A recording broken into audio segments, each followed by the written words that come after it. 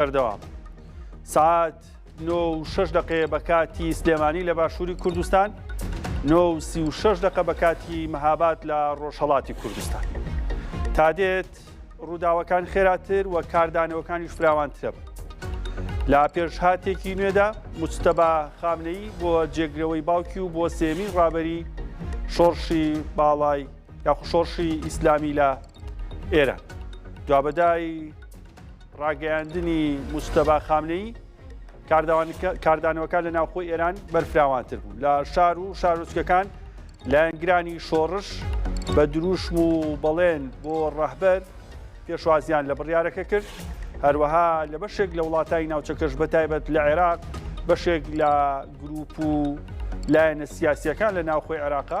پێشوازی و پیرۆزباییان لە موجتەبا کرد. کەمێک پێش ئێستش دۆناڵد ترەمپ وەکو کاردانەوەیەک دەڵێت ئێران باشی نەکردووە موجتەبا خامنەیی کردووە بە ڕابەر وەکو پێشتیش ئاماژەی پێکردو و پێویستە ڕاهبەر یاخود سەرۆکێک بۆ ئێران دابدرێ کە ڕەزامەندی ئەوانی لەسەر بە ڕاگەندراوەکەی دۆناڵد ترەمپ بێ ڕازی نین بە دانانی موجتەبا وەکو ئەوەی کە پێشتریش وتیانە ئەمریکا و ئیسرائیل هەر کەسێک ببێتە ڕاهبەر ببێتە سەرۆک ببێتە جێگرەوە ئامانجی هێرشەکانی ئەوانن. لە پاڵ ئەم پێشهاتە سیاسیەدا پێشهاتی جەنگ و شەڕیش بەردەوە لە 24 ساعتی ڕابردوو تاکو ئێستا تارانی پایتەخت ئەسفەهان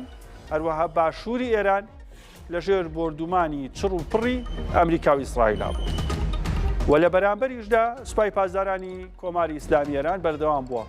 لە بە ئامانجگرتنی بنکە و بارگاکانی ئەمریکا لە ناوچەکە و هەروەها ئاراستەکردنی موشک بۆ ئیسرائیل. پێشهاتی نوێتریشە تورکیاش جارێکی تر ڕوبەڕووی هێرش بۆتەوە. ئەردۆغان سەرۆک کۆماری تورکیا ئەڵێت ئیسرائیلەکان ناتوانن ببنە فیتنە لە نێوان هەردوو گەلی دراوسێ وەک ئاماژەیەک کەوی هێرشانەی ئەکرێتە سەر تورکیا پێ ئەچێ ئیسرائیل بێت و دەژڵێت پێویستە ئەو جۆرە شڵەژاوی و دەستێوەردانانە ڕابگیرێن کە ئەبێتە هۆی زیاتر ئاڵۆزبوونی بارودۆخەکە. ئەردۆغان قسەیەکی تریشەیە بۆ ڕوبەڕووبوونەوەی ئەو دۆخە ئەڵێ لەگەڵ وڵاتانی ناتۆ هاوپەیمانەکانمان لەسەر خەتە بین واتە تورکیا لە هەر بارودۆخەکە تەنها نییە ئەگەر بێت و تورکیا لە نێو پلان و ئامانجەکان نابێ ئەوە ناتۆش بوونی هەیە. ئەوروپیەکانیش زیاتر نزیک بوونەتەوە لە مەیدانی جەنگ. ئیمانوێل ماکرۆن سەردانی قوبروسی کردووە کە پێش چەند ڕۆژێک لەلایەن ئێران و پرۆکسیەکانەوە بنکەی سەربازی بەریتانیا لە قوبروس کرا بۆ ئامانج. هەرچەندە فەڕەنسیەکان و بەریتانیەکان تاکو ئێستا لە نێو ئەو هاوپەیمانەتی ئەمریکا و ئیسرائیل نین بۆ هێرشکردنە سەر ئێران بەڵام بە شێوک لە شێوەکان لە بەرگریکردن لە هەندێک وڵات لەم ناوە هێزی سەربازی و ئاسمانیان چالاک. عێراقیش دۆخێکی جیاوازیە. کاردانەوەکان لە عێراق چین ڕۆڵی عێراق چییە بێ لایەنە سیاسیەکان شتێکیشمان بیرچۆتەوە کە بریتی بوو لە هەڵبژاردننی سەرۆکۆمار و کاندیدی سەرۆکوەزیران. ئەم دۆخی عێراق چی بەسەرها چاوەڕێی شەڕە کۆتایی بێت یاخود ئەکرێ لەم نێوەندەشدا پرۆسی سیاسی لە عێراق کامل بکرێ کە حکوومەت کاربەڕێکەرە پەرلەمانیش دۆخێکی جیاوازی هەیە بێگومان دۆخی هەرێمی کوردستانیش بە هەمان شێوە. ئەم شەویش لەگەڵ بەڕێزان دکتۆر موئمین زەڵمی هەروەها دکتۆر هەردی مەهدی پێکەوە شرۆفە و شیکارێکی باش بۆ ڕوودا و پێشهاتەکانەکەین بەخێر بەرنامەی دوێنێتان تەواو بوو موجتەبا ڕاگەندرا کە بۆتە ڕاهبەر. دەرم لێرە نەبوو مەڵبەتە. دکتۆر هەردی یەکەم ڕۆژی ئێران بەڕاهبەری نێەوە چۆن بوو؟ هیچ جیاوازێکیە بوو لە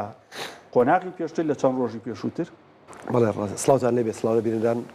سوپاس کە کاتی خۆیانەیەنێ ئێمە و ماندویانەکەین. لە ڕاستیە لە قۆناغی قسەکردن لەسەر جێگرتنەوە لە هەرمی سیاسیە لە وڵاتێکی سیستەم ئاڵۆزی وەکو ئێرانە بەتایبەت بۆ پۆستی وکو ڕابەر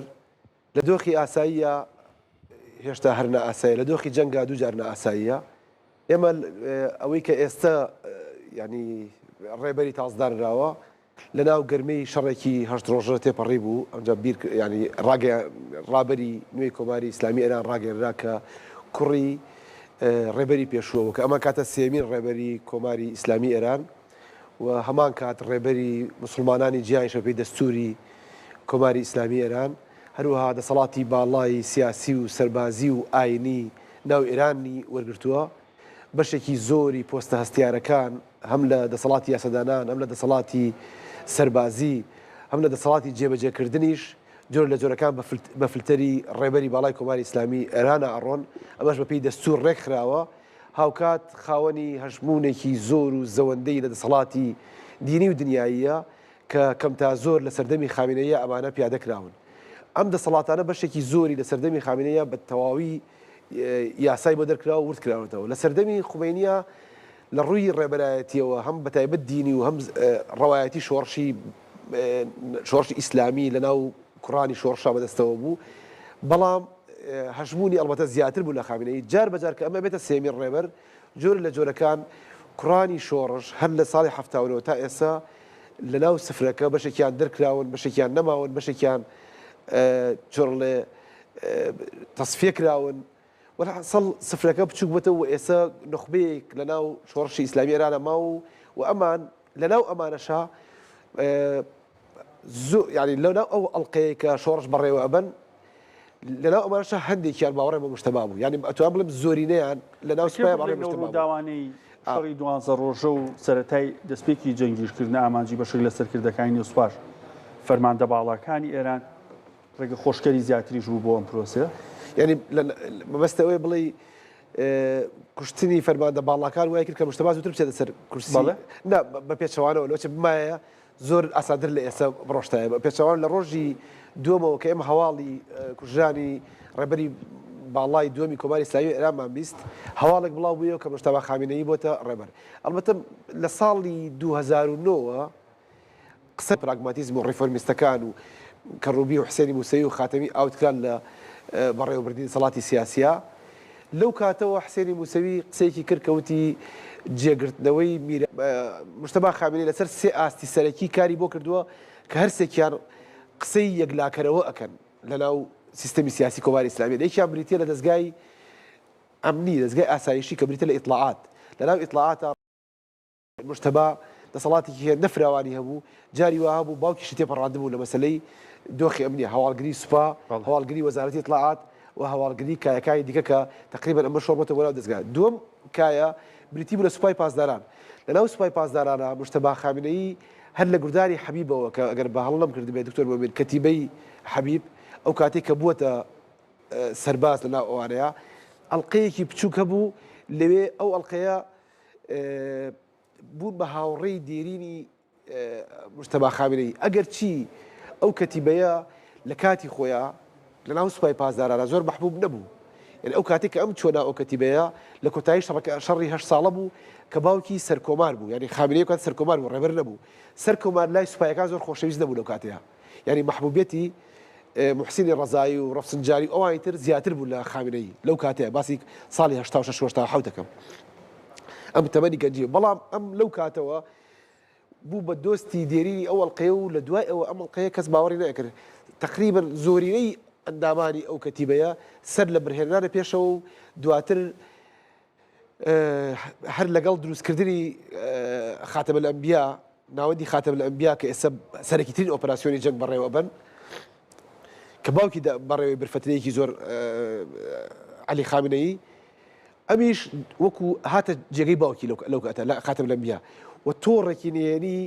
لە سوپا لەگەڵ هەواڵگری لە ڕێی خاتەمە الئەنبیا جێبەجێ کرد خاڵی سێم لە دەسەڵاتی شاراوەی مشتەبا خامینەیی بریتە لە بازرگانیەکی بێشومار تۆڕێکی کارتێلێکی زۆر فراوان لەناو ئێران و دەرەوە ئێران جا بەمە تاوکەم دکتۆر بیلال ئەم تۆڕە پشتە بەسێ بە سپیکردنەوەی بازرگانی و پێڵ دۆرزەدەی تەحریما پێش پێلەدانی گەمارۆکە دۆرزەدەی تەحریما بەڵێ لێرەیە خەڵکانێکی زۆر دەوڵەمەند بوون و ئەم دەوڵەمەندبوونەیان خرایە ناو سەرمایەی سیاسی مشتەبا خامینەییەوە بەڵام لەگەڵ هەموو ئەمانەیە ئەمە من تەنها باسی ئەوکەم کە چۆن بوو بەڕێبەر یعنی بۆیە ئاسایی بوو بێ بەڕێبەر لەبەر دوو خاڵەکەم ئەم سێ سەرمایەیە بوو هەواڵگری و بازرگانی و سوپایی دووەمیان ینی باڵەکەی تری بریتی بە دۆخی شەڕ کە سوپا و ئەو سێ دەستگایە ئەو سێ کایەیە ڕۆڵ یەکلاکەرەوە بین لە مەسەلەی شەڕ. کارژایەکی تریش بوو لە واقعەتی ئێستا ئێرانە بەتایبەت لە ناو ئایەتوڵڵا بەڵێ منافسەکانی خۆی لەم بەهێزتر هەیە دکتۆر بیرە لەم بەهێزترە بۆ بۆ نمونە سێکە ڕۆحانی لەم بەهێزترە لە ڕووی هەژمونەوە لە ڕووی کارکتەری سیاسیەوە بۆ نمونە عرافی لە ڕووی ئەزمموی دینیەوە لە ڕووی خوێندنی ئەلمیشەوە لە ڕووی لێهاتووی ئاینیەوە لەم بەهێزتر بوو و خەڵکی دیگەش هەبوو حەسەنی خومەینی بە هەماشەوە بەڵام دۆخی شەڕ لەگەڵ ئەو پایانەی کە باسم کردن لەگەڵ بوونی سوپا هەروها هاوبەرژەوەندی کۆمەڵە سەرکردەی ناو دەوڵەتی قۆڵی ئێران وای کرد مشتەبا پێویستتر بزانن تا ئەوە ئەوان لە بینی خۆیان تەواو نەبوون و ئەوان بە جۆر لە جۆرەکان نزیکەی 10 ساڵێکە بێت ڕوحایی لە دەرچێت لەناو بەڕێوەبردننی ئیدارە و سیستەمی سیاسیا دوور خرابوونەوە بۆی ئەمە بابەتێک بوو کە وەدۆخی جەنگی هاوکاری ئەوەی کرد چکە بیر نەچێت دکتۆر بیرە لە دۆخی جەنگە ناڕازیەکان ناتوان دەنگەڵ بڕن ئێستا ڕوحانیەکە بڵێ من لەگەڵ مشتەبەیانیم خێرا ئەتوانن تۆمەتی بە دروستکەم بڵێن کاکە تۆ پێچەوانی شەڕەجۆ کاردانەوە توانین لە ناو خۆی ئێرانە دروست بێت جا ئەو بمێنێ و خەڵکترش بیر نەچێگەم بیرم چوو ئایا مەشربی فکری و دینی مشتبا خامنی چۆ و پایەکانی بیرکردنەوەی لەکوێ بیرەکاتەوە باوکێتی یاخۆ بەڵێ بەڵێ من ئەو بەناوگرم یەکەم دواترا هیوادارم بتوانم باسی کەم دڵنیایی دکتۆر مۆمین مشتبا بۆ ڕابەری سێم ڕۆژی یەکەمی ڕابەرایەتی لە ئێران جیاوازێکی هەیە لەگەڵ نۆڕۆژی پێشووی جەنگ و هەروە شێوازی ڕاگەیاندنی تا چەند جۆرێک لە ترس لای ئێران دروستکە بە تایبەت کە خۆی دەرنەکەوت و تارێکی نەبوو شێوازی هەڵبژاردنەکەی ڕوون نەبوو بەڵام سەرستان ڕاکێشم بۆ هەندێ زانیاری یەمەوەلا دکتۆر سەرستان ڕاکێشم بۆ هەندێ هەواڵ و زانیاری نوێ لە بەسرا هەندێک پێشهاتی نوێ بووە دەواازەی سنووری شەلەمچا کەکەوتە نێوان عێراقێران لە سنووری پارێزگای بەسرا 30 کیلۆمەتر لە ناوەندی پارێزگای بەسرا و دوورە بە چڕی بردومانەکرێت کەمێک پێش ئێستا دەواازەی شەلەمچا کە دەواازەیەکی گرنگی سنووریە لە نێوان عێراق و ئێران بە چڕی بردومانەکرێت و ئەم دەواازەیەکی زەمینیە جگە لەوەی کە ڕۆژانە بۆ گواستنەوەی کاڵا و شمەکی بازرگانی بەکاردێت بە هەزاران ئێرانیش بۆ سەردانی شوێنە پیرۆزەکانیان لە عێراق لەو دەواازەیەوە هاتوچۆکەن بێگومان پێگەیەکی استراتیژی گرنگیە هاوکات لە بەغدادیش بنکەی ڤیکتۆریا و فڕۆکەخانەی نێودەوڵەتی بەغداد بردومان کراون کەمێک پێش ئێستا دەنگی تەقینەوەی بەهێز لە بنکەی ڤیکتۆریا کە بارگای هاوپەیمانانی لێوە بە تایبەت سەربازانی ئەمریکای لێن دەنگی تەقینەوەی بەهێز بیستراوەکە کەوتە نێو فڕۆکەخانەی نێودەوڵەتی بەغداد کامانە بە تایبەتی بردومانکردنی شەلەمچە پێشهاتێکی نوێیە و ئەمە دووەمین جارە دەواازە سنووریەکان ڤیکتۆریا وای لاتۆ شەوانە چەند جارێک بردومانەکە و دەنگی تەقینەوەی بەهێزی تیابیستێت دکتۆر یەمە لای تۆ بابەتی شێوازی ڕاگەیاندنی ڕاهبەر لە کاتێک ئامادەی بێتە ڕابەر پێشە بکوژرێ یعنی خبرەکە وا ڕۆشتبوو هەر کەس بێتە ڕابەر ئەو هەڕەشانەی دۆناڵد ترەمپ کە کردنی هەڕەشەکانی نەتەنیاهۆ کە هیچ کەس ناتوانێت لە موشکەکان لە کانی ئێمە پارێزراوە بێت ئەمە وای کردبوو کە جۆرەکان نادڵنیاییەک نەلاو ئێرانە بە شوازی گشتەکەی دروست بوو وتەبێژی سوپای سایل قساکە ڕاستەخۆی گوازینەوە گەڕەمەولات سەرستان ڕاکێشم بۆ وتەبێژی سوپای ئیسرائیل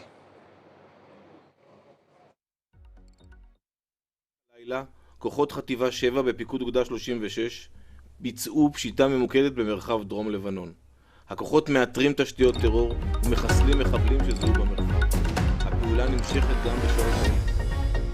הפשיטה הזו, יחד עם פעולות נוספות שאנחנו מבצעים במרחב, מאפשרת לנו לחזק את ההגנה על היישובים.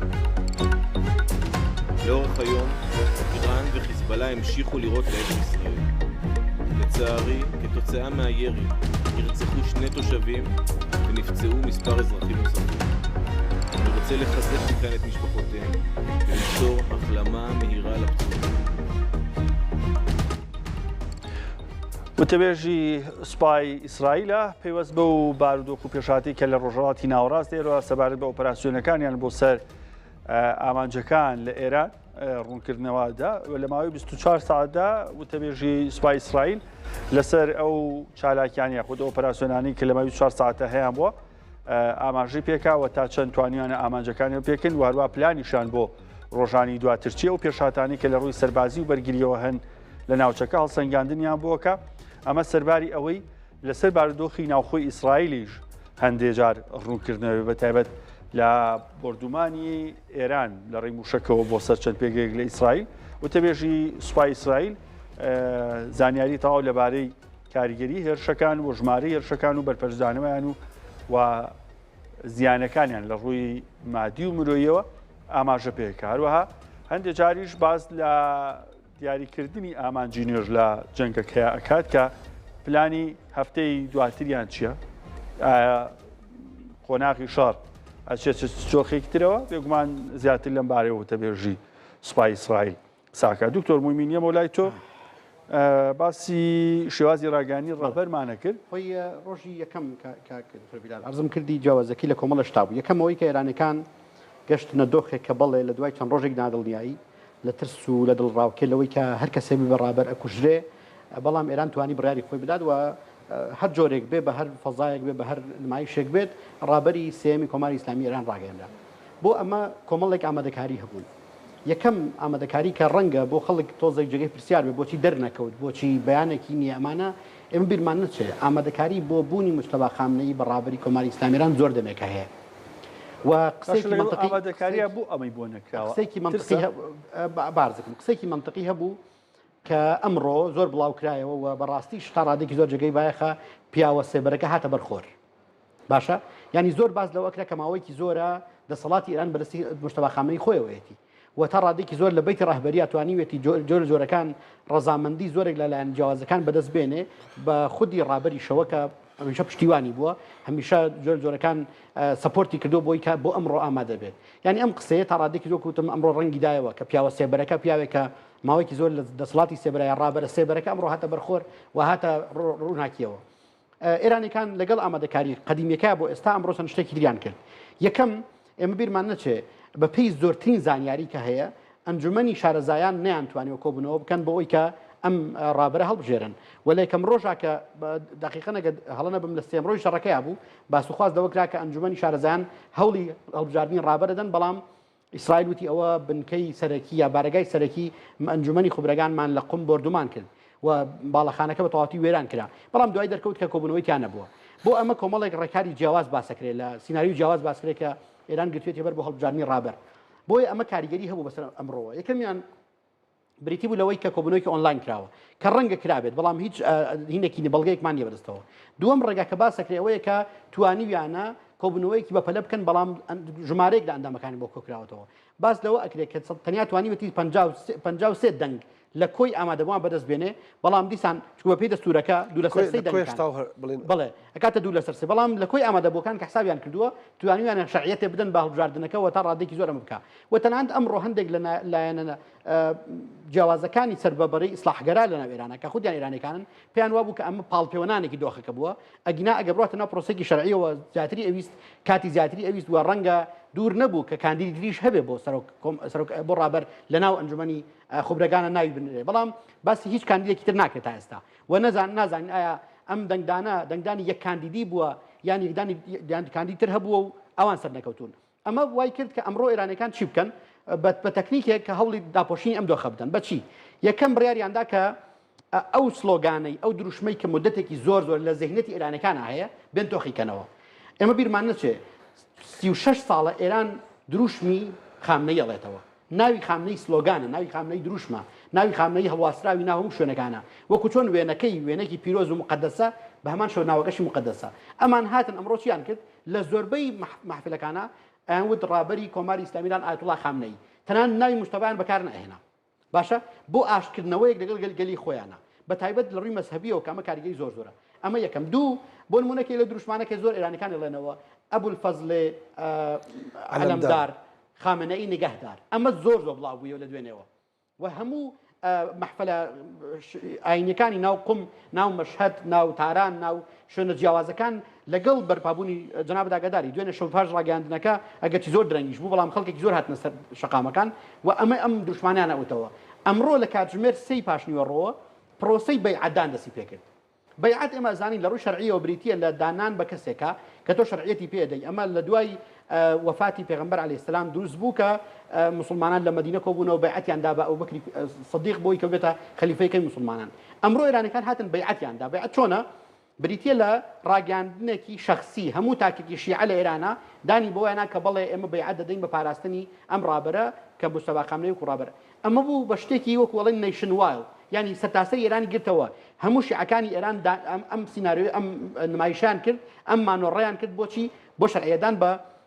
خامنەی کەواتە ڕۆژ یەکەمی ئێران توانم بڵێم لە دوور سێڕۆ کاریگەری هەبوو یەکەمیان زۆر لە دڵنیایی وەرگرت دووەم کە ڕەنگە دواتر بچمە سەروردەکاری شۆڤەکردنی ئەوەی کە چ کاریگەریکی ئەبێت بۆ داهات ئێران وایە توانێت چ شتێک پێشکەش بێت ئەمڕۆ ڕەمدانێ بوو لە شەقام بۆ ڕۆژانی تری ژوا بێ یاخودمان بە باسەکەی دکتۆر دیەمۆلات بەڵام پێشهاتی کنوێ لە بەغداد بڕیارە پەرلەمانی عێراق کۆبوونەوە بکاروا لەسەر ڕووداوی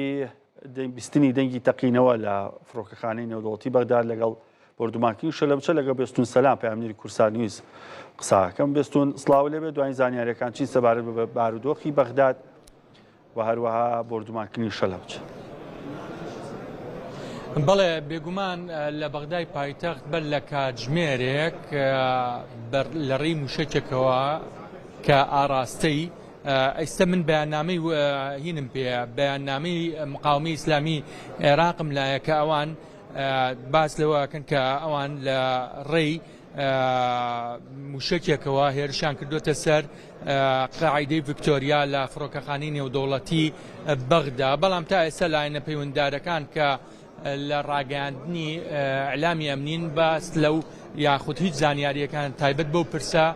بڵاو نەکردوێتەوە لەگەڵەوەشدا ڕۆژانە ئەم هێرشانە بەردەوامە بێ و دوێنێ هەر ئەمڕۆ بەرە بەیانی ئەم ڕۆژ جایەکتر هێرش کرا سەر قاعیدەی ڤیکتۆریا لە نێو فڕۆکەخانەی بەغدا و ڕۆژانی ڕابردووش هەروە بووە و لەگەڵەوەشدا بەر لە کەمتر لە کاتژمێرێک هێرشێکی تۆند کرایە سەر دەواازەی شەلامچە لە سنووری نێوان عێراق کوێیت لە ڕێی فڕۆکەی جەنگی ئەمریکا و ئیسرائیلەوە ئەو دەواازەیە کرایە ئامانج و تا ئێستا زەرەر و زیانەکان ئاشکرا نەکراوە بەڵام بەپێ ئەو گردە ڤیددیوانەی کە گەیشتۆ بەدەستمان بردمانێکی زۆر سەختە و بە شێوەیەکی زۆر چڕ بردمانی ئەو دەواازەی سنووریە کات. ئەمە لە کاتێکدایە کە لە دوو ڕۆژی ڕابردوودا ئەنجومەنی نوێنەرانی عێراق بە ئامادەبوونی سەرجەم فەرماندە باڵا سەربازی و ئەمنیەکان لە عێراقدا هاتنە ئەنجومەنی نوێنەران لەگەڵ ئەندامانی ئەنجومەنی نوێنەران و دەستەی سەرۆکایەتی کۆبوونەوە و ڕەوشی ئێستای عێراق و ناوچەکەیان تاوتوێ کرد سەبارەت بەو دۆخەی کە هەیە و ئەو مەترسیانەی کە هەیە کە ڕوو دەدات. من دەمەوێت بۆ ڕاستکردنەوەی پرسەکە ئەوەی کە لە مەتاری بەغدا ڕوویداوە لە ڕێی فڕۆکەی بێفڕۆکەوانەوە بووە کە دوو دانیش بووە و لە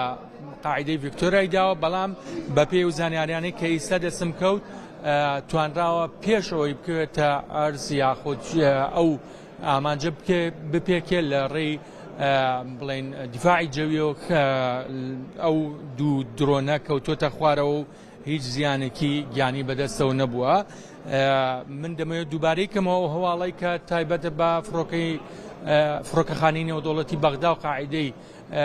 ڤیکتۆریا لە ڕێگەی دوو درۆنەوە بووە و درۆنەکان پێشەوەی بدێ لە ئامانجەکەی لەلایەن بڵێن دیفاعی جەویەوە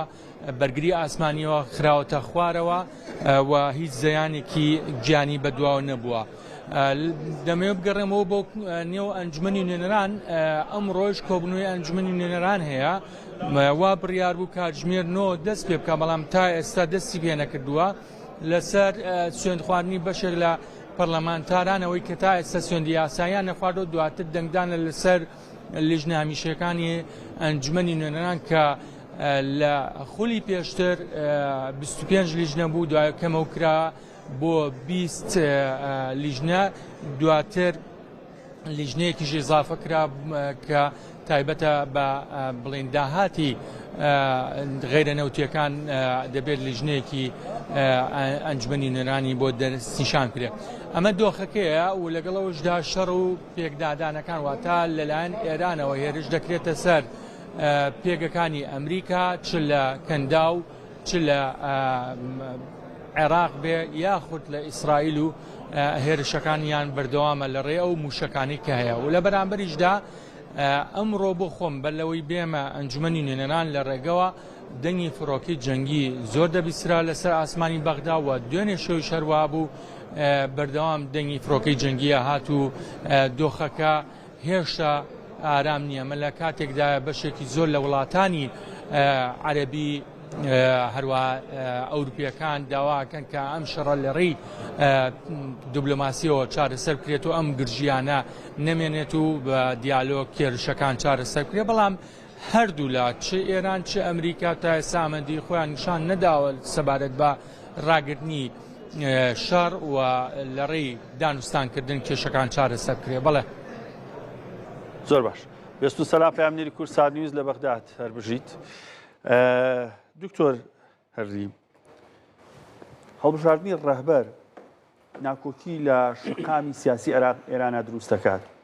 واتە ئێستا هێشتا دەنگی ناڕەزایەتی نابیستی بەڵام ئەمە نابێتە هۆی توندبوونەوەی ئەو ناکۆکەی کە بەکاڵی هەستی پێکرێ بە تایبەت لە نێوان پزیشکیان و عێراقچی پێشتر لەگەڵ سیستەمی بەڕێوەبردن لە کاتی دانوستانەکان و تەنانەت دوای کوژرانی ڕەهبەریش پرسیارێکی جوانە بەڵام تۆزێک ئەڵێ شەیتان لە تەفاسیلایە پرسیارەکە بێ ورترکەینەوە ینی لقی لێ بکەین یەکەم ئەبێ ئەوە بزانین کە نە هەموو ئێران لە ڕووی شیعە و ینی هەموو شیعەکانی ئێران سەر لەبەر دواکەوتووی هەمان مەرجع نین و هەروە هەموو عێراقی هەموو شیعەکانی عێراقیش شوێنکەوتەی ئایەتوڵا خامنەیی نین خامنەیی نەبوون کە ئەوە ئێستا بۆتە مجتەبا خامنەیی هەر لەناو شیعەیە بەڵام داتایەکشمان نییە کامیان لە کامیان داتایەکمان نییە بەڵام ئێمە سێ جۆر چەند مەرجعێکی جیاوازمان پێنج مەرجع لە ئێران زیاتر هەن ئەگەر مەرجعەکان بژمێن لە ژمارە نایەن بڵێ زۆرە چکە مەرجعی تریشمان لە لوبنان هەمان لە هیندستان لەکوێ زۆرمان هەیە بەڵام گرفتەکە لەوە نییە بەبەستمە بڵێم ئێمە سێ جۆر ویلایەتی فەقیمان هەیە لەناو ئەدەبیاتی شیعە مطلقە و وستا و ینی ئەوەیە بڵێ خاصە ویلایەتی وەلی فەقیەکمانەیە یاخود بڵێن مەرجعێکمانەیە کە زۆر تەدەخل ناکە لە شؤونی گشتیا تەنها لە مەسلەی خێزان و ئەحوال شەخسی و ئەو جۆرە شتانەیە مەرجعێکی ترمانەیە وستایە کە لە بەشێک لە مەسلەی قەزاکان وەکو سیستانی لە بەشێک لە ئەموری دنیاییە تەدەخلەکە کە ئەوش پەیوەندی بە باوەڕ و پەیوەندی بە خومس و پەیوەندی بە ڕێخستنی بەڵام ویلایەتی مطلقی فەقی کە ویلایی ینی ئەمەیان وەکو ئەوەی تقریبا لە دوای هەم سەری ڕمی سیاست هەم سەری ڕمی دینداریش لە دەستی ئەوایە ئەمەش خۆی لە بنچینەیە منەزیرەکەی ئەحمەدی نەراقی بوو کە لە دەورەی قاجارە دایڕشت بەڵام خومینی زۆر پەرەی پێەیە و ئەم باوەڕە لەناو شیعەکانی عێراقا تۆ بیلال ینی بەو شێوەیە نییە تۆ ببینە سیستانی دوێنێ ینی سیستانی بۆ خۆی مەرجعەکە و لایەنگری خۆی هەیە و سروشتی تەشەیع لە عێراقا زۆر جیاوازە لە سروشتی تەشەیع لەناو ئێرانە بۆیە مەرج نییە بەڵام ئەکرێ گروپی وەلاییمان هەیە کە یەکسەر ڕاستەخۆ سەر بە ئایەتوڵا خامنەیین لە پاکستان و ئەفغانستان زەینەبیون و فاتمیونمانێ لە سووریا هەمانە لە لوبنان هەمانە بەڵام مانای ئەوە نیە بڕونە حیزبی ئەمەل تابعی خامنەیی نییە بەڵام حیزب الله تابعی خامنەیە لە عێراقا حیزب الله و ئەو چوار گروپەی کە زۆر ئێستا ناویانێنرێ لەگەڵ بەشێکی زۆری حەشتی شعبی ئەکری ئەمانە وەلایەن بۆ خامنەیی بێت و ئەم وەلایە هەم وەلای سیاسی هەم وەلای دینیشە ڕەنگە ئەمانە دیسان بچنەوە بۆ لای مجتەبا خامنەیی بۆیە بۆ ئەم بەشەی پرسیارەکە وەڵامەکەم بەڵەیە لەبەرەوەی ئەم گروپان لە بنچینەیە لە ڕووی سەربازی و سیاسی و دینیەوە ئێران دروستی کردوون ڕاستە فتوای ئایەتوڵا سیستانی بەڵام ئێران دروستی کردوون و ئەو گروپ حەشتی شعبی ڕاستەخۆ سەر بە سوپای قودسە سەر بە ینی بەشێکە لە ڕێی لەشکری قودسەوە بەڕێوە برێ کە یەکێکە لە لەقەکانی دەرەوەی سوپای پاسداران ئەم لەشکری قودسە نفوزێکی زۆری ئەو سوپایانەی تایە کە لایەنگری مجتەبا خامنەیین ئەمێنێتەوە ناوخۆی ئێران ناوخۆی ئێران بەڵام ئەوانەی سیستانی نا بە پێچەوانەوە فرسەتێکی زۆر باشەڵ کەوتووە بۆ شیعەکانی عێراق کە خۆیان ڕزگارکەن لەو هەژمونە سیاسی کە ساڵانێکە ئێران هەم لە کاتی بەعسا کە میوانداری کردبوون وەکو خانەخوێ هەم لە کاتی گەڕانەوەیانە کە ئێران هەمیشە ئەویست بیان کاتە بەشێک لە هەژمونی ئایەتوڵا خامنەیی وەکو مەرجعێکی عەلەم بەڵام ئەمە لە ئێستا بۆتە هەلێک بۆ ئەوانەی کە ئەمان جارێکتر سیستانی بەدڵنیاییەوە سیستانی مەکانەکەی زۆر زیاتر لە مجتەبا خامنەیی بۆیە ئەمە هەلێکی باشە بۆ ئەوەی کە ئەمانە جارێکتر عروبە و تەشەیوعی نەجەفی زاڵکەنەوە بەسەر فارسی و تەشەیوعی قومیدا چکە قوم لە دەوری ڕەزاشایە دروستکراوە ئەمێتەوە سەر شیعی ئێران لەناو شیعی ئێرانی تۆ من ئاماژەی بان دەکرد لەوێش لاکۆکی ململانێ هەیە و کۆدەنگینی لەو مەراجعە با دوای باسی کرد باش وەزیری بەرگری بەریتانیا قساکە ڕاستەخۆی گوازی ئێمە ئەو تەشەسەنانە ئەبینین کە لە ئارەدان و وەزارەتی بەرگری راپۆرتێکی دابوو بەدەستەوە لەبارەی هەواڵگری بۆ ئەوەی ڕۆشنایی بخەنە سەر چەکە بایۆلۆژی و کیمیاەکانی ئێران. ئێمە لەگەڵ هاوپەیمانەکانمە بەردەوام ئەبین و مامەڵایان لەگەڵدا ئاکەین لەسەر بنەمای هاوکاری بۆ پارێزگاری لە هاوڵاتی خۆمان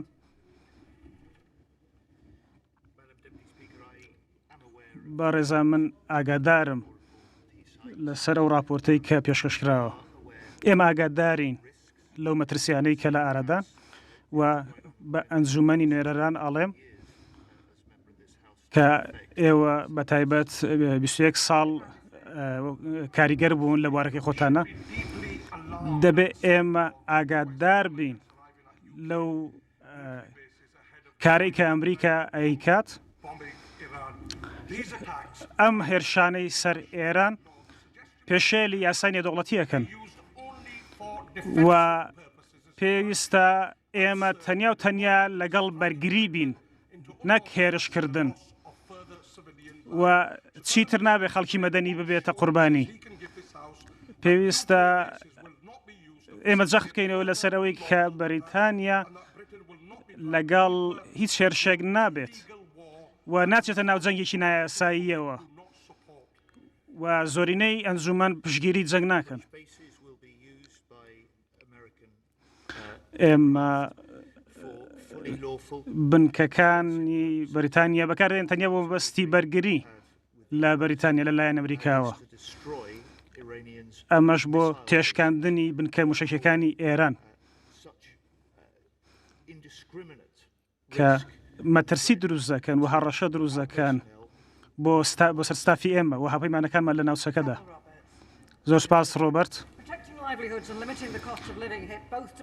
پارێزگاری لە بژێوی لەسەر ترامپە لەسەر ئەستۆی ترامپە و سەلامەتی گیانی خەڵک ئەکەوێتە ئەستۆی ئەو. زۆر سپاس ئەمە پەیوەندی بە ئاسایشی نەتەوەیەوە هەیە. پێویستە ناوبانگی خۆتان بپارێزن و نەهێڵن ئەو قەیرانە بەریتانیا بگرێتەوە. دواشت کە پێویستە تێبینی بکەیت کاروباری سیاسەتی بەریتانیا شتێکی هەرە گرنگ لەلایەن وەزارەتی بەرگریەوە کە پێویستە لە بەرچاو بگرێت ئەوەیە کە گیانی خەڵکی بەریتانیا بپارێزرێن و لە هەر کوێیەک بن. ئەوەی بینیتان وەزیری بەرگری بەریتانیا بوو لە پەرلەمانی وڵاتە لەگەڵ بەشێک لە پەرلەمانتاران لە گفتوگویا بوون بۆ سەنگانی و بارودۆخی کار لە ڕۆژهەڵاتی ناوەڕاست ئێمە لە کاتێکدایە کە دۆناڵد ترامپ بە تەواوەتی نیگەران و تووڕەشە لە بەشداری نەکردنی بەریتانیا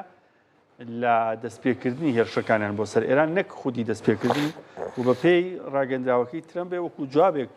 بۆ ستارمەری سەرۆک وەزیرانی بەریتانیا ئاڵێت کە ئەبوو لە چەند هەفتەیەک پێش شەڕ ئێوە کەشتی دەریاییتان بناردایە و لەگەڵ ئێمە یابوونایە تازە توولەیت درەنە. دکتۆر هەر لەسەر بابەتی موستەبا و بارودۆخی وەکو مەرجەعیەتی شیعە تاستێک ئەوە باسیەوەت کرد دەرفەتە بۆ شیعەی عەرەبی یاخود عێراقی کە هەیمەنی خۆیان زیاتر بکەنەوە بۆ ناوخۆی خۆیان چۆن دەتوانێت ئەمە بکرێت. لە ناوخۆی خۆیانە لە ڕاستیە پرسیارێک ئەکرێت جاری وایە بۆ ناو کۆمەڵگەی ئێرانی مشکیلەیە بەڵام بۆ ناو نەریتی شیعەی دوانزە ئیمامی ئێرانی نەوعەممە ئاساییە لەستەکەم زۆر گەورە کراوە. لەم دوو ڕۆژە پرسیارێک کرێ باشە چۆن ئەبێت باوک بۆ کوڕ دابرن لە کاتێکا پێشتر وانە بووە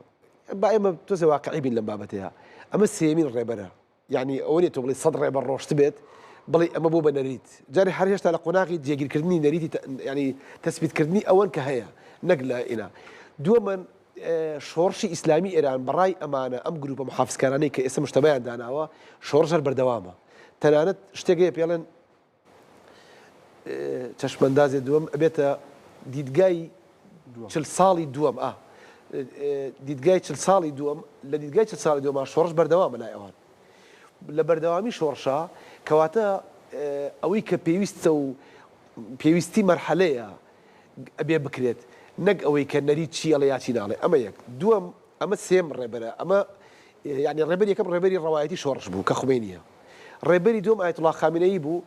ئەو کاتە دەستوری ئێران ئەویت نابێ ئایەتوڵا نەبی ببی بە ڕێبەر هاتن دەستورەکەیان بۆ گۆڕی دکتۆر ڕێبەری سێم بە جۆرێک لە جۆرەکان واخوێنێتەوە ڕاستپاردن یانی دوای خۆم بە ڕێبەری دووەمیش هەر ڕاستپاردن بووە قسەکانی هاشمی بەڵێ قسەکانی هەر ڕاستپاردن هەرچەند ئەم قسانی ڕاستمی تا تازی سپات نەبوون بەڵام ئەگەر هەمووی باوەڕی وا بێ کە هاشمی ڕاستی کردووە کە واش دەرکەوت بەگوێی ڕەفسنجانیان کرد ئایەتوڵا هاشمی ڕەفسنجانی وتی من ئەزانم کە تۆ نزیکترین بووی لە ڕەبنەشی وتی ڕایسپەر وتی تۆ نزیکترین بووی هەمووی چەپڵی بۆ لێ خۆشی وتی قڕ بەسەر میلەتێکە من بەڕێبەر ئەزانێت ئەوە وەڵامی ڕەفسنجانی ئاوایەوە من ویستم بڵێم چی ئەنی ئەمەی کە ئێستا پرسیارێکە لە باشە شیعە چۆن ئەبێ ویلایەتی فەقی لە باوکەوە بۆ کوڕ بێت شتیوانە بووە لە ڕاستی ئەمە تۆزێک ناواقعیە با ئێمە سەیری ئەسڵی میراتی شیعە بکەین لەکوێوە سەرچاوەگرێت لە ئیمامی لە عەلی کوڕی ئەبی تاالب خەلیفەی چوارەی مسلمانان و لە دیدی ئەوانەوە خەلیفەی یەکەم مفەزەل وانە باش ئەو یعنی ئەمیشەی کردووە حەسەن و حسێن يعني جۆر لە جۆرەکان بەڕاستپاردن بووە و شیعەکان خۆیان حسێنیان داناوە بە جێگری ئەوە وەگلەیە لە حەسەنەیە کە بۆ ئەمیشەی بە جوایی نەکرد و لەگەڵ ئێنا ڕێکەوت لەگەڵ معاویە ڕێکەوت یعنی ئەڵێن لەناو گۆشتخۆرەکانە بەس گورگ دیارە یعنی ئەم ڕەخنەیە کە هەندێک لە شیعەکان ئەیگرن تەنها بۆ معاویە ئەیگرن کە ئەڵێن معاویە زیدی دانا بەڵام لە ڕاستیە سەر لەبەر کە ئێمە ئەڵێن 12 ئیمامی یعنی چی یعنی لە باوکەوە بۆ کوڕ نەسەبە پشتا و پشت لە ئیمامی عەلیەوە هەتا ئەگاتە ئیمامی ون بوویان مەهدی منتەزر هەر هەمووی نەسەبە هەر هەمی کوڕ و باوکە کەواتە زۆر ئاساییە لە فقی شیعە مشتبە ئەگەر کوڕی خامین بێ بەڕێبەر لای کێنە ئاساییە ئەمە من ئەم پرسیاری خۆم لەگەڵ پرسیاری تۆ لێکەیەم ئەمە ناکۆکی دروست کردووە لەناو دەستوری ئێرانیا کە دەستورەکە دینی سیاسیە و قانونیش بۆ کراوە یان یاسا و ئەوانەی بۆ دەرکراوە لەناو ئەم بەندانەیە بەپێی ئەو نەریتە بێت لە ڕاستیان ڕێو شوێنی دیاریکردنی ڕێبەر ئەم دۆخەی جەنگ نییە دۆخێکی زۆر ئاساییترە و توانای خۆڵبژاردن هەیە بۆ خەڵکای دیتر خاڵێکی زۆر ئەساسی و گرنگەیە ئێمە چەند بنەماڵی دیکەمان هەیە کە کێبەرکی ئەکەن لەسەر ڕێبەرایەتی نەک ئێستا لە کۆنەوە یعنی محمودی شەهرودی لێ دەرچوو ئەو مرد لە کاتی کۆرۆناکەی ئەو بە نەخۆشی و بە سەرەتان و ئەو وفاتی کرد بەڵام ڕەفسنجانی هەروەها کێبەرکی ئەکرد کە هەندێک گەڵێن بەشێک گەڵێن ئەوە تەسفیە کرا بەشێک گەڵێن مردووە ئەوە لە کێبەرکی دەرچوو کەڕوبی یەکێک بوو لەوانی کە ئەگەری ئەوە بوو بێباوە کە ئێستا ماوە دەست بەسەرە ئەوە هەر لە لاواستنی حەلقە و دەست پێ بکەم حەسەنی ڕۆحانی شانەخڕەی بوو بۆ ئەوەی کە بێ بەڕێبەری دوای خامینەیی هەروەها صادقی لاریجانی بەڵێ ویستمەوە هەڵگرم بۆ ئەخیرەکەی حەسەنی خومینی کوڕی خومینی ئەگەر مەسەلەن میرات و ئەوانە بێت کوڕی خومینی ئەحمەدیان نەهێشت بێ بەڕێبەر لە کاتە ئەحمەد زۆر سیاسی بوو تەنان لە ئاخرەکانی تەمەنی خومینیە ئەڵێن هەموو شتێک سێبەر ئەحمەد بۆ بەلای ئایەتوڵا خومینی ئەو قسەی کردووە کە ڕێبەر یەکەمی شۆڕشە خوێن لەو شۆڕشەکەشا بووە ئەمێتەوە سەر مەسەلەن گولپایەکانی ئایەتوڵا گولپایەکانی هەروەها ئەمەی عرافی خەڵکارێکی ترمانەیە کە سەر لەبەر ئەمانە خاوەنی نفوذ و لە ڕووی پلەی علمی و پلەی پێگەیشتی و ئەزمموی سیاسیەوە لە مشتبە دیارتر بوون باش ئەی هەروەها بنەماڵی لاریجانیەکان صادقی لاریجانی دەرسی حوزەی ینی دەرسی خارجی باشکار ڕوتوی کە بێتە بەڵێ وەکاریشیان بۆ کردووە و جۆر لە جۆرەکان لە ڕاستیە لە ڕووی علمیەوە شایستەی زۆر چەند بەرامبەرە لە بەرامبەر ئەم ڕێبەرەی ئێستا بەڵام وەکو بتم تۆڕە سیاسی و بەڵام دواییان کەیسێکی گەندەڵی بۆ دروستەکەن و ئەجاویستم ئەو سەرۆکی خۆی قەزایی بووە ماوەنەکەی بە 36 ساڵ سێری کرد دوو ستونی بە خێرایی باسکەم تەجروبەی سیاسی مجتەبا خامینەیی هیچ نییە یعنی هیچ پێگەیەکی سیاسی دبلۆماسی بەڕێوە نەبردووە لە بەدرێژایی 40 ساڵی ڕابردوو و بەدرێژایی ئەو پێگەیشت تەمەنی پێگەیشت بڵێن لە 85 جوانەوە بەرەسەر کەتر کاتی ئەوەی بووە کە پۆست وەربگرێت لە هیچ ئەزمونێکی سیاسی نییە بەمانای سیاسی دیبلۆماسی و ئیداری ئەزمموی سیاسی و ئیداری نییە هەروها لە ژیانیا پۆلێکی خوێندنی دنیایی نەخوێندووە لە چۆتە قوتابخانەی فەرمی ئاسایی چۆتە قوتابخانەی حوزەوی کە لەوێ ئەوێش فەرمیە ڕاستەکەی بەڵام سەرلەبەری ژیانی علمی لە ناو مزگەوتا بووە و لە حوزەیە بوو لە قوم دووجار لە قوم خوێندوێتی جارێکەم ڕۆشتووە قۆناغی سەرەتایی جاری دووەم قۆناغی ئەوە زۆر گرنگە ئێمە سەیریکەن ئەو ماوەسایانەی کە چەکەرەی بیری مشتەباکەن بریتین لە شارودی کە ماوەسای باوکیشی بووە هەروەها باوکی خۆی علی خامینەیی بووە تەقی مسباحی یزدی ئەمە بەڕاستی ئەم ڕاستەقینە لە ڕووی علمیە و کوڕی ڕاستەقینەی مسباحی یزدیە لە ڕووی میلادگیری فکریەوە هەروەها گولپایەکانی چەندی ماوەسا دیکە بەڵام ئەمانە زۆر زۆر گرنگتر کە من دواتر باسی بیرکردەوە بۆ نمونە بەڵام توانی جۆرە بیرکردنەوەیکیان ناوە بە مشتەبە ئەتوانێت لە کاتی جەنگا بۆتە ڕەهبەر لە ئالۆزیکی ناوخۆیە فرسەتێکی باش سێسەر و کۆمار لە واقعی حاڵی ئێرانە ئەژین کە دوانیان تاستێک مەحرومن لە کاری سیاسی و سێمیشان تقریبا ڕۆحانیش تقریبا بەڵێ بەڵێ لە بەرچاو کەوتبوو لە خولی دووەمەکەی و هەروەها بەشێکی تر لە عولەمای دینی لە نێو ئێرانە بوونیان هەیە کە ئێستا پەیامیش لە دەرەوە زۆرجار دوێنێ ترمبوتی لە ناو سیستەمی کۆنی شاگە سەرکردێک بڵێ من لەگەڵتانم ئێمە هەر قبوڵەکەین وەکو ئاماژەیەک بێ بۆ ناڕازیان نیەمە بۆلات هەر بۆ زانیاریکی خێرا هەموو ئەو میدیا دەرەکیانەی ناو ئێران کە ئێستا تعبیە ئەکرێن دژی خامنەی لەگەڵ ئەو ناڕزایەتەیە کە لە شوخکان و لە گەڕەکانی تەرە بەرزەکرێت شعار دژی مشتەبا خامنەی پێچەوانەی بەیعەتەکان ئەدرێت بەشێکی زۆریان هی ئەوانن کە کێبرکێ ئەەکەن یعنی لەناو باڵی ڕیفۆرمەکان و هەروەها ئەوانەی کە داوای مەرجەعیانە کە لە لارجارەی بیگرە تا ئەگاتە حەسەنی ڕۆحانی و حەسەنی خومەینی ئەوانن هانی خەڵکەیە لە ژێرەوە میدیای دەرەکیش تعبیە ئەەکەن بۆی کە نقطە زوعفەکانی مشتبا خامنەی باسکەن ڕاستی ئەوە ئەکرێت دواتر باسی دکتۆر مۆمین لە کاتێکا ڕەهبەر هەڵەبژێردێ بابەتەکە تەحلیلیە دکتۆر مۆمین ینی شتێک نییە بڵێن وابەستەوەی بەزی هەڵەگرێ شیکاریەکەین بۆ بابەتەکان هەڵبژاردننی ڕەهبەر لە دۆخێکی وایە و هەروەها بە شێوەک لە شێوەکان ئاشکرایە لە نێو سیستەمی ویلایەتی فەقیشا ناکۆکی هەیە تەنانەت لە کاتی بوونی خامنەی خۆشیان شاراوە نەبووە بۆ خەڵکەیە لە کاری سیاسی دوورخراوەتەوە بۆی نییە بۆ میدیاکان قسە بکە سەرۆکۆمار یاخود کاندید هەیە دەست بەسەرە لەم بارودۆخەیە مشتەبە ئەتوانێت سەرکەوتوو بێت لەم ئەرکێکە ویستێتی وەری بگرێ دکتۆر بیلال گرنگە هەندێک زانیاری لەسەر مشتەبە بزانین ئێمە ینی مەرج نییە هەموو شتانەی کە تا ئێستا هەن لەسەر مشتەبە کە زۆریان ئەوانن کە لە دووەم ڕۆژ یا سێم ڕۆژی کوژانی خامنەی بڵاوکراونەوە و بە دەقیقی ئێمە زانین هەر بڵاوکردنەوەی هەواڵەکەی لە کەناڵی ئیران ئینتەرناشنال کە کەناڵێکی معارزەی ئێرانیە بە دوایە کۆمەڵێک زانیاری لەسەر مشتەبە بڵاوکراوە کە بەشێکی زۆریان ئەتوانم بڵێم زۆر سەرپێیی بوون زۆر وەکۆڵی ئینگلیزەکان لە شاڵەوە بوون ینی هیچ عمقێکیان نەبوو لە ڕووی قوڵیەوە بەڵام ئەگەر سەری کەسایەتی مشتەبا خامنەیی بکەی ئەم کوڕە لەکوێ گەورە بووە لە ناو بەیتی ڕاهبەریە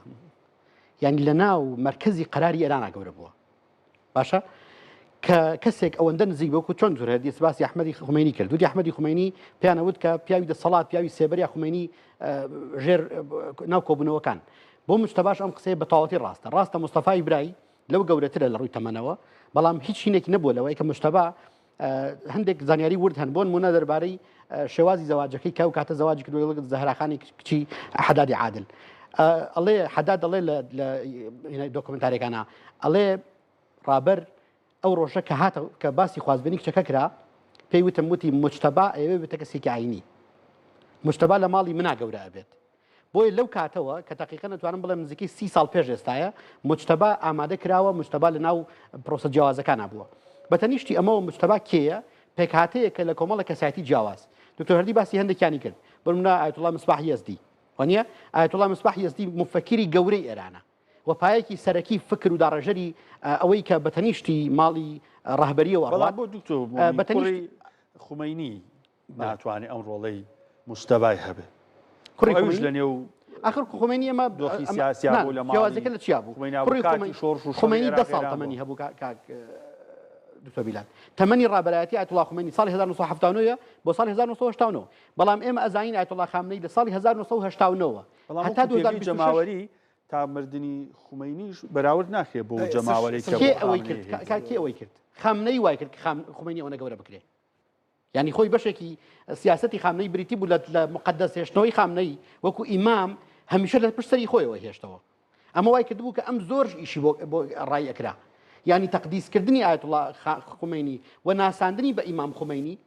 کە هەتا ساڵ 2026 کەس بە خامنەی نەوتۆ ئیمام تا و کاتێک ڕۆژەوە فاتەکە لەو ڕۆژەوە نازناوی ئیمامی بۆ گەورە ئەکەن ئەویش ئەیانەوەی بۆچی ئەم بەکارهێنانە کاک دکتۆر بیلال لە ڕووی پراکتیکیەوە ئێمە گرنگە لێک شت تێبگەین زۆر نشمە قوڵایی ئەوەی کە ئایەتوڵا خومینی چۆن شکاری کردو لە ماوەی 10 ساڵی ڕابردووی 10 ساڵی دەسەڵاتی خۆیان بەڵام دواتر ئێستا کە مجتەبات کێیە مجتەبا پێکهاتێکی لە کۆمەڵە گەساتی جیاواز وەکو پێشتر وتم یەکەم لە ڕووی فکریەوە پیاوێکی پێگەشتووە فکرێکی زۆر باشی خوێندووە و عمقێکی گەورەی هەیە لە فکرا دووەم لە ڕووی مەزهەبیەوە لا ئایەتوڵا جیاوازەکان کە ئەوەی کە پێی ئەوترێ با بڵێن مەرجعیەت پێگەشتووە لە ڕووی فکریەوە لە ڕووی فکری مەزهەبیشەوە بەتەنیشتەوە دوو کەسایەتی سەربازی و ئەمنی کاریگەریان ڕاستەخۆیان بەسەر مجتەباوە هەبووە کە یەکیان حسەین تایب بووە کە بەرپرسی یەکەمی با بڵێن بەرپرسی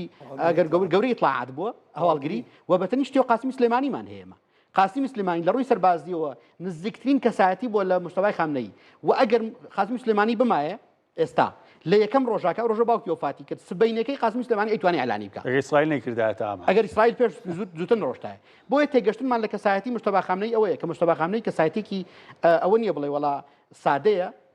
و ناتوانێت ئێران بەرەو قۆناغی جیاواز بێت بۆچی بۆ ئەمە یەکەم شت دەبێت تێبگەین کە مجتەبا پەیوەندێکی زۆر باش لەگەڵ دنیای دەرەوەی هەیە بە پێچەوانەی تێگەشتنەوەکانی زۆر جیاواز ینی هەر بۆ نمونە ئێستا ئێمە ئەزانین لە 7 ڕۆژی ڕابردووە پەیوەندی ئێران و ئازەربایجان تەواو شێوە بەڵام ئێستا سەرۆکی ئازەربایجان پیرۆزبایی لە مجتەبا ئەکات باشە دوایەوە سەڵتەنەی عمان پیرۆزبایی لە مجتەبا ئەکات دوایەوە وڵاتانی دەرەوە جۆر لە جۆرەکان تێگەشتنێکی فراوان هەیە بەرامبەر بە مامەڵەیەکردن لەگەڵ مجتەبایە مجتەبا پەیوەندێکی زۆر باش لەگەڵ ڕووسەکانە هەیە لەگەڵ بریتانیەکانە هەیە لەگەڵ بەشێک لە وڵاتانی کەنداوە پەیوەندی هەیە لەسەر ئاستی دووەمی نەوەکان ینی جگە لە پاشاکان یەکەمی کەنداو بۆ نمونە باس لەوە کرێت کە پەیوەندی لەگەڵ ماڵی سەلمانە زۆر بەقوتە باس لەوە کرێت کە پەیوەندی لەگەڵ بنەماڵە جیاوازەکانی ئیماراتە پەیوەندی زۆر باشی هەیە هەموو ئەمانە پێمانەڵێن کە ئەم کەسایەتی بێسە خودی ئەمریکا و ئیسرائیل گرنگتر نییە بۆ بەعرزەکەم دوجار واقعێک هەیە واقع مامەڵە لەگەڵا ئەکرێت ینی کێ ئێران بەم بۆشایە گەورەی ناڕواتە پێشەوە کاک دکتۆر بیلال ڕەنگە هەمومان هاوڕابین و تەنانەت ئەتوانم ڕەنگە لە دەرفەتی دواترە باسی سیناریۆ بەهێزەکەی ئێستا ئێران بکەم کە ئێران بە چوار ڕاستێکان ڕوات ئێمە ئەگەینە ئاستێک کە ئێستا جۆر لە جۆرەکان هەم لابردن و یاوا بڵین کشانەوەی ئێران لە هێرشی سەر وڵاتانی کەنداو ئەمە ئامادەکاری بۆ مجتەبا باشە کە پزیشکیان خۆی بەڵام دوایی دەرکەوت کە مەبەستەکەەوە نیە دکتۆر لە دوایەوە هێرشەکان بەردەوام بوو بەردەوام نەبووە زۆر کەمی کردو زیانیشی لێکەوتەوە لە سعودیا کوژراوە زۆر کەم بۆتەوە بە پێچەوانەوە لە دوو ڕۆژی ڕابردووە گەشتە ئاسمانەکان دەستی پێکردو ئێستا باسی فلای ڕادار بکەین بزانین چەند گەشتی ئاسمانی بەسەر وڵاتانی کەنداوە هەیە یعنی ئەمانە قسەی هین نین ئەمە هەر لە ڕۆژی ڕابردوو بەڵێ لە 4 ساعتی ڕابردوو 1400 درۆن ئاراستەی ئیمارات کرد زۆر نییە 60 و ئەوەندە موشک زۆر نییە لە چاو 1400 نییە ئەوە داتاکەم لە نا تاکی دیکە براکەم نییە 1400 بجا زۆر 1400 لە سەرتاو شەڕەکەوەیە داتاکتۆ بەردەوام بەرحاڵ نەچینە وردەکاری بابەتی هەواڵەوە چکە هەواڵی شیە منێ زۆر بەڵام بەو شەوەی نییە زانیاریێتەوە بەشەر بەردەوام بوو کوتان و ئەوانەش زۆر بەڵام کەم بۆتەوە نا کوژراویژە بۆ پێشەکان کوژراویژ نەبوو گیان لە دەستدان نەبوو هێرشەکان بۆ سەر وڵاتانی کەندا و کەمی کردووە لە ڕووی ژمارەوە ئەمە پێمان ئەڵێت کە ئێستا دکتۆر فلای ڕاداری شوابمانەنێ ڕابمان دەنێ ئەمی وەڕێت گەشتەکان 1400 نا 276 درۆن و 64 موشک زۆر کەم بەس شەڕەکە بەردەوام باشە نانا بەس کەمی کردووە هێرشەکان هەبووە دکتۆر باشە کەمی کردو بەڵام خەبارەی هێرشەکان لە ڕووی ژمارەوە بەڵام لەو لاشەوە ئەو هێرشەکان سەر ئێران خەڵکێکی پێی وایە کە ئەمە کەم کراون تەنها لە 24 کاتژمێ ڕابردووە ئیسرائیل 400 بنکەی لەناو ئێرانە کوتاوە 400 ئامانجی لەناو ئێرانە پێکاوە باشە ئاماری هێرشەکان بۆ سەر ئێرانی زۆر زۆرن ئەوە نییە ئێمە پێمان وا بکەیت وڵا شەڕەکە وەستاوە هەموو شتێک بە هیچ شێوەیەک هیچ ئەگەرێکی دانوستان نییە تا ئێستا و هیچ ئەگەرێکی ئاگربەست نییە لە ئێستاە ڕاست باش مجتەبای خامنەیی چۆن مامەڵەگەڵ بوو دکتۆر بەڵێ بۆ بوونی مجتەبا و مانەوەی و ئەوانە جگە لە پەیوەندیانە هەیەتی خودی ئەمریکا و ئیسرائیل گرنگە لە کاتێک هەر لە ئێستەوە ڕووی فیتۆی ترم بۆتەوە بەعرزەکەم خۆی دوو سیناریۆ هەیە بۆ ئەمە ئەچینە سەر سیناریۆکان بەس لەسەر خودی نەباستی مشتبا خامنەی یەکەم دو سیناریۆ بۆ تێگەشت لە مشتبا خامنەی یەکەمیان ئەو کاردانەوەی ئەمریکا و باڵێن دۆناڵد ترامپ کە لە یەکەم ڕۆژی ڕاگانی ناوەکەیەوە لە سێم ڕۆژی شەڕەکەیە وتی مشتبا کەسێکی پەسەندکراوی ئێمە نییە وانە ئەم دواییش ئیسرائیل وتی هەر کەسێک دابن لە ئێمەی کوژین ئەمەمان خاتە بەردەم دووشت یان ئەوەیە وەکو هینێکی پیلانگەڕی سێریکەین بڵێن وڵا ئێرانەکان مشتبایان دانا بۆی کە ئامانجی تر بپێکن لە دوای خۆیانەوە ئەمە وەکو سروشتی تێگەشتن لە بینی دۆزی پیلانگەڕی یان ئەوەیە نەخێر ئەمریکا و ئیسرائیلیش جۆرە جۆرەکان ڕاگەاندنەکەی کە لە کەناڵی ئۆپۆزیسیۆنی ئێرانیەوە بڵاوکرێتەوە لە سێم ڕۆژی شەڕەکەیە ئامادەکاریە بۆی تەمامە لەگەڵ مشتبا خامنەیی بکات دوجار ئێمە گەنە بەردەم دۆخێک یان مامە لەگەڵ ئاکات یان نایکات ئەگەر نەیکات چی ڕۆدات یەکەم ئەگەری زۆر بەقوت کە لە حاڵی مامەڵ نەکردنا کوشتنی مشتبا خامنەیە بێت کاتێک کە کوشتنی خامنەی قرس نەبوو بێ بۆ ئێرانەکان کەواتە کوشتنی مشتبا خامنەیش قرس نییە گەر بیانەوە بۆ ئەمریکەکان ئەمە یەک دوو حاڵەتی دووەم چیە بێت حاڵەتی دووەمەوەی کە ئەمریکا بە دوای ئەوەیەوەیە کە جێگری دووەمی یا بڵێن کەسایەتی دووەم یان ئۆپشنی دووەمی ئێرانەکان بۆ مشتبا کێ لە دوایەوە هەتا ئێستاش ئەم بابەتە بە تەواوەتی ئاڵۆزی ماوەتەوە و تەنانەت وەکو عەرزم کردی زانیاریمان نییە کە ئایا مەجلیسی شارەزایانی ئێران مەجلیسی خوبرەکانی ئێران بە تەنیشتی ئایەتوڵڵا مشتباوە کەسێکی تریشی هەبوو اختیاریکا یان نا یعنی ئۆپشنی هەبوو یان نا بۆیە ئەمریکاش لێرە وەکو بڵێ جۆرە جۆرەکان بێوەڵام ماوەتەوە کە ئایا ئەگەر مشتبا نەبێت کێ ئەبێتە ڕابەری ئێران بۆیە ئەم پرسیارە ڕەنگە لە چەند ڕۆژی داهاتووە بەبوورتر بگەنە وەڵامەکەی ئەگەر کاردانەوەی ئەمریکا بەرامبەر بە مشتبا چویە بوارێکی عملیەوە و هێرشی کردە سەر وەکو چۆن هێرشی کردە سەر خامنەی و سەر 48 کەسایەتی تری ئێرانی یان مامەڵەکردن لەگەڵ داهاتووی ئێران چۆنە بێت بۆیە گرنگترین پرسیار ئەمەیە ئایا ئەگەر مشتبا خامنەی نابێتە ڕابەر کێ بێتە ڕابەر وەکوتم ئەم پرسیارە لە ناو ئێرانەکانیش ئێمە هەموو ئۆپشنەکانی ئێرانمان لەبەر لەسایە بۆ من ئەو ناوە جیاوازانێک کە کاکتۆر هەردی باسی کرد جەنابەت باست کرد عەلیڕەزا عەرافیە سادقی لاریجانیە هەموو کەسایەتی جیاوازانە ئێستا سوودانی ڕاگەندراوێکی پیرۆزبایی لێکا و ئەژڵێت لەگەڵ گەلی ئێرانە وەسین بۆ ئەو هێرشێکرێت سەر خاکی ئەو وڵاتە چ ئاماژەیەکی تایە ئەمە تەنها شتێکی پرۆتۆکۆڵی ئەم جۆرە پیرۆزباییە یاخۆت خۆ بە دوورگرتنە لە ترسیەوەی ئێران زیاتر خاکی وڵاتانە نەکاتە ئامانج ئەوەی کە باست کرد عومانە عێراقا ئازربایجان تەنانەت کە پیرۆزبایی کردووە یان خودی دانانە بە توانای دکتۆر ئەمڕۆ عەرزم کردی پەیوەندی بە هێزەکەی مشتبا لەگەڵ دنیای دەرەوەی خۆیان هەندێک شتی هەیە کە ئەمڕۆ بۆ نوێن هەندێکیان دەرکەوتن یەکێک لەوانە بریتی بوو لە ئامادەکردنی ڕەشنووسێکی ئاگربەستی نێودەوڵەتی کە رووسیا ئەم دوانی ڕێ ئامادە کرد و ناردی بە دای ئەنجومەنی ئاسایش رووسیا ڕەشنووسی ئاگربەستی نێودەوڵەتی قەتعنامەی نێودەوڵەتی ئامادە کرد و دای بە ئەنجومەنی ئاسایش رووسیا کێیە یەکێکە لە بەهێزترین پەیوەندیەکانی لەگەڵ مشتبا خامنەی ئەمە یەک دوو لە حاڵەتی بوونی مشتبا خامنەیە بەڕابەری کە ئێستا بۆتە ڕابەر ئەگەر ئەو نەبوایە تا دوێنێشەویش هیچ ئەگەرێکمان نییە بۆ کشانەوەی مالکی بەڵام لە دوای ڕاگەاندنی ناوی مشتبا خامنەیەوە قسەیەک زۆر بڵاو بۆتەوە ێستا لە میدیاکانە ئەڵێن مالکی تەواو ئەکشێتەوە سوودانی خۆیان دەکاتەوە بۆچی بۆیە ئێران کاتێک کە ئێستا ئامادەکاری بۆ بوونی مشتبا خامنەی کات سێک دەوروبەری خۆشیە کات ئەوێ لەگەڵ عێراقیەکانی شابوون بە شێوازە مامەڵە بکات کە ڕێگە خۆشکەر بێ بۆ داهاتووی مشتبا بوونی سوودانی کە ئێستا زۆر باس لەوە ئەکرێت کە سوودانی قبوڵە بە لای ئەمریکا سوودانی سیاسەتی ڕەساسیە ئێران قبوڵی سوودانی بەلای ئەمریکا قبوڵ زۆر باشە دکتۆر یەمۆلاتان بە چایە قاوەیەک بۆ دکتۆر هەردی و دکتۆر مومین ئێوە چایە قاوەیە بخۆن من تۆزە باسی شەڕەکەکەم لەگەڵ کاک سەرۆر شارزایکی زۆر باشم زەنگی ئەوش قاوەیە بخۆن تاکو من ێمە کاک سەرۆر بەخێبەی سپاس دەکەم ئازێتی کێشا لەگەڵمانای کاک سەرۆر بەرزنجیەکێکە لە شارەزەکانی بواری سەربازی لەگەڵ بابەتی استراتیژیە دە ڕۆژە جەنگ بەردەوامە و بە استراتیژێتی جیاواز و بە شێوازی جیاواز کەمێک جیاواز لە جەنگە تەقلیدیەکانیش کە هێزی زەمینی بژۆڵێ و تانک و تۆپ وانە بەکاربێ بەڵام قەبارەی جەنگەکەش هیچی کەمتر نییە لەوەی کە دوو وڵات لەسەر سنوور یەکتر پێکدادان بکەین شرۆڤ و شیکاری زیاتر بۆ بابەتە سەربازیەکانەکەی لە ڕووی سیاسی و پێشهات و کاردانەوەکان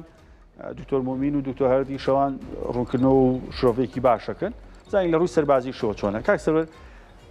دە ڕۆژە شەڕ لە نێوان ئێران و ئەمریکا و ئیسرائیل بەردەوام بڵێ بە هەڵسەنگانی هەردە ڕۆژەکە باڵادەستی کام لایەن زیاتر لە ئێستا لە مەیدانی جەنگ؟ طبيعية ما زانين أمريكا بلادسي كما مجرى إسرائيل وهروها إيرانيش قوتي زوري هيا هلا دير زمان وخاوني تشنك شربوا لبيش تاريخوا هتاكو معركة لقل داريوس لقل يونان وهروها اسكندرو ولقل قائدة كان كإيران حربي إسلامي لقل ساسانيا كان وهروها صفوي لقل عثماني كعثمانيا كان سركوتن وكردي جو وقتها يارمتي عثمانيا كانية هتاكو حربي بهلوي قاجاري دواي قاجاري بهلوي دواي بهلوي دولتي إسلامي استا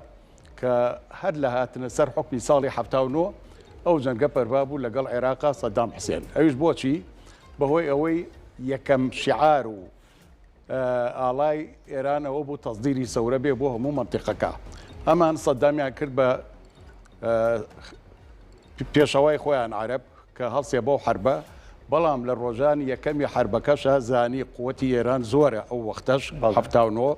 هرشنگ زعيبو بدواي بهلوي بلام إيران صدام چنجارك داواي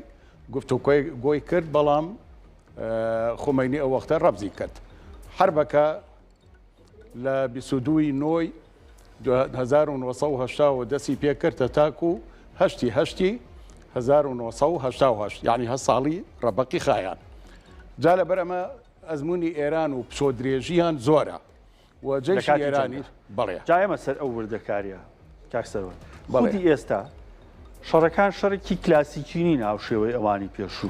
تاچن إيران توانيتي لقل أم جورة جنگيا خو گونجان دروس كا بتابت كشري تكنولوجيا شري درون وموشكيا لروي آستي تكنولوجيا اللي براورد نكين لنيوان إيران وأمريكا والله مو قربان بينين توانيكي باشي برپرزانه وشي إيران بتابت بو كردنا آمانجي ولاتاني كندا وغيرها وكارانشم بينكانش ما بين نقشكان لقل كاكسرود رونتري جو بابته باس بكين إيران ئەگەر جاتر جارێ لەوە دەست پێ بکەین کاکسەرۆ بۆی ڕوونتربی هێرشەکانی ئیسرائیل بۆ سەر خاکی ئێران بەسەر ئاسمانی چەند وڵاتێکا تێپەڕینەکە ئوردنە سووریا عێراقا و هەروەکردنە ئامانجی تاران بۆ نمونە لە باکووری لە خۆر ئاوای تەنانەت لە باشووری ئەم شێوازە جەنگە تا چەند ئاسانە لە ڕووی جەبهەیەوە کە تۆ چەند نقطەیەکی جیاوازە بن هۆکاری ئەم جەنگەکە هەتا ئیسای خایانوە ئەمەش قووەتی نەوعەن ما ئێران دەرەخات ئێران زۆر دەوڵەمەندە بە مەسائلی سەواریخی پالستی ئەگەر ئاوای کامێر کرد پالستی ئەگەر بێیت یەکەم دەوڵەتی عالەمی سە ئەمریکایە ڕاست رووسایە ئیسرائیل لە دوایەوان ئێرانە کە ینی مەزەنگە ئەکرێ بە هەزارەها ساڕۆخی پالسی هەیە هەتاکو ئێستا چەنگیشی سەرف کردووە دووهەم ئێران دەوڵەمەندە بە سەواریخی کرۆس کە ئەمە لە تایراتەوە لە بەحرەوە لە بچۆنانەوە ڕەمی ئەکرێت و ئەمی کاریگەری زۆری هەیە لەوە سێهەم ئێران ئەرزێکی فراوانی هەیە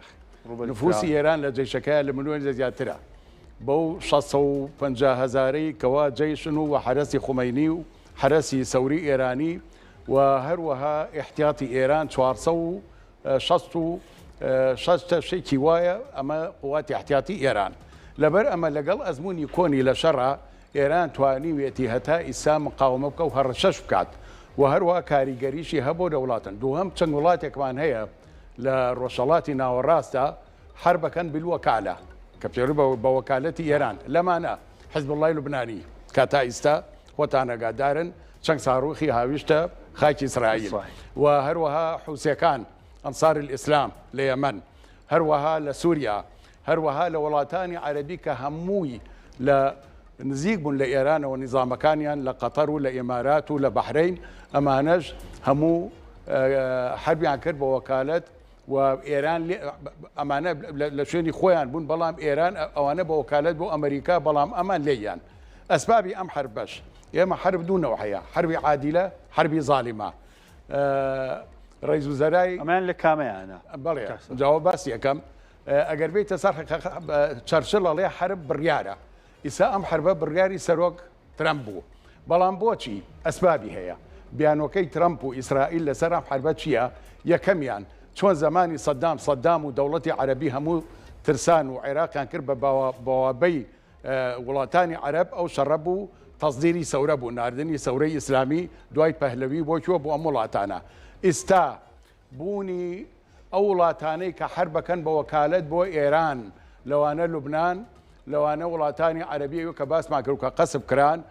لەوانە سووریا تەنانەت عێراقەکەی ئێمەش ئێستا ئێمە سەر بابەتی کاک بەڵێ تا چەند ئەم سەواریخانە و ئەم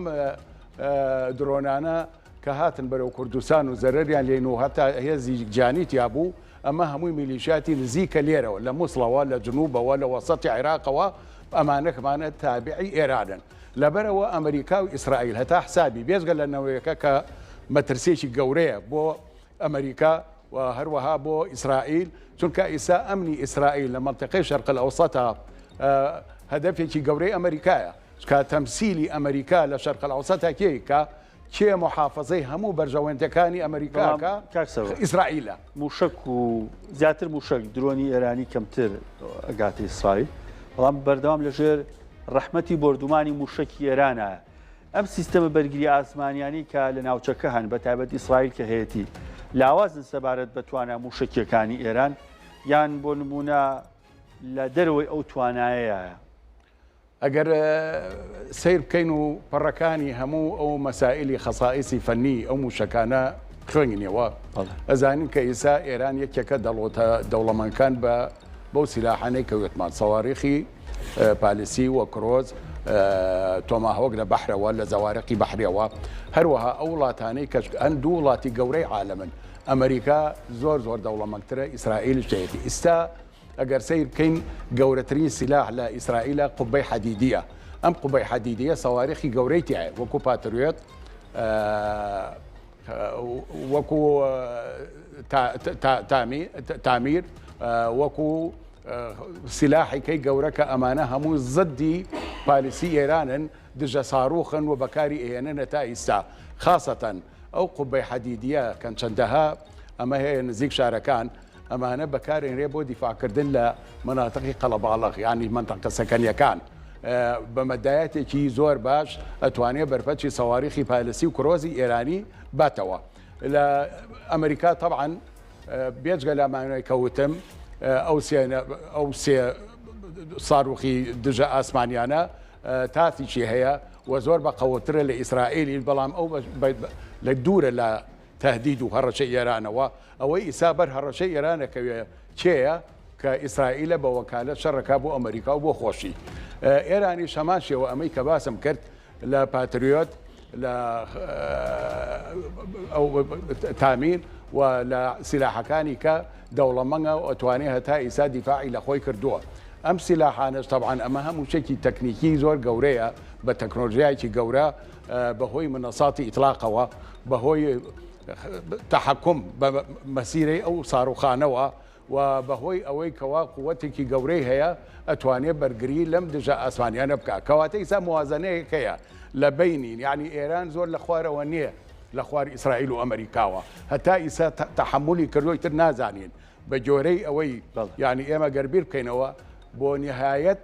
ئەمریکا و ئیسرائیل زیاتر بەهێزە بن و توانیان هەیە زیاتر تۆ پێ دوای ئێران نەخشێکی گەورە و فراوان جوگرافیایکی جیاواز لە بیابانەوە بۆ ناوچەی شاخاوی بۆ ناوچەی دارستان بوونی دەریا پێگێکی بەهێزی نایەتێک کە بتوانێت بەرگری بکات بە تایبەت بەرامبەر بە دوو هێزی گەوری وەکو ئەمریکا و ئیسرائیل تۆ غایەکەی تۆ جێپۆلۆتیک و طبیعەتی ئەرزی ئێرانە کە بڵێت ئەو ساڕوخانە ئەوە نییە بڵێ وەکو وەلەو علاقەی هەیە بە حربی بەڕێوە بەڵام دیسان ئەو خاپورکەرە ڕوخێنەرە ئەگەر ئەبنیە بێ ئەگەر غابات بێ ئەگەر شاخ و داغ بێ جاشتی کەشکەوە مەبەستمە بێڵێم منەساتی ئیطلاقی سەواریخی مهاجم بۆ ئیسرائیل و بۆ بنکەکانی ئەمریکا لە منطقەی عەرەبی و ڕۆژهەڵاتی ناوەڕاستە ئەم ساڕوخانە ئەبینی بە تەکنۆلۆژیای بەرزەوە پێشتر کۆریای باکوور و رووسیا یارمەتی ئێرانیان ناوە هەندێکیان لە ژێر عەرزان بۆ ئەوەی نەبینرێ لەلایەن ئیستیطلاعی جەویەوە قسمێکیان لە شاخی زاگرۆسن کەوا کەوێتە غەربی ئێران و ئەو سلسلە شاخە ئەچێتەوە بۆ منطقەی خەلیجی عەرەبی هەندێکی بەرەو تورکیا ئەڕوا ئەمە ئیسیفادەی لە طبیعەتی ئەرزەکە کردووە هەندێکان منەساتی ئەرزین هەندێکیشیان لە ناو هەواسە و زەوارقی گەورە و وەساتیلا ئەتوانن ئەم ساروخانە تەقێنن بە تایبەت تۆماهۆک کەوا لەگەڵ کرۆزە لە فڕۆکە و لە زەوارقی بەحری و لە ئەساتیلی بەحریە ئەمانە ئەتوانرێ بەرەو ئیسرائیل و بنکەکانی ئەمریکا بڕوە بە حڕیەت و ئەمانیش مقابلی ئەوەیە کە وەکو باسم کرد قوبەی حەدیدی و دیفاعی جەوی ئەو وڵاتانەیە کە بەرگاری ئەمە بنەوە کەواتە ئیسا حربەکە هەتا ئیسا ئێمە ئەبێت چی لێک بینەوە ئێمە وەکو عسکەری وەکو مەسایلی استراتیجی ئەبێت چاوەڕوان کەی ئەم جەنگە ئەبێ بە جەنگێکی زەمینی جەنگی زەمینی ببێت تەبعاً بەخۆترە و ئیساش ئەمریکا کە ئیسا ئێمە ئیبسین سەرۆک ترامپ و هەروەها ئیسرائیل باز لەوە ئەکەن کەوا پێویستە قەواعیدی سەواریخی پالیستی و هەموو ناوچەنەوەیەکان بگیرێ لە ترسی چی لەبەر ئەوەی شعبی ئێران خۆیان بڕۆن دیفاعی لێ بکەن یا دەوڵەتێکی کەوەکو رووسیا یاسین کە ئەوان ئیسا لەگەڵ چیان لەگەڵ ئێرانان بە مەسائلی سیاسی و اقتصادی نیەتیان نییە بچنە حربەکەوە چونکە حربەکە زۆر ئەکێشێ بۆیان لە هەموو مەسائلێکی ڕۆحی و اقتصادیەوە بەڵام حساباتی ئەمایان کردووە کە بەهۆی طائراتی جەوی محمولة بالأشخاص كخلق جندية أيام بإنزال مظلي أو شنانة بقرن بلام أجر مثلتك جورة تربو كنت رابع تصريحية على أما دورنية بكين بحر بكي زمين يكا أجر بزانين لقازان جيكي أمريكا وإسرائيل بلى إيران جاي شكي جورية وسلاح جزورة بلام تو أزانين أما عسكري وهم ما نزانين حربي زميني ئەو سیلاحانەی کە ئیستا بەشداریان نەکردووە لەم حربەیە وەکو مەشاد کە سەید سنووفە و حربیش تەواو نابێ بە جوندی مەشاد نەبێ ئەبێ مەشاد هەدەفەکان بگرێ و دیفاعی لێ بکە ئەم جا تۆ ئەڵێ ئەم لام سەرکەوتۆ بەسەرێکە ئەگەرەوە نەبێ ناتوان ئەهداف بگرن ئەگەر مەشاد بێ پاڵپشتی کێیە درعە دەباباتە مەدفەعیەیە مقاومەی بەڵام ئای لە ڕووی زەمینیەوە کاراسانی هەیە لە شوێنێکەوە هێزی زەمینی ئیسرائیل و ئەمریکا داغڵی سنووری ئێران بێ بەتایبەت هاوسنوورە لەگەڵ عێراق سعودیە کوێیت جیاوازیەکەی جا ئەوە مەبەستمە وەڵامی ئەوم بیتە بەس بایەخشتی ترم بۆ ڕوونکەیتەوە ئەم استراتیژی ئێران کە هێرشە کاتە سەر وڵاتانی کەنداو سەر عێراق سەر ئیسرائیل چ استراتیژیەکە لە شەڕە لە جەنگە کە پشتی پێبەسێ ئەتوانێت ئێران سەرکەوتووکە یان بەرەی زیاتری جەنگ بۆ خۆیە کاتەوە ئەمە شتێکی ئێران وەکو قەرزەکەی خۆی وەرەگرێتەوە لەوان حزب الله لبناني وحسن نصر الله بچی دەوڵەمەند بوون بەم هەموو سەوارق و سیلاحە هەمووی ئێران بوو حوسەکانی یەمەن کە ئیسا ئەنساری ئیسلامیان پێڵێن بەچی ئەم قۆتایان پیا کرد هەموو ئێران بوو حیزب شیعەکانی خۆمان لە عێراقا کەڵێم عێراقی خۆمان حیزب شیعەکان بەچی دەوڵەمەند بوون کە ئیسا ئەوانە بەداخەوە مەترسین بۆ ئەم کوردستانەی ئێمە ئەم سەواریخانە ئەو درۆنانە کە ئیسایەتە کوردستان سلێمانی هەولێر شوێنەکانی کە زانیتان هەموو زانیمان و ئیستا سەرکردایەتی سیاسی خۆمان ئەوەی قسەیان کردووە و دوێنێ تەسریحێکی کاک باوەڵ بوو کاڵێ ئێمە بە حکوومەتی عێراقمان وتووە و پێمان ناسانون ئەوانەی قەسفی کوردستانەکەن چ جیهەتێک و چ جیهەتێکن هەمان شێوە هەولێریش هەمان شێوە تیان گیان و جا لەبەر ئەمە ئێران ئەمەی کرد ئەمانە بۆ یارمە بۆ ڕۆژێکی ئەمڕۆ کەوا یارمەتی بن و هەتا ئێران بە قووت ببێتەوە ئەگەر هێز پیا بکاتەوە مقاومە و پشووی زیابی وەکو شەڕەکانێکی کە باسمان کرد عێراقیران و پێشتر لە تاریخە وەلەو لە سەفەویە ئەو دارمە بەڵام عوسمانیەکان سەرکەوتن هەندێکیان سەرکەوتن یا هەتن بەیانی تاریخ باسیەکە ئەگەر بە قووت بێتەوە ئەمانە زیاتر هێزیان ئەبێت و زیاتر بربەرەکانیەکەن و زیاتر ئاژاوە لەم وڵاتانێنەوە بەڵام لایەنێکی کەش ئەوان دەوڵەتەکان کە حەلیفی ئێران بوون هاوڕێ بوون لەگەڵ ئێران وەکو ئیمارات وەکو بەحرەین وەکو سعودیە وەکو قەتەر ئەمانە هەمویان ئیسا گلیان لەوێ ئێمە هیچمان لەگەڵ ئێرانە نەبووە بەڵام ئەمەی کرد ئەم بە شێوەیەکی دیبلۆماسی و سیاسی جوابیایەوە وەزیری خارجەی ئێرانی ئەڵێ ئێمە هیچمانە لەگەڵ ئێوە هەر وڵاتانەی کە ئێمە لەگەڵتانە ڕێکین بەڵام ئەمە وا ئیجابەکە لەبەر ئەوەی بنکەی ئەمریکایە لێتانێن بەڵام لەگە بە ناوی بنکەی ئەمریکاوە زۆر شوێنی کە پێوە بووە کە شوێنی قەڵەباڵغە بە تەلەبەوە بە خەڵکیکەوە بە شوێنێکەوە ئیسراتیجی و عسکەریش نەبێت لەبەرەوە خەتەرەکەیەتی کاکسەوە تا چەند مەجای هێرشی زمینی ئەمریکا و ئیسرائیلێ بە تایبەت ئەم وڵاتانێکە چادۆری ئێرانیان گرتووە ئەم دوو وڵاتە هاوسنوور نین لەگەڵیان تاسیری هێرشی زمینی مەبەستمە تا چەند دەرفەت هەیە کە ئیسرائیل و ئەمریکا هێرشی زمینی بکەنە سەر ئێران لە کاتێکە هاوسنوور نین وەکو جوگرافیا خۆی مشکلەکە بۆ ئەوان ئەوەیە هاوسنوور نین دوو ڕێگا هەیە بۆ ئەوان یان ئەبێ بە تەیارە بە فڕۆکەی مەحموولە جەوەنی پێڵێن بە عسکەری یان ئینزالی مزەڵی عەدادێکی زۆر ژمارەیەکی زۆر سەربازی ئەمریکی و ئیسرائیل بە چەکەوە داببزێن دوو شوێنمان هەیە ئەو منتیقانەی کە لە ئێرانەوە کوێن ئێمەین بە تایبەت سلێمانی و هەروەها هەولێرە لای حاجی ئۆمەران و ئەو شوێنانە ئازەربایجانیش لە سەر و ئێرانەوە ئەگەر ئەمە بکرێ ئەمە شتێکی خراپە بۆ ئێمە ناخوازن قەت ئەمە ببێ ئەوی کەش ئەوەیە لەبەرەوەی ئێمە بەحرمان لانیە کوردستان بەحری لێنێ عێراق هەر لە خوارەوەیە لە مەسەلەی ئەگەر بە ئەساتیل و بە هەروەها بووندەمەڕات کەوا تایراتی تایە و سەواریخی لەسەرە لەمەشا بتوانن ئەشخاصێکی زۆر بێنن لە خەلیجەوە بێن بەرەو سەرو بۆ ئێران و تەقەدمکەن بەرەو ئێران بەرەو سەرەوە کەواتە لە هەردوو حاڵەتەکەیە ئەگەر حربەکە شامل بێت و ببێ بە حربێکی بەڕی بەهێز ئەبێ عەدەدێکی زۆر بێنن ئەم دوو ڕێگا هەیە لەگەدانەوەمان بۆ هێنانەدی سەرباز و جێشی ئێرانی بۆ ئەمەتیقانە کاودەشەکەیە خۆ هەر جوندی مەشاد نییە جوندێ بێ دەبابەی لەگەڵا بێ ئەبێ مەدفعی لەگەڵا بێ تاوەڕات ئەبێ هەندەسەی لەگەڵا بێ تەنانەت سنووفی خەدەمی لە هەندەسەی عالی ئەبێ هەندەسەی عسکەری لەگەڵا بێ مخابەرەی لەگەڵا بێ چی ڕشتەی جێشەیە بەڵام گەورەترین و سەیدی هەمویان چییە سنفی مەشاتە چونکە ئەوان کە هەدەفەکە گیرا تیا ئەمێننەوە ئەگەر ئەوان تیامێنەوە دەبابەت ناتوانێت یامێنێتەوە هەروەها مەدافعیش هەمووی زەو دەکرێت لەلایەن ئێرانەوە ناتوانن دیفاع لەو ئەسلحانە بکەن زۆر باش کاکسەوە وەکو هەڵسەنگاندنێک بۆ ئەم دەڕۆژەی کە هەیە و هەروە بۆ جبەخانەی کە ئێران هێتی لە درۆن و موشک کە تا ئەستێک لەوێ لە ڕووی ژمارەوە زۆر ورد نەبین کە بزانین چەندی ماوە بەڵێ چەند تەسەوری ئەواکە ئیدامی ئەم شەڕە هەبێ لەلایەن کێوە لەلایەن هەردوو لاوە لەلایەن ئەمریکا و ئیسرائیل لەلایەن ئێرانیشەوە پێشبینێکی تا چەند بتوانرێت ئیدامی شەڕ بدرێ بەم شێوە ئەمریکا تەرسانەیەکی زۆری هەیە لە هەموو سیلاحەکانە سەیدی عالەمە ئیسرائیلیش ئەو حربی وەکالە دەکات و وەکو باسم کرد بەرژەوەندی ئەمریکا لە ناوچەکە هەمووی ئەپارێزێ لە نەوتەوە لە ئەرزەوە لە هەموو منتەجاتی طبیعیەوە و مەسایلی عسکەریشەوە ئەوان لەسەرەوەن یعنی ئەمریکا و ئیسرائیل لەسەرەوەن و توانای درێژە پێدانیان هەیە ئەوەی کە لەمان کەمتر بێت و احتیمال ئەکرێ لە وەختێکە بوەستێن دوای کۆتاهێنینی سەواریخی پالیسی کە باس کرا درۆنەکان یان کرۆس یان تۆماهۆکی بەحری و هەموو ئەو سیلاحە بە قواتین غێن و حتا و هەروەها هەرسیێنان بۆچی بە جوندەکانیان ئەوە با پێ بڵێم لە حربی ساڵی حربی ئێران عێراقا سەدام دوو جار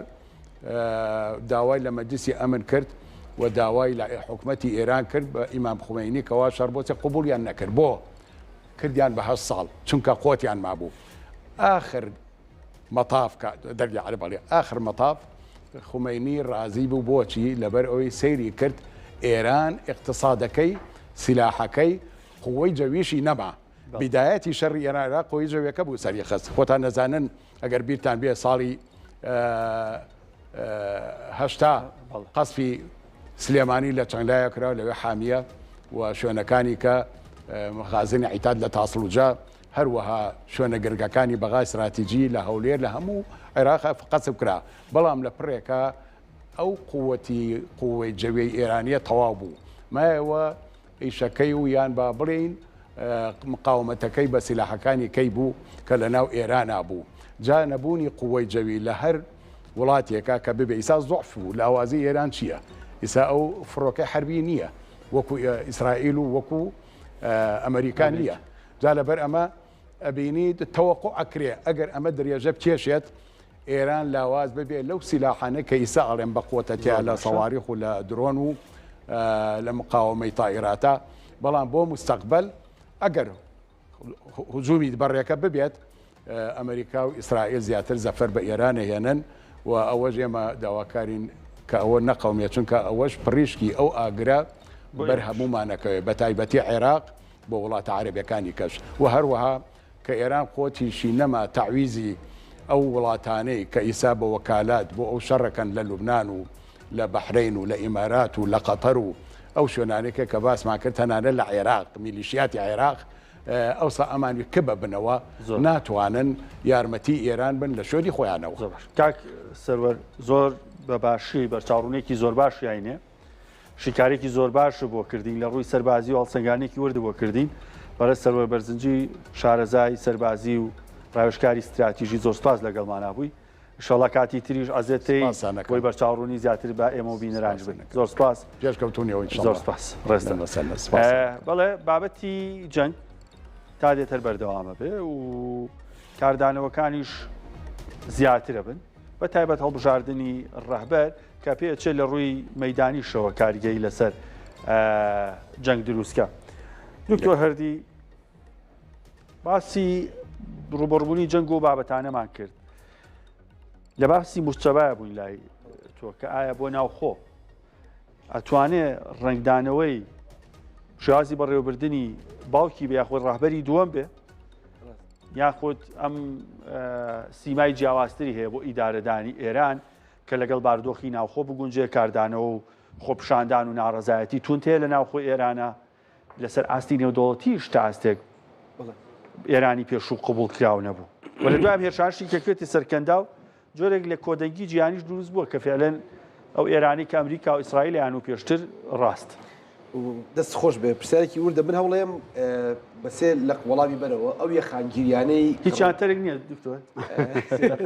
بە کورتی باسێک وەڵامی نامێ ورد بێ وەڵام ئەگەر ئەو یە خانگیریانەی کە ڕوبەڕووی یەخانگیر مە بسم چاڵنج ینی ئەو شتانی کە یەخەی مشتەبا ئەگرن ئەو شێکی ئەو یەخانگیریانی چاڵنج بەکاری ئەو یەخانگیریانی کە یەخەی مشتەبا خامینەی وەکو ڕابەری سێمەگرن ڕاستیا بەڕای من بێجگە دۆخی ئۆپۆسیۆنی ناو ئێران و کۆمەڵگەی ئێرانی و ئابووری داتەپیوی ئێران ئەوە لێگەڕێ بەڵام لەسەر ئاستی سیاستکردن و بەڕێوەبردننی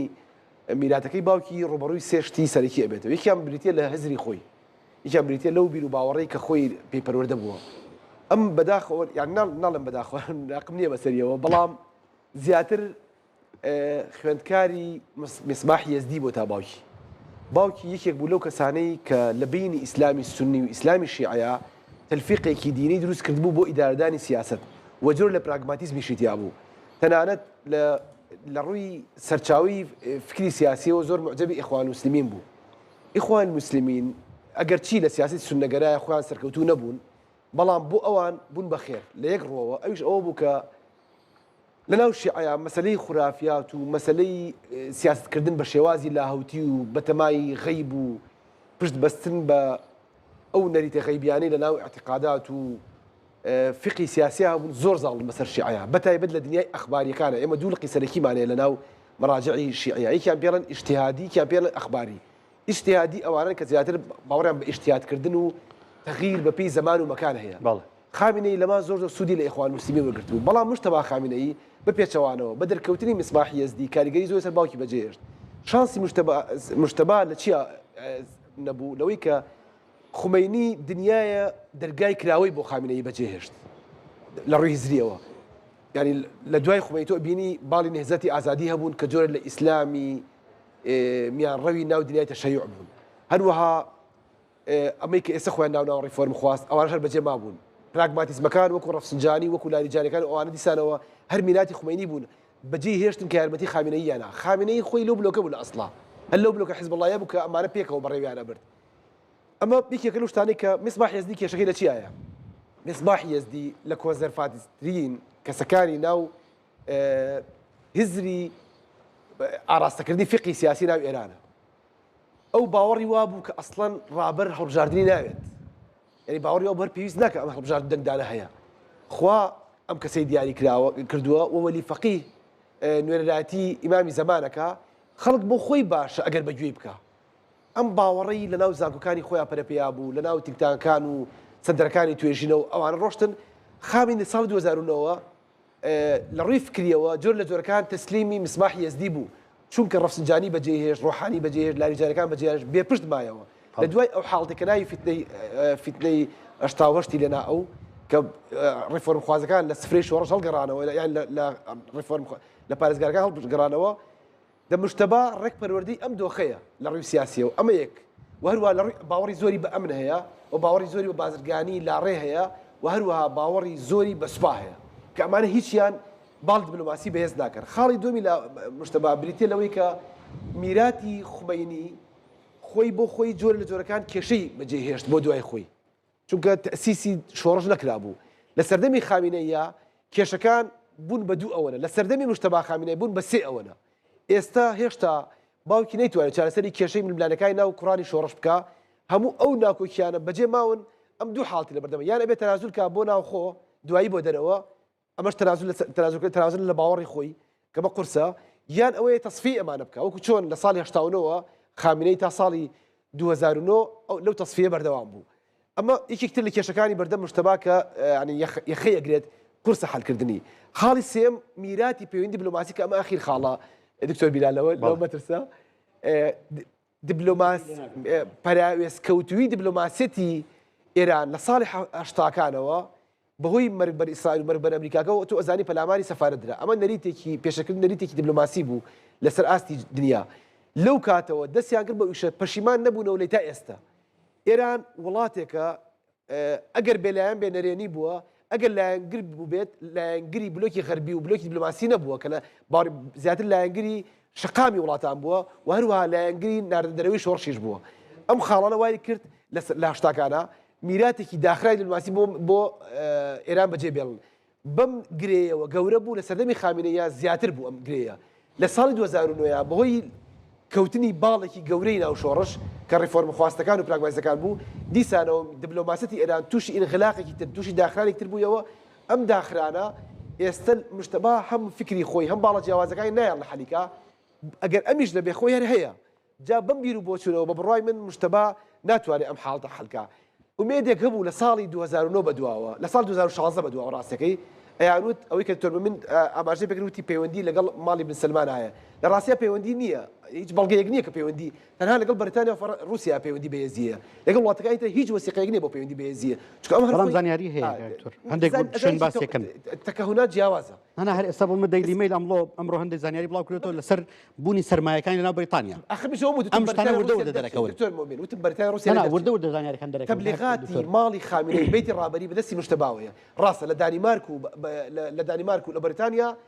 سەروەتی بەیتی ڕابەری بەشێکی زۆری ئەو فەندانەیە کە ماڵی شازادەی بەریتانی ئەیەنێ ئەمە ڕاستە ئەمە نکولی ناکرێت بەڵام ئەمە لەگەڵ رووسیا جیاوازە رووسیا ئەمڕۆتی پشتیوانی دەکەم وەکو چۆن پشتیوانی باوکتم کرد بەڵام بەڕاستی پشتیوانی باوکی نەکرد ئەگەر ئەو وانی پشتیوانی سەدام حوسێنیشی کرد ئەگەر ئەو پشتیوانی بێت ئەگەر تۆ دۆستمبی وای بە دژمنەکانم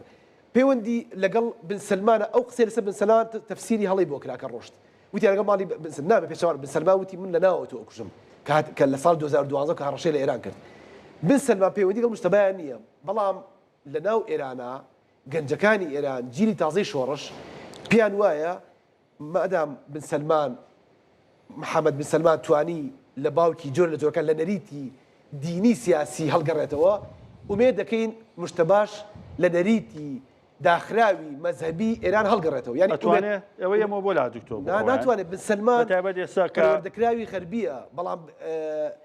مشتەبا پەروەردەکرای ناو مزگەوتە و زۆر داخراوە ینی لە باوکی تون ڕاوترە لە ڕووی فکریەوە باش دکتۆر مؤمین بەڵێ ڕەزا پەهلەوی توانایەکی باش و قودرەتێکی باشی هەیە بۆ بەڕێوەبردنی ئێران بەڵام کوڕەکەی کاتێتە سەر حکوم ئەو توانایی نابێت کە بتوانێت ئیدارەی دۆخی ئێران لە کاتێکا ژێرخانێکی بەهێزی ئابووری و سەربازیشی لەبەردەستا بووە ئەم سیناریۆ تا چەند بۆ مشتەبا دروستە و لە کاتێکا کە مشتەبا لەوەیە بە دۆخێکی تەندروستیش بە پێگە و مەکانەت و توانە ولاتی خۆش نەبوو بێت بەڕابەر خۆی عرضم کردن پێشتریژانی هەندێک شت هەیە دەربارەی مشتەبای خامنەی زۆری ماوە لێ تێ بکەین و بەدڵنیاییەوە ڕەنگە بەشێک لەو شتانەیە بۆن بوون ئێستا بە هەندێک زانیاریە گوازمەوە دکتۆر هەردی بۆن مناڵێ وانە ڕاست ئەمە پێ قەتعەکەم وەڵا قەتعیکە باش بینەرانی کوردستانی سەرستان ڕاکێشم بۆ هەندێ هەواڵ و زانیاری و پێشهاتی نوێ کۆشکی کرملین ڕایگەیاندووە کە پۆتن و ترەمپ پێکەوە گفتوگۆیان کردووە کەمێک پێش ئێستا کۆشکی کرملین ڕایگەیاندووە کە ترەمپ و پوتین لەسەر بارودۆخی ئێران پەیوەندی تەلەفۆنیان ئەنجام داوە هەروەها سوپای ئیسرائیلی ڕایگەیاندووە کە لێک کاتدا 3 پارێزگایی ئێرانیان کردووەتە ئاماج و لە نێو تاران بارگای فەیلقی قودسی سوپای پاسدارانی کۆماری ئیسلامی ئێرانیان کردووەتە ئاماج ئەمەش پەیوەستە بە قەعانی کە ماوەیەکە باسوخواز هەیە لەسەری کە ئایا قەعانی کە فەرماندەی فەیلقی قودسی سوپای پاسدارانە لە ژیاندا ماوە یاخودنا یاخود بۆ لە هێرشەکانی ئیسرائیل نەجات هێبێت کەمێک پێش ئێستا سوپای ئیسرائیل بڵاوی کردەوە کە 3 هێرشیان یاخود لە 3 کاتدا هێرشیان کردوتە سەر 3 پارێزگای ئێران و بنکە و بارگای سەرەکی سوپای پاسدارانیان لەو شارانە کردوتە ئاماژ بە دیاریکراوی لە تارانی پایتەخت کە بارگای فەیلقی قودسی سوپای پاسدارانیان کردوتە ئاماژ هەروەها بەپێی دەستگا میدیایەکانی نزیک لە حکوومەتی ئێران ئەوە بڵاوکراوەتەوە کە لە دوای 10 ڕۆژ لە کارکەوتنی سیستەمی بەرگری ئاسمانی لە تاران ئەم شەو سیستەمی بەرگری ئاسمانی ڕۆژهەڵات و ڕۆژئاوای تاران کەوتوتەوە کار بە تایبەت لەسەر ئاسمانی فڕۆکەخانی میهراباد کەمێک پێش ئێستا دیمەنەکان بڵاو بوونەتەوە پەیوەستە بە سیستەمی بەرگری ئاسمانی لە ڕۆژهەڵات و ڕۆژئاوای تاران کە لە دوای لە کارکەوتن و تێکشکاندنی لە ماوەی 8 ڕۆژی ڕابردوو بۆ یەکەم جار کەوتونەتەوە کار هەروەها ڕۆژنامەی وەڵستریتی ڕایگەیاندووە کە ترەمپ بە ڕاوێژکارەکانی وتووە ئەگەر بێت و مستەفا خامنەی بە داواکاریەکانی ئەمریکا ڕازی نەبێ دوو دڵ نەبن لەوەی کە بیکەنە ئامانج و بیکوژن کەمێک پێش ئێستا واڵستریت جۆرناڵ بڵاوی کردوێتەوە کە ترەمپ بە ڕاوێژکارەکانی وتووە ئەگەر بێت و مستەفا بە داواکاریەکانی ئەمریکا ڕازی نەبێ دوو دڵ مەبن لە بڕیاردان بۆ کردنە ئامانجی و کوشتنی ئەوانە پێشهاتی نوێ بوون کە لە ناوچەکە ڕوو ئەدەن لە چەند ڕۆژی ڕابردوو باردۆخی هەرێمی کوردستان هەندێک جار هێرشی درۆنیە بووە و تا هەستێک ڕوبەڕووبوونەوە و تەقانەوەی درۆن لە ئاسمانی هەرێمی کوردستان و سلێمانی و هەولێر هەبوو بۆی بزانین ڕەوشی خەڵک لە ئێستادا چۆنە لەگەڵ ئەمیر محەممەد پەیامنێری کورسات نیوز لە سلێمانی قساکەم ئەمیر سڵاو لێبێ ڕەوشی شەقام بازار دۆخی هاوڵاتیان لە چ ئاستێکە دەرەجەیەکە وەڵا بیلات اینجا بیلات چۆنی باشی دەنگ و باسە زۆر باسی نائارامی و نا سەقامگیری شار و ئەو شتانەمان کردووە بە تایبەتی پێرێ بە گەزانی یعنی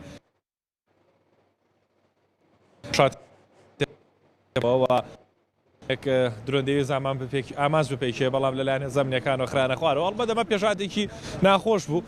و ئەمە پێشاتێکی نوێ بوو کاتە بۆ شاری سلێمانی بەڵام ئێستا ڕۆژی شار زۆر ئارامم لە دوێنێکە هیچ ڕووداوێکی ئەو تۆڕینەیە و ئەم شەیشکە با بڵین تا ئێستا ئارام ئەگەر خوای گەورەی شەڵام ئارامێمان لێ تێک ناوی شەڵاتێکیشی نایە وەزعەکە زۆر باشەوە کە بینین یعنی ئێرە شەقامی سالمەوە شەقامێکە بە شەوان بە بەردەوامی جم و جۆڵی هاوڵاتیانی تیا بە بەردەوامی هاوڵاتیان دێنە ئێرەوە بۆ چا خواردن و بۆ قسەکردن و بۆ تاقیکردنەوەی خواردنی تر و بۆ ئیتر هاکات بەسەربردن و قسەکردن و کۆبوونەوەی برادرانەوە ئەمانە هەر بۆیە یعنی لە پشتی منەوە دیمەنەکان جوانە بینی کە خەڵکێکی زۆری لێ بە بەردەوامی و زایدانەوەی کە ئێمە بینین لێرە خەڵک زوزوویەکە سەلاما لێکە هەنێکیڵێ ئەسڵاوتان لێبێ هەنێکی شەڵە مەرحەبا یعنی هەم بە عەرەبیەکەش کەیتە دیارە گەشتی یاروشتی باشیش هەر بە بۆنەی با بڵێن هاتوونەتە شاری سلێمانی وەمانە ئیتر بۆیە بەکۆی گشتی وەسعەکە تاوەکو ئێستا زۆر ئارامە هیچ شتێک جێگەی مەترسی نییە و خەڵک ژیانی ئاسایی خۆیان دەست پێ کردوتەوە هەرچە نەگە ژیانی ئاسایی ژیانی هەر ڕۆژی دوای ئەوە با بڵێن ئەو شەوەی کە بردومان ئەو شەوەی کە با بڵێن ئەو ڕۆشنە ئارامە هەبوو ئەمە بۆ بەیانێکی کە لایفمان کردەوە ڕاستەخۆمان کرد لە بەردەرکی سەرا و لە ناو بازار ڕوانە هەر ئەو کاتە بارودۆخی بازار ئاسایی بوو بەڵام ئێستا هێندەی دیکە ئاسایی بۆ باشی ناگاتە لای ئێمە ئەمیر محەممەد پەیامنێری کورسان نیوز هەر بەشی دکتۆر مۆمین چینە سەر بابەتکی خۆمان چاوکەم هەڵا جا باسەکەمان لەوەیە بوو کە مجتەبای خامنەیی کە ئێستا توانێت ڕێبەری هاوشێوەی محەممەد ڕەزا شانە بێ ئەکرێت بۆ نمونە کاک دکتۆر بیلال واقعەکان هەمیشە جیاواز سیناریۆکانە گوازنەوە یا سیناریۆکان دەستکاریەکەن یا سیناریۆکان دیزاینەکەن باوا بڵێ ئەمڕۆ دکتۆر هەردی سەباسی شتێکی کرد دەربارەی محەممەد بن سەلمان بۆ نمونە باشە ئێستا دەفاری کەیکەکە لە ڕاوێژکارە گەورەکانی بەرتی ڕاهبەری و نزیکە لە هینەوە ئەڵێ ئێمە نمونەی ترمان هەیە لە ڕۆژهاتی ناوەڕاستە محەممەد بن سلمان هەمان چیرۆک بووە کە پێشتر لە ڕۆژهاتی ناوەڕاستە ڕووی داوە و ئێستا مجتەبا خامنەی هەمان هینی ئەوات لەبەرەوە ئەمە ترسێک نییە لە بنەماڵەیەکی کوردستان لە ئێران ئەوانی کە زیاتر لە بڕووی پشتا پشتەوە دەسەڵات دەگرنە دەست ئەگە بە زۆرینە حسابیکەین زۆرینەیان نەیانتوانی وەکو باوکیان وەکو جێنشینیان قووەت و قودرەتیان هەبێ تەنها لە دۆخی ئاسایی شەکە ڕوبەڕووی جەنگ نەبوونەوە لە دۆخی کۆک و ئێستای ئێران باسم کرد ناڕزایەتی ناوخۆیە دۆخی ئابووری سزا و گەمارۆف شاری ئەمریکا و ئیسرائیل و جەنگ خۆی کاکتۆر بیلال شتێک کە زۆر گرنگە تۆخی کەینەوە ئەوەیە کە ئایا بەڕاستی دنیای ئێستا ئەمریکا ئیسرائیل کە دەستیان کردو بەم شەڕە ئامانجەکەیان لە گۆڕینی ڕژێمەوە گۆڕیوەیان نا جەناب دەزانی لە سەرەتای دەستپێکردنی هێرشەکانەوە کۆنسپتی ڕێژیم چینج گۆڕینی ڕژێمەکە هاتە ناو قسەکانەوە و دۆناڵد ترەمپ چەند جارێک دووبارەیە کردەوە بەڵام لە سێ ڕۆژی ڕابردووە ئەم وشەیە گۆڕاوە یعنی کاتێک کە خوێندنەوە بۆ دێڕەکانی دۆناڵد ترەمپەکەی لە قسەکانیەوە کە لە شەشەم ڕۆژی شەڕەکەەوە هەتا ئەمڕۆ و بە ئێستاشەوە کە قسەی تازەی هەیە لەسەر مجتەبا کە سەیری دێڕەکانەکەی ئەم پەیامە دووبارە نەبووتەوە بۆیە ئەمان خاتە بەردەم ئەمەی ئایا هەر بەڕاستی ئەمریکا باوەڕی بە گۆڕینی ڕژێمی ئێرانی هەیە نظامی ئێرانی هەیە یاننا ئەگەر باوەڕی بە گۆڕینی ڕژێمی ئێرانی نەمابێت کاکتۆر بیلال کەواتە ئاسایی لەگەڵ کیا مامەڵاکە ترەمپ چەند جار ئەمەی دووبارە کردوێتەوە یعنی بۆ نمونە ئێستا نزیکترین دۆستی ترەمپ لە ڕۆژهاتی ناوەڕاستە محەممەد بن سلمانە وانە محەممەد بن سلمان بە هەموو پێوەرەکانێکی لە دیکتاتۆرترین سەرکردەکانی کە پاشاکانی سعودیە و چەندین کەسی کوشتووە چەندین زانای زۆر گەورەی خستۆتە زیندانەکانەوە بەڵام بەلای ترەمپ ئەمە گرنگ نییە ترەمپ باوەڕی بەوە نییە کە بێت شەڕی ئازادی دنیا بکە شەڕی دیموکراسی بۆ خەڵک بکە بەڵام گەلی ئێران و گەلی سعودیە لە پێچ جیاوازییان بەدڵنیاییەوە کەسایەتی بەدڵنیاییەوە جیاوازیان هەیە بەڵام ئێستا قسەکە لەسەر چییە عەرزم کردی ئەگەر وا خوێندنەوە بۆ دۆخەکە بکەین کە دۆناڵد ترەمپ و ئیسرائیل باوەڕێکی باڵێن ڕق باوەڕێکی تەفیان ماوە هێشتا بە گۆڕینی ڕژێمی ئێران کەواتە چ مجتەبا بێ چ لاریجانی بێت چ فلانەکەس بە فلانەکەس بە جیاوازیەکی گەورە دروست ناکە بەڵام لە دێڕەکانی ترەمپ دوێنێ شۆ قسەیەکی کرد وتی بە دوو کەلیمە باسی قسەکانی بکەم یەکەمیان وتی گرنگ نییە وتی لە ناو ڕژێمی ئێرانیە لە ناو نظامی ئێستا ئێرانە خەڵکی باشی کە بتوان ڕابەتی ئێران بکە ئەمە یەک دووەم وتی من نامەوێت ئێستا شەڕا بگرم 10 ساڵتە دەست پێ بکەم لەگەڵ ئێرانە وانە بوو ئەم دوو قسەیەمان خاتە بەردەم ئەمەوە ئایا دیدگای ترەمپ ڤژنی ترەمپ بۆ ماوەتن لەگەڵ ئێرانە چۆنە و ئەم پرسیارە زۆر گەورەیە هەتا ئێستاش زۆرینەی فینتانکەکان ئەم ڕۆژیار لە 25 فینتانکی نێودەوڵەتیم چێک کردووە من کە مرکزی تەحلیلن هەموویان ئەم پرسیاریان بە بێوەڵام هێشتوتەوە نازانن ئایا ڤژنی ترەمپ بۆ مامەڵەکە لەگەڵ ئێرانە چۆنە بۆیە ئەمان خاتە بەردەم ئەمەی ئایا مجتەبا خامنەیی ئایا عەلیڕەزا عەرافی ئایا مەسعودی پزیشکیان ئایا لاریجانی کێ ئەتوانێت ببێتە ئەو کەسەی کە ترەمپ بەدوایەوەیە باوای دابنین تا ئێستا مجتەبا خامنەیی کە هەندێک هەواڵیش ئەم بە ئەم عەسرەشە جارێکترەوە هەبوو ها گەر بیرت بێ باسی ئەوم کردوتم ئەمە کەسێک کەسایەتی نزیکی جەواد زەریفە خوێندوێتەوە لەسەری باسم لەوە کردوتم ئەوی نووسی بووی تا ئێستا ئێمە نازانی کە تەندروستی تەواویان نا چونکە هەواڵەکان هەن کە بریندارە بەڵێ هەر لەکەم ڕۆژی لەگەڵەوەی کە داکی کوژراوە باوکی کوژراوە خێزانی کوژراوە منداڵێکی کوژراوە باس لەوە کە خۆشی بریندارە تەسلیمی ئەمریکاش بێ بەعرزەکەم ئەم مۆزوع ئەمەمان خاتە بەردەم ئەمە هیچ دەرکەوتنێکشمانی لە مجتەبا خامنەیە لە ڕۆژی ڕابردووە نە پەیامی هەیە نە ڤیدیۆی هەیە نە وێنەیەکی هەیە بە هیچ شێوەیەکی هیچ شتێکی نەبووە لەبەرەوە وەکوتم ئایا ئەمە بەڕاستی جۆرە مامەڵەکن لەگەڵ کاردانەوەکانی ئەمریکا و دۆناڵد ترەمپ لەگەڵ ئێرانە یان نەخێر دوور نییە ئێرانەکان بۆ نمونە ئۆپشنی دۆمیان دانابێ لە حاڵەتی ئەوەی کە مجتەبا خامنەی ئایا تەندروستێکی باشە گەڕێتەوە یان ناگەڕێتەوە ئایا دۆناڵد ترەمپ قبوڵێکە یان نا چونکە ئێستاڵێکی ئەڵێ من بە دوای دانانی جێگرێوەکەم بۆ مجتەبای خامنەی ئەمە تاڵتری قسەی دۆناڵد ترەمپ بەکەمی وارە تۆزە پێسا کردوێتی دکتۆر لە ئەمریکا تەسلیمبوونی بێ قەید و شەرت تەواو مجتەبا توانێ ئەمە بکات تەسلیمبوونی بە قەید و شەرت هەر کەسێک کێ ئەتوانێ بکات مجتەبا عەرزم کردی دەفاری ئەڵێ چی ئەڵێ هەمان سیناریۆی محەممەد بن سلمانمان لە ئێرانە هەیە ئێمە هیچ کەشێکی نیە لەو ڕۆوە یعنی چی ینی ئەگەری زۆرە کە مجتەبا خامنەی بتوانێت ئەم کەسە بێت بە کوژانی باوکی دایکی حاڵەتی ناچاری کوشیتە لەسەر کورسەکە هێشتا مەلیکیش نییە بێتەواوی بەڵام محەممەد بن سلمان هەمان تێرمی دیکتاتۆریەتی تایە نەنا بە دڵنیای هەمان هێزی ئەمنی دایناوە کاک ینی هەمومان ئەزانین کە ئەو پشتیوانیەی محەممەد بن سلمان لەناو هێزی ئەمنی لەناو وەزارەتی بن سلمان جۆرێک لە دژایەتی لەگەڵ ئەمریکا نییە باشە بۆ زۆرێک لە کوژانی ئەوش دایرە ناوە لە شەڕانە ئێمە ئەخر ئۆکەی ئێمە نازانین ئایا مشتەبات ژاتیەک ئەمریکا هەیەیاننا ئەخر بۆ کوژانی کە هیچ ئێستا بژنێکیمان نییە بۆ سەیری لە پێگەیەکی دینیەوە هاتووە بەڵێ خۆی بەڕابەرێکی دینی ئەزانێت محافزکاری تەواو و محافزەکەی تەواو بێ پابند بێ بە بنەماکانی شۆڕشیش چونکە لەو زۆنەی کە خۆی ئێستا پشتیوانەکەن ئەوە بنەماکانی باش زۆر نزیکان کەمەوە ئایەتوڵا سیستانی مەرجع نییە لەکوێ دانیشتووە لە نەجەف ئەمریکەکان سەردانی ناکەن بۆ هەڕەشە بۆ سەر کەس دکتۆر با قسەبێکتر نەبڕین ئایەتوڵا سیستانی بۆ هەڕەشە بۆ سەر ئەمریکا نەخێر ئێمە نازانین مشتەباشینە دژی ئەمریکا تەواوە منجەواڵم ئێمەش تا ئێستا هیچ شتێک نازانین دەربارەی مشتەبا دەربارەی ڕێئاکشنی بەرامبەر بە ئەمریکا خرشینگەکەی دەوروبەری دکتۆر بایەک بێنێ گەورەتێک زانیت باوێنێ گەورەتی بۆ وەڵامەکەم دەستکەوێت خایی بکەین ئێمە باوێنەکە گەورەتر کەم دکتۆر ئێستا ئێران ئەگەر ئاوا وێنەیەک سەیری بکەین هێزی ئۆپۆسیۆن هەیە لە دەرەوە بەڵێ ڕیفۆرم خوازەکان هەن محافزکارەکان ریفۆرم خوازەکان بە 1000 پارچەوە بەڵێ محافزکارەکان بە 1000 پارچەوە مستەبا قبوڵی لای بەشێکی محافزکارەکانیشە بەشی کەمیش نەک ئۆپۆزیسیۆنی دەرەوە و نەک ڕیفۆرم خوازان جای وڵات بۆ ئەمە با پێشاتێکی نوێ هەیە دکتۆر سەرنجی بینەرانی کوردستانی ڕاکێشن بۆ پێشاتێکی نوێ کەمێک پێش ئێستا درۆنێک لە ئاسمانی هەولێر تەقێنرایەوە کە ئاراستەکەی ڕۆفرۆکەخانەی نێودەوڵەتی هەولێر بووە کەمێک پێش ئێستا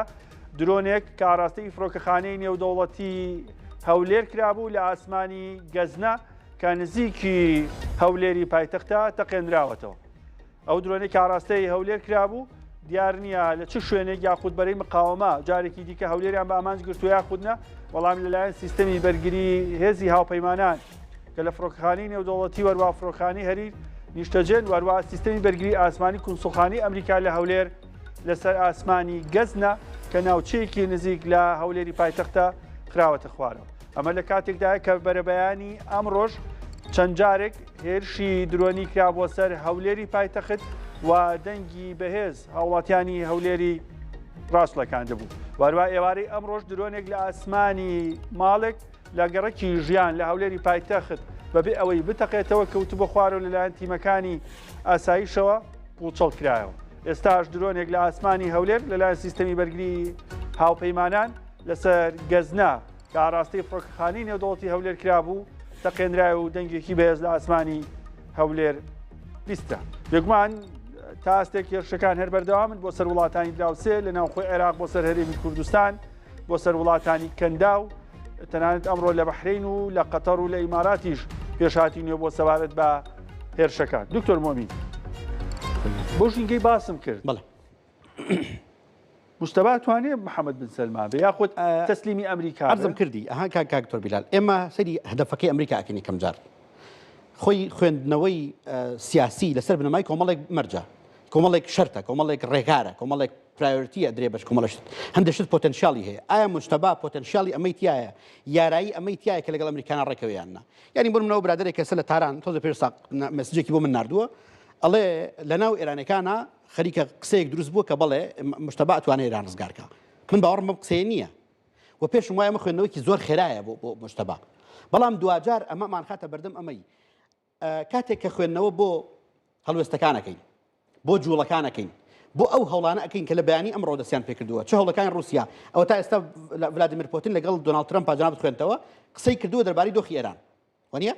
کرملن و ئاڵێ چەند پێشنیارێکیاوەتێ بۆ باشە کەواتە ئەمە هەمویان ئەمان خەنە بەردەم ئەمەی ئایا بەهۆی مشتەباوەی ئەم جوڵان دەستیان پێکردو یاننا رووسیا لە بەیانیەوە ئەمە سێ هەنگاوینا عەرزم کردی لە دوانی وەڕۆوە دانەیەکیان ڕەشنووسی ئاگربەستی داوەتە ئەنجومەنی ئاسایش دانەیەکیان ئەوەتە تەلەفۆنێکە لەگەڵ دۆناڵد ترەمپا دانەیەکیان ئەوەیە کە ئێستا لەگەڵ چینە ئاڵوگۆڕێکی پەیوەندیان کردووە ئەم ئێوارەیە هەر سێ هەنگاوەکە بە ئاڕاستەی ئەوەن کە جۆرە جۆرەکان ئەیانەوێ ئێران لەم دۆخە قوتار بکەن ئێران لەم دۆخە ڕزگار بکەن یان بەلایانی کەمەوەی کە گرنگە بیڵێم پەیوەندیە بەهێزەکەی رووسیا لەگەڵ ناوخۆی ئێستا ئێرانە یان ڤژنی رووسیا بۆ مامەڵەکەڵک ئێرانە دۆناڵد ترەمپ بخاتە ناو قەلەقیەکەوە یاننا چونکە هەموو شتێک ئەمەزانی کاریانەوەیە بۆ نمونە چەند ڕۆژی ڕابردوو دۆناڵد ترەمپ باسی لەوە کرد کە و هەوڵی ئەوەیدا کە هێزەکانی کوردستان لە باشووری کوردستان و باتە ناو ئێران وانە بوو بەڵام لەژێر کاریگەری تورکیایە ئێمە بینیمان کە دۆناڵد ترەمپ جۆرجۆران پەشیمان بوویەوە کەواتە ئەزانن ئەوانیش کە کاریگەریان بەسەر دۆناڵد ترەمپەوە هەیە عەرزیشم کردی زۆربەی ناوەندە شرۆڤەکانی دنیا مرکزە شرۆڤەکانی دنیا کێشیان لەگەڵ ئەمەیە نازانن دیدگای دۆناڵد ترەمپ بە دیاریکراوی چییە بۆ ئێران ئایا بەڕاستی دۆناڵد ترەمپ بە ئێران تەواو کۆتایی پێبهێنێ پارچەی بکە ڕژێمێکی تر بهێنێتە جێگەی ینی بەڵام دکتۆرەوە نییە کاڵێت تەسلیم بوونی بێ قەید و مەرج نەوەڵا بە هیچ تەسلیم ئەگەر مشتبا ئێستا بڵێ بەڵێ کاکە ئامادەی قوبڵێکە بێگومان بۆ ئەڵێ جێگەی بۆ دانم نانای خۆشتوێتی بە واسی ژۆناوی تو ئەگەڵ داواکاری ئەمریکا بەڵام ئێستاواڵێ ئەڵێ من جێگر بۆ جێگرەوە بۆ مشتبا کاملی دانم خدیارە مستەبا پێ ناچێت ڕاستی ڕابەری جەنگی دەرونی شەڕی ئیسرائیل ئەمریکا ترامپە يعني هەموو قسەکان ینی هەموو تەفسیرەکەڵ گرن لەسەر مەبنای جوابەکانی دکتۆر و پرسیاری لەویش کردم لەو ژینگەی کە ئێستا مستەبای تیا کاندید کراوە یاخود بۆ بە ڕاهبەری ئێران ئەو دەرفەتەی تایە دووشەکەی ترەمپ تەسلیمبوونی بێمەرج ئەنجامبا کە تەنها پێچێ ئەمە هۆکار بێ بۆ وەستانی جەنگ پرسیارێکی وردەک ئێمە لە جیاتی ئێمە شەڕمان نەکردو تا ئێمە ئەوەی کە ئەمانەوێت لە ئێران دروستیکەین ڕاستە ئێمە شەڕکەر نین ینی ئێمە ناتوین بڵێن کاکە ئێران ئەبێ وای لێ بێت ئەمە ئەنجامی شەڕ ئەمە ئەنجام و ئامە ئەنجی شەڕ ئێمە دیاری ناکەین ئەنجام مەدان دیارریەکە ئامانج دەستپێکەری شەڕەکە دیارریەکە بۆچی دەستی پێ کردو دەستپێشخەر لە شەڕ دیارە ئەمریکا و ئیسرائیلن ئەگەر سەیری ئامانجی باڵای ئیسرائیل و ئەمریکا بکەین ڕاستی ئەو قسەی ترم زۆر دقیقا ئێران چیتر خەونی پەلکێشی دەوڵەتەکانی زۆر لاواز بوو بەنسبەتی لە 1970 بۆ 90 سەکۆی موشکەکانی هەشتایان وێران بوون و دەرکەوت کەمبوونەی موشەکانی دیار نیشانەی ئەوەیە ئاسمانی بەدەست خۆیەوە نەماوە کە دەریای ینی هێزی دەریایی تەواو بووە ئێستا لە دەریای ئێران شەڕ ناکە باش ئەمانە ئامان سەرکین ئەمێنێتەوە سەر کۆنتترۆلکردنی ئەو یۆرانیۆمی پیتێنراو ئەویش نەک بۆ ئەمریکا بۆ هەموو دنیا خەتەرە ئایا ئەمەکە دەستی چێ بەدەستی ئەم دەوڵەتی ئێرانەوە بمێنێت بەڵام جورعجور عەلەی بسەنەوە وەکوی لە ساڵ 91 تا 2003 لە بنکەکانی تەفتیش پرۆسێسێک بوو بە عراقیان کرد بە ئێرانی شێکەن ئەگەر ئەمە بکات کەواتە ئامانجە سەرەکیەکانی هیچ شەڕێکیش ئامانی 100% ناپێکێت ئامانجە سەرەکیەکانی ئەمریکا بەنسبەتی شەڕی ئێرانەوە جێبەجێ بووە ئەمێنێتەوە سەر ئیسرائیل لە فکری ئێران ئەترسێت لە ئایدۆلۆژیای مەهدەوی و ئێران ئەترسێت کە دوو ئایدۆلۆژیا هەردووکە دوو دەوڵەتی دینین بەرامبەر بە یەک وەستاون دینیەکی پەڕگیر لە ئیسرائیل دینیەکی پەڕگیر لە تاران ئەم دوو هێزە دینیە دوو چۆن ینی شەریک دوو خوا لە تەختێکان ئەبن دوو پاشە لە مەنجەکە ناکرێت دوو دەوڵەت دینیش بە یەکەوە لە یەک ناوچەی نفوزار نابێت ئێستا ئێران دوور خراوەتەوە ئەبێ ئێران دوور خرێتەوە لەو شوێنی پێکدانە پێشتر لە ساڵی 2012 هەتا ئێستا شوێنی هەژمونی پێکدانی ئیسرائیل و ئێران بێکەوە بووە لە یەمەنەوە بیگرە کە ئەخیرەکەی بە سۆمالیلۆن دەرکەوت تا ئەگاتە وڵاتانی کەندا و تا ئەگاتە سووریا یەمەن هەموو ئەو ناوچانە شوێنی پێکدانی هەردووکیان بوون ئێستا بە نسبەتی ئیسرائیلیشەوە نسبەتێکی زۆر لە ئامانجەکانی بەجێ هێنراوە تەنیا یەک شتماوە ئەویش ئەوەیە دەستکاریەکی سیستەمی سیاسی ئێران بکرێت کە ویلایەتی فەقیه نەمێنێ بۆی هەموو شیعەکانی 12 ئیمامی ناو ئێران نەتوانن خەڵک مۆبیلیزەکەن خەڵک ئامادە بکەن بۆ ئەوەی کە ئەم جۆرە فکرە بەرهەم بێنن کە فکرێکی دینیە ڕاستەوخۆ بە نەمانی فکری دینی بەرامبەر تێرەخوا ئیسرائیلیش وایە کاک ئیسرائیلیش بەبوونی فکرێکی تونڕەوی دینی ینی بە نەمانی ئەو تێرەخوا یعنی هەردووکیانە بێکیان هەبن بۆیە ئێستا ئێران تقریباً بەرەو ئەم نقطەیە ئەڕوا هیچ دوور نییە چۆن خومەینی کە 100 جار لە بەرامبەر مشتەبا خامینەییەوە پێگە و کەسایەتی سیاسی و ئاینی و تەنانەت نێودەوڵەتی شێ بوو تەنانەت لەسەر ئاستی سونەش محبوب بۆ کاتە ینی بەڕاستی واقعێک بوو وتی من ئەم پیاڵەژە هەر ئەخۆمەوە یعنی دوور نییە ئەمیش ئەو پیاڵە بخواتەوە پیاڵە شەهری نابێتەوە هۆی کوژرانی خۆی ئەم جارە ئێستا من بەرگری لاواسترە بەراورد ئەمە بۆکو مەدخلێکی نەزەری باس کرد ئێستا ڕوبەڕووی چی بۆتەوە بێزگە ئەو چاڵنجانی کە ناوخۆیان باسم کرد ئەوەی تری کە هەیەی هێشتا ڕەزامەندی کاملی هینەکانی بەس نێناوە کۆمەڵگی ئێران لەلایەک ئێمە زانین ڕێژەی بەشداریکردن سەردەمی پزیشکیان 40 شتێک بووە سەردەمی ڕئیسی 20 شتێک بووە جار بەجار هەڵبژاردنەکانی ئێران داکشانی بەخۆیان بینەوە خەڵک وردە بێزار بووە لە هەردوو فرقەی سڵگەرا و ریفۆرم خوازەکان ئەمەش زەربەیەوە لە پێگەی ڕێبەری پێگەی ڕێبەری ئەوانە هێشت بوویانەوە ئێستا لەناو محافزکارەکانیشا کێشە دروست بووە ئەوانیش هەردێکیان دووبارە تەریکە بنەوە ئەمێتەوە سەر ئەم هەواڵەت گرنگە کاک بیلال ئەگە شەرحیکەین بۆچی میدیای فەرمی ئێران بڵاو دەکاتەوە مشتەبا خامینەی بریندارە لە کاتێکە هەواڵی برینداربوونی ئەگەرتە بۆ ڕۆژی دوێمی شەڕ بۆ ئێستا ڕایەگەیەنێ بە بڕای من لە 3 خاڵ زیاتر نییە بە خێرایی یان بریندارە بەڕاستی ئەو سینناریو یەکەمە و ئەبێ ڕایگەیەنێت چکە بێعەت پێویستی بە دەست و دەست و مسافحەیە بەتایبلانی کەم بۆ ئەو سەر ئەسڵەکان یان کەسایەتی بۆ ماڵەکان بریندارە بەڕاستی بۆیە ئەو مەعزور و ئەوەیە ینی عزری هەیە یان ئەوەیە بریندار نییە و بە جۆرێک پیشانی ئێن کە بریندارە بۆی کە پیشانی خەڵکی ئێرانی بن ئەمە وەکو باوکی بە زۆر کراوە بەڕێبەر محبوبێتی زیادکە ینی بۆی بڵێن کاکە ئەمە هەر ئاگای لێ نەکراوە بەڕێوەبەر ئێوە ئازان بە زۆر خەڵکی بە زۆر وتێتی بە شورانی گابان ئەبێت دەنگبەن وانە بریندار ئەسڵەن لەسەر جێگەی ئێمە بە زۆر کردومان ئەوە ئێران پێویستی پێێتی چونکە ئەم هەواڵە گرنگە لە سەدا سیما بڵاو بێتەوە ئەمە سینناریو دووەمە کە لەوە لەبەر ئەمە وایان کرد بۆی محبوبێتی زیادکەن خامنەی جواب بوو وتی من نایکەم ساڵی 89 ڕفزاویتی نەخێر ئێمە پێتەڵەوەی بیکەیت بۆیە خاڵی سێم یان بۆ ئەوەیە دەرنەکەوێت ترەمپیش و نەتەنیاهۆش هەردووکیان بە تارگێت گرتویانە شەوانی پێشتر زوو ئەیاوت ئەم شێش دووباریان کردەوە ئەڵێن ئەم بە دوای ڕێبەری تر ئاگەڕێن وەکو تۆرمە من باسی کرد کەوە دەرکە هەر جۆر دەرکەوتنێکی بۆی هەیە سەرداوی هەواڵگری ببەخشێ بە ئەمریکا و ئیسرائیل و بۆ هەیە بکوژرێت بۆیە کە ئەڵەی بریندارە توانای خۆحشاردانی هەیە ناردەرەوەی هەیە بە کورتەکەی لانی کەم لە ڕووی ئەمنیەوە پارێزراوتر ئەبێت من بە بڕای من بڵاوکردەوەی ئەم خەبەر لەم سێ حاڵتە نیە خاڵێک تریش ئەوەیە کە لە دووەمەکە باسم کرد ئەویش ئەوەیە کە برینداربوونەکەی ڕاگەاندن و گەورەکردی برینداربوونەکەی بەشێکی بۆ من لە ناوخۆیەکانە ئەیانەوێ جارێ لە ڕاستیان میدیای ئێرانی دوو شەڕەکە شەڕێکیان شەڕی ئیسرائیل و وڵاتانی ئەمریکایە کە دژی ئێرانە شەڕێکیان دژی باڵ ناوخۆیەکانە بۆیە هەواڵی برینداربوونەکەشی پەیوەندی بەو لە ناوخۆیەوە بەشێکی زۆر باش کاک دکتۆر ببینی سەر عێراق کاردانەوەی عێراق ڕۆڵی عێراق دۆخی سیاسی عێراق لە نێو ئەم باردۆخەیە چۆنە بێت لە کاتێکا پێش دەستپێکی جەنگیش بارگایی ببوو بەم دۆخە و هەروە خۆشی لە قەیرانێکی سیاسیە حکوومەت کاربەڕێکەرە لە 11 هەڵبژاردن کراوە و ئەوەی کە ئیتاری تەنسیقی و بەشێک لە شیعەکان زۆر داکوکیان لێ کرد کە بێ ماوەی دەستوری تێنەپەڕێ بەڵامەوە تا باسکردنی پێگەێنانی حکوومەت هەر وەلان نراوە کاک دکتۆر بیلال عێراق ئێستا لە یەکێک لەو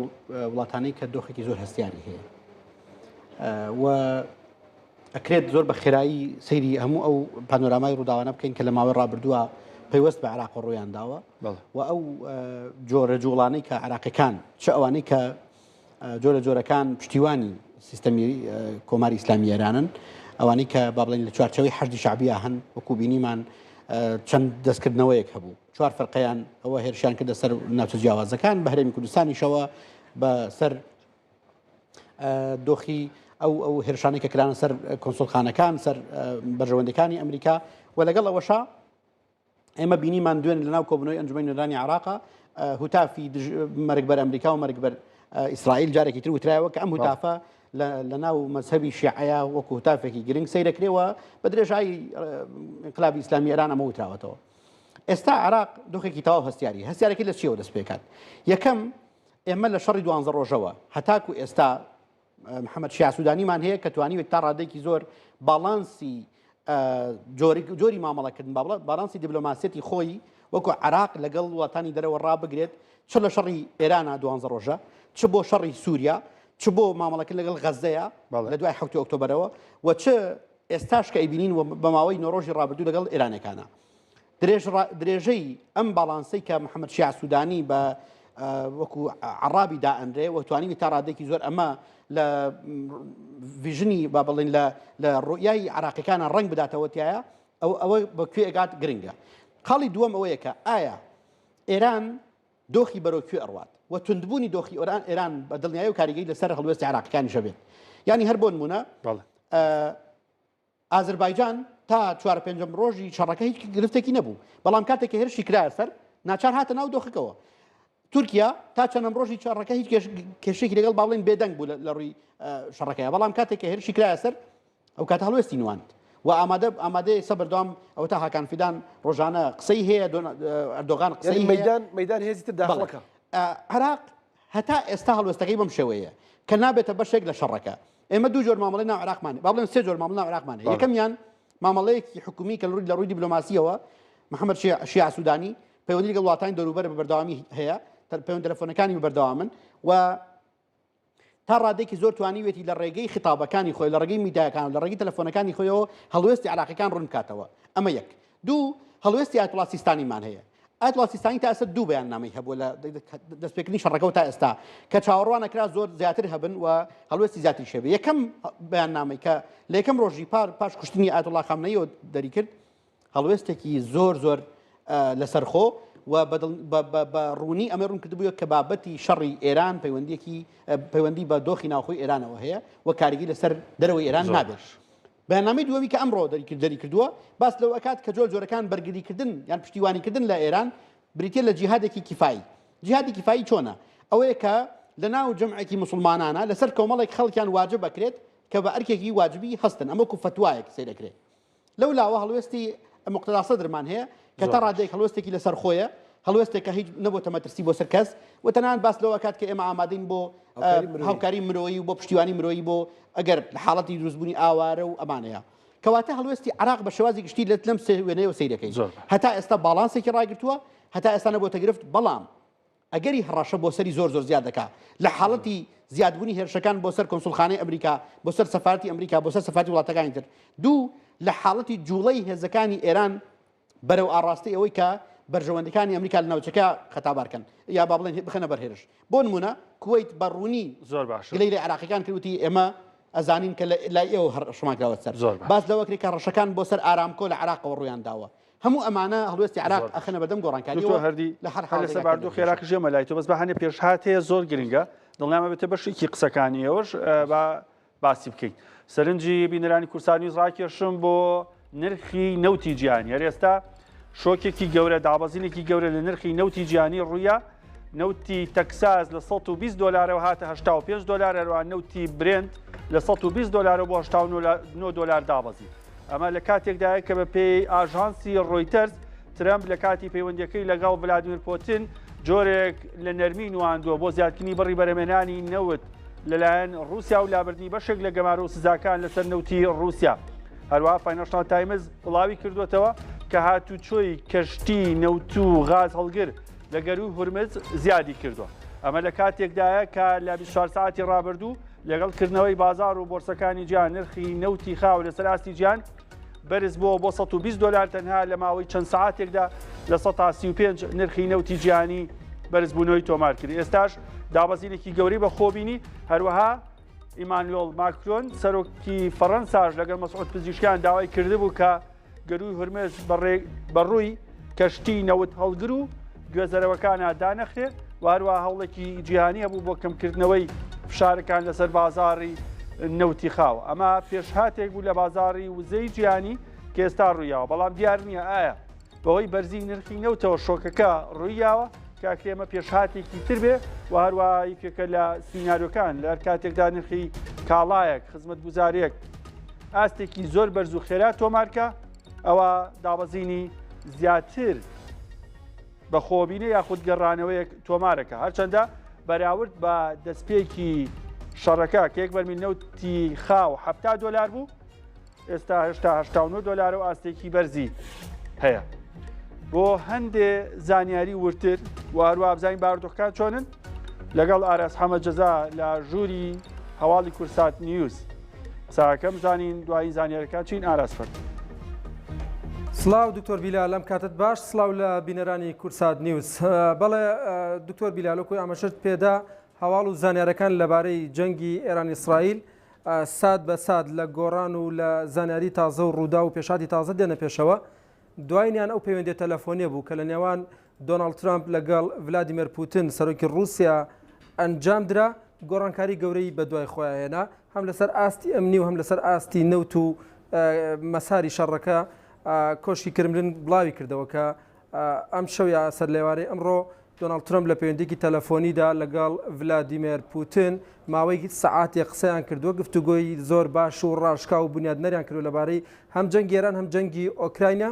لەوێ ڤلادیمیر پوتین کۆمەڵێک پێشنیازی خسۆتە بەردەست دۆناڵد ترامپ سەبارەت بەوەی کە چۆن بتوانن جەنگەکە کۆتایی پێبێنن و کاریگەریەکانی لەوە زیاتر گەورە نەبێ. دیارە بێگومان گۆشەیەکی گفتوگۆکان تایبەت بۆ بە پرسی نەوت کە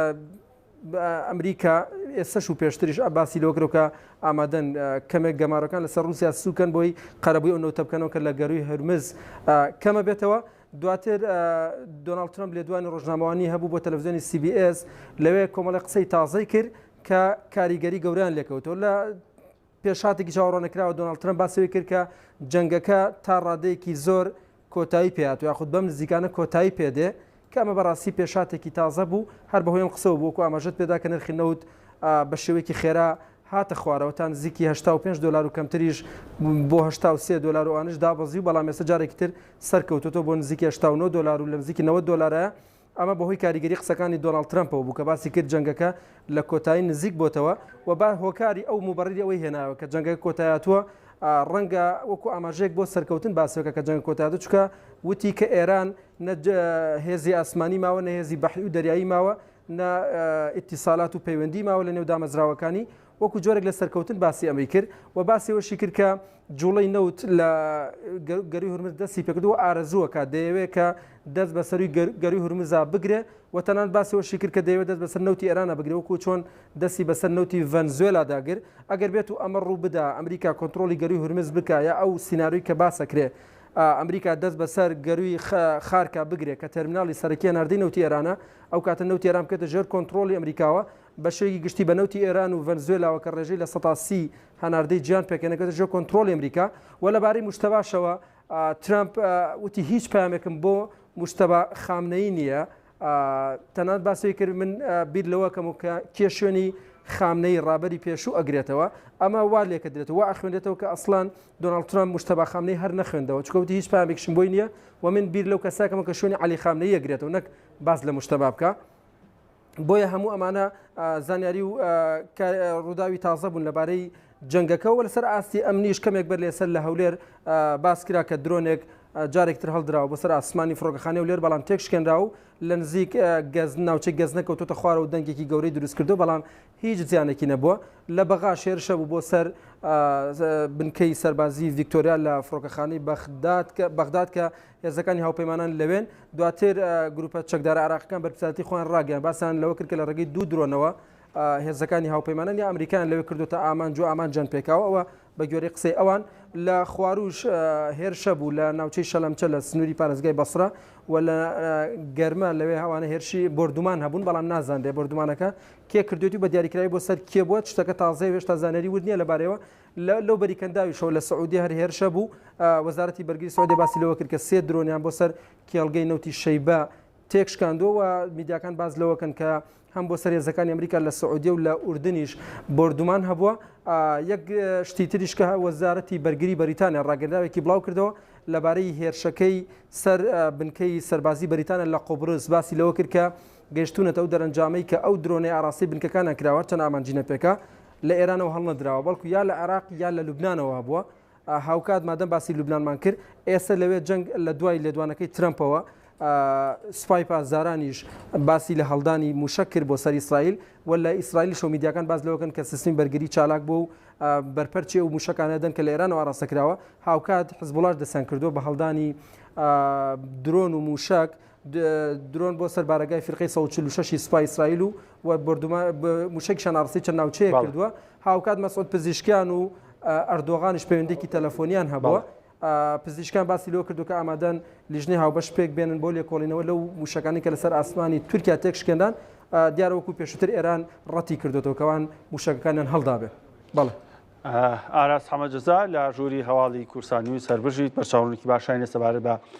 دوایین پێشهاتەکان دکتۆر هەردی هەندێک پێشهاتەیە لە نرخی نەوت و وزەی جیهانی تەوەن با من ڕاستکردنەوەی یەکەم ڕاستە چارتی نەوتەکەمان بنی جاچمە لای باچین لای قارەمان باش لە هەولێر درۆنێک لە ئاسمانی فڕۆکخانەی نێودوڵەتی هەولێر لە گەزنە کە نزیکە لەوێ تێکشکێنرا بوو بۆ زانیاری زیاتر چمە لای قارەمانجەوە پەیامنەری کورسات نیوز لە هەولێر قارەمان دوایین زانیاریەکان چین بارودۆخی ئاسمانی هەولێر چۆن بەڵێ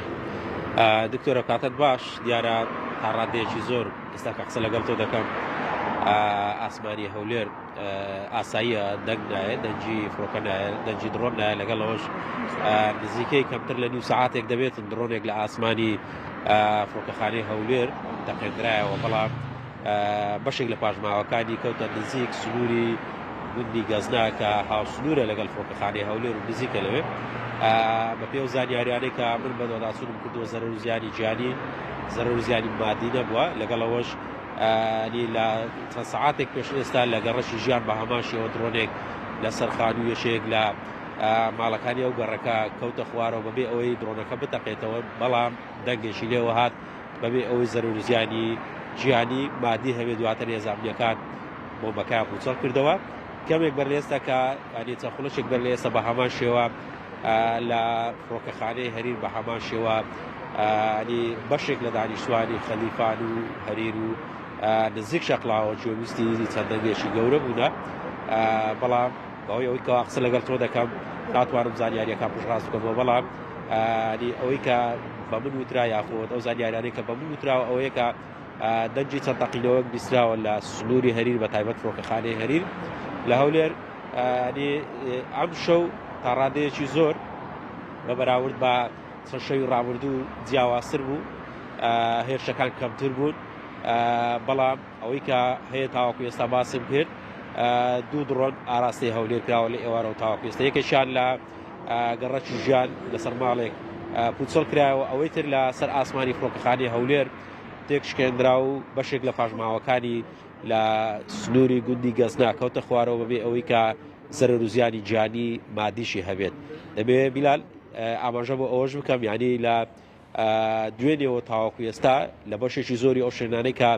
درۆنەکان دەکەونە خوارەوە یاخود پاژماوەی ئەو موشەکانە دەکەوێنە خوارەوە هێزی ئەمنی زۆر لەو شوێنانە کۆ دەبنەوە ڕێگە بە دەستگاکانی ڕاگەاندن نادەن لەگەڵەوەش ڕێوشوێنی توندی ئەمنی دەگیرێتە بەر لەو ناچانە بۆ ئەوەی کەەوە لە ئەگەری جارێکی تەقاندنەوەی یاخۆ هەڵگرتنەوەی ئەو بیر و پاژماوانە زەرەر و زیانی گیانی دەبێتن بۆیە ئەو ڕێشوێنانە لە هەولێر تاڕادێکی زۆر تند و تۆڵ کراوە یاخود تند کراوە بەرامبەر بە ڕۆژنامەنووسا بەرامبەرەوە کەسانی کە نزیکن لە ڕووداوی ئەو شوێنانەی کە درۆن و پاژماوەی موشەکەکان دەکەوێتە خوارەوە. بەڵێ قارمان جۆهر پەیامنێری کورسات نیوز لە هەولێر هەر بژیت دکتۆر وەڵا ئەوەی نەوتەکەمان بەنێ با قسێکی لەسەرکەین چونکە بەشێک لەو هەواڵانی کە پێوەستن بە دابەزی نرخینەوت دروستن یاگە سەرنج بن بینەرانی کورسات نیوز WTI-یەکە نەوتی تەکساسی ئەمریکا کە پێنوێنێکی سەرەکیە بۆ نرخینەوت دەروە برێنتیش پێنوێنی بۆرسەی لەندەنە بۆ نرخی نەوت سەرنج بن لە بۆرسەی ئەمریکا دابەزینەکە زیاتر ڕوویاوە ئەمەش دوای ئەوە دێت کە بەرپرسانی ئەمریکا ڕایگەاندبوو کە پێشبینی ئەکەن 300 بۆ 400 میلیۆن بەرمیل لێدەگی ئەمریکا بۆ هاوسەنگکردنەوەی بازاڕی وزە بەکاربێنن ئەمریکا کۆگایەکی 900 میلیۆن بەرمیل نەوتی هەیە جیاواز لە بڕی بەڕێهێنانی ڕۆژانەکە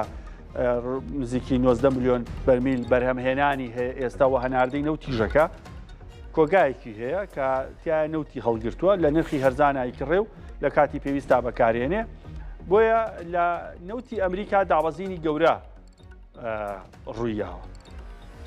سەرنج تا ڕاکێشم بۆ ئەو شۆکەی کە لە بازاری نەوت ڕوویا گە سەرنج بە نرخی نەوت لە بازارەکانی ئەمریکا دابەزینی زیاتری بەخۆبینەوە نەوتی تەکساس لە 190 دلار 120 دلار تا 85 دلار دابەزیوە نەوتی برێنتیش بە ماشەوە لە نزیکی 120 دلار بۆ 89 دلار دابەزیوە ئەمەش دوای ئەوە دێت کە بەرپرسانی ئەمریکا و تاوتوی ئەویان کردووە کە 300 میلیۆن بۆ 400 میلیۆن بەرمیل نەوتی یەدەگی وڵاتەکە لەم دۆخەیە بەکاربێنن لە ساڵی 2022 کاتێ شەڕی ئۆکرانیا و رووسیا بوو هەمان بڕیاریانە بڕێکی زۆری نەوتیان لە یەدەک بەکارهێنا کە لە کاتی کۆرۆنا بە نرخێک گێرزان کڕیبیان جیاواز لەوەی کە ئەمریکا ئێستا 90 میلیۆن بەرمیل نەوت ڕۆژانە بەرهەمێنێ و لێشیە نارداکە کۆگایکی گەورەی هەیە کە توانای هەیە 900 میلیۆن بەرمیل نەوت بگرێ نزیکەی 650 میلیۆن بەرمیل نەوتی تێدایە ئێستا 300 بۆ 400 میلیۆنی بەکارێنێ ڕۆژان یاخود لەو ماوەی کە پێویستکا بۆ هاوسەنگکردنەوەی بازار ئەمە هۆکاری سەرەکیە بۆیە سەرنج بن دابەزینەکەیش لە نرخی نەوتی ئەمریکا ڕوویا و کاریگەری لەسەر جۆرەکانی تری نەوت دروستکرە لە برێنت و تا کۆتایی ئەمە ڕاستی پشتی دابەزینی نرخی نەوتە لە ئێستایەکە 85 دلار بۆ نەوتی ئەمریکا کە پێوەرێکی سەرەکی نرخی نەوتە لە ساستیجان هەروە 89 دلارێکە بۆ برێنت تا ئێستای کا من ئەم قسانەکەم سەبارەت بەوانەی کە سزاکانی سەر رووسیا ئاسان بکرێت نەوتی هەناردە بکات ئەمەش ئەکرێت سیناریویکی تر بێت لە ئایندەیە زیاتر ڕنگدانەوە لەسەر بازار دروست بکە و کاریگەری خۆیشی دروستکە. بەشێک تریشی پێیوەستە بەوەی کە لە ماوەی 4-5 ساعتا بەرزبوونەوەی لە 135 نرخی نەوت بۆ 120 دلار لە هەردوو جۆرە سەرەکیەکە خێرا و بە شازێکی خێرا بەرزبوونەوەی لە ناکاو و ناسروشتی دەرفەتی ئەوە ئەیاد گەڕانەوەیکی باش لە نرخەکەیان دروست بێ ئەوانەی کە نەوتیان هەبووە لە ئاستێکی نزم و لە نرخێکی نزما کڕیویانە لە بەرزیکی زۆر باشای فرۆشن و هەمیشە نرخ فاکتەرێکی سەرەکیە لە 100 تا 90 توونۆی بازار لەسەر نرخ وەستاوە نرخی زۆر بەرز و ئەکات خەڵکێکی زۆر لە بازار بکشێتەوە مەیلی کڕینی نەبێ ئەمەش فاکتەرێکە بێ بۆ داوەزینی نرخینەوە. کاک دکتۆر هەرزی لەسەر بارودۆخ عێراق لەسەر ئەو پێشاتانی تری پەیوەندی ترەمپ و ناتای بڵین پۆتن هەروەها نرخی نەوت باردۆخی عێراقیش هەندێک لایەنی سیاسی شیا بە دیارکراوی پیرۆزباییان هەبووە بۆ مستەبا سوودانی وەکو سەرۆکوەزیانی کاربڕێکەر تەنانەت دێڕێک سەرنجڕاکێشیشی تایە کاڵێ لە پاڵ ئێرانە وەسینەوە بۆ هێرشێکەکرێتە سەری زۆر بەڵ ڕاستی دوچۆبیا لەگەڵ ئەو ئینە خێرانەی ئەو ڕووداوە خێرانەی کە ڕوئێنە بازاری بازرگانی و سەربازی و دەستپێکردنەوەی هێرشەکانیش تۆزە چڕبوویەوە لە ئێستەیە مالکی و سوودانی لە ڕاستی ئێمە سەرۆکوەزیران پرسێکی زۆر سەرەکیە بۆ ئیدارەدانی عێراق و یەکلابوونەوەی ئەم پرسە جۆر لە جۆرەکان پێمان ئەڵێ عێراق لە کام بلۆگ وەستاوە لانی کەم ئەگەر ئەوەش نەبێت ینی لەم مەسیرەیە ئەکرێ یەکێک بەرپرسیاتی هەڵگرێ بەڵام ئاوا هەموو کەس خۆی لێ دزێتەوە یا لانی کەم ئەبێتە بەشێک لە کارت و فشار و کارتی فشار بۆ ئەوەی کە معادلاتی نێوخۆی خۆشێک دایک هەروکو چۆن باسی ئێرانمان کرد دانانی ڕێبەر جۆر لە جۆرەکان ململانەکان بەڕێوە بن لە عێراقیش پرسی سەرگۆزیران بەڵام پرسی سەرگۆزیران لە عێراق زۆر زۆر ڕوونە لە نێوان لە ئێستەیە بەبوونی ئەم شەڕەشە و ئەو هاوکێشە هەرێمی و نێوخۆیانی عێراقەوە لە نێوان دوو کەسا تقریبا ماوەتەوە ئەوش بریتە لە مالکی لەگەڵ سوودانیە لە ڕاستیە پیرۆزبایەکەی سوودانی بە بڕای من ئەبێ لە یەک ڕوانگەوە سەیریکەین ئەویش جۆرێک بە مزایدەکردن و بەسەر مالکیە چونکە بەدانانەوەی مجتەبا خامینەیی جۆرێک لە جەسووری و قسەشکێنی ئەمریکا لای مالکی دروستە بێت دکتۆر بیلال ئەم سەرنجە بەلامەوە ینی جێگەی تێبینیە ئەگەر ئەمریکا زۆر هەڕەشەی کرد بۆی کە ڕێبەرێک دانێن کە بەدڵی ئێمە نەبێت و ئەبێ ڕێبەرێک دانێن ئەبێ دەستمان هەبێت لە دانانی ڕێبەرە بەڵام ئێرانیەکان پێچەوانەی قسەی ترەمپ و پێچەوانەی قسەی ئیسرائیل ڕێبەرێکیان دانا کە باوەڕەکانی نەک لەگەڵ ئەمریکایە تەبانیە بەڵکو زۆر زۆر زیاتر و بەرزتریشە لە ئاستی تەوەقعاتێ بەرامبەر بە ئەمریکا ئەم سەرکێشیەی مەجلیسی خوبرەکان بڵێن وەکو دانەری ڕێبەر وای کرد جۆر لە جەسووری با بە مالکیش بڵێ من بە ئێکسێک وتراوەتەوە بە سەرۆکوەزیران ئەو بەڕەسمی پێوتۆت نابێت کەسێک داوە هەروتیشی ینی وتیەوە هەڵەیەکی گەورە بوو کە مجتەبا خامی داررا لەوە چێ مالکیش بڵێ مادام وایە مش قسەی ئەشکێنم شتەکە بوو بە ینی عامەتەن بۆیە سوودانی ترسی ئەمەی هەبوو ئەگینا ینی ئەو جۆرە مزایدە و ئەو ئەگەر ڕۆڵی سوودانی ئەو تاواکەم سوودانی دەست پێشخەرێکی زۆر زۆر زیرەکانەی کرد بەوەی کە بڵێ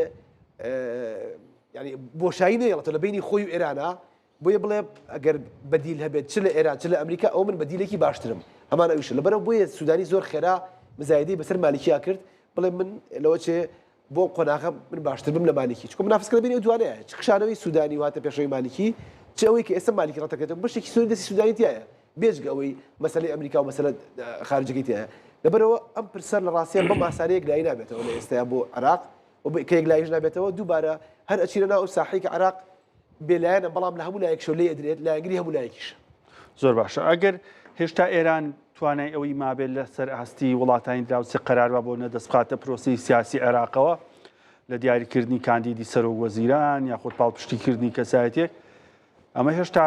جێبەجێ نەکردنی ئەو مەرجی ئەمریکانیە کە چاوەڕێیە یانی بۆ هێشتا عێراقیەکان خۆناغێ ماونێت فەرقی زۆر سیرکە قوتی پرۆ ئێرانی لە یەمەر بەقوترێتە لە عێراق ئێستا شەڕی دوازۆڕەش بینیمە عێراقیان هیچیان نەکرد بەڵام یەمەنەکان کردیان باشە پرسیارگە لێرەیە بۆچی یعنی ئێران ئایا ئەو دەسەڵاتی بەسەر عێراق ماوە لە ڕاستیان لە ڕووی جەماوەری ناو شیعە بەڵێ ماوێتی و ئێمە خۆپیشاندەکان ئەبینین ئەوان لەو بلۆکەوە زۆرتر خۆیان ئەبینەوە بەشێکی زۆریان لەناو عێراقا ئێستا لە قۆناغی ڕاگوزەران قۆناغی حکوومەتی کاربڕەکەرمانەیە ئەم حکوومەتە ناتوانێت وەکو حکوومەتەکەی عەلاوی یا وەکو حکوومەتەکەی مالکی دەست بەرێ بۆ ئەو دەسەڵاتە سەربازیانەی کە هەیەی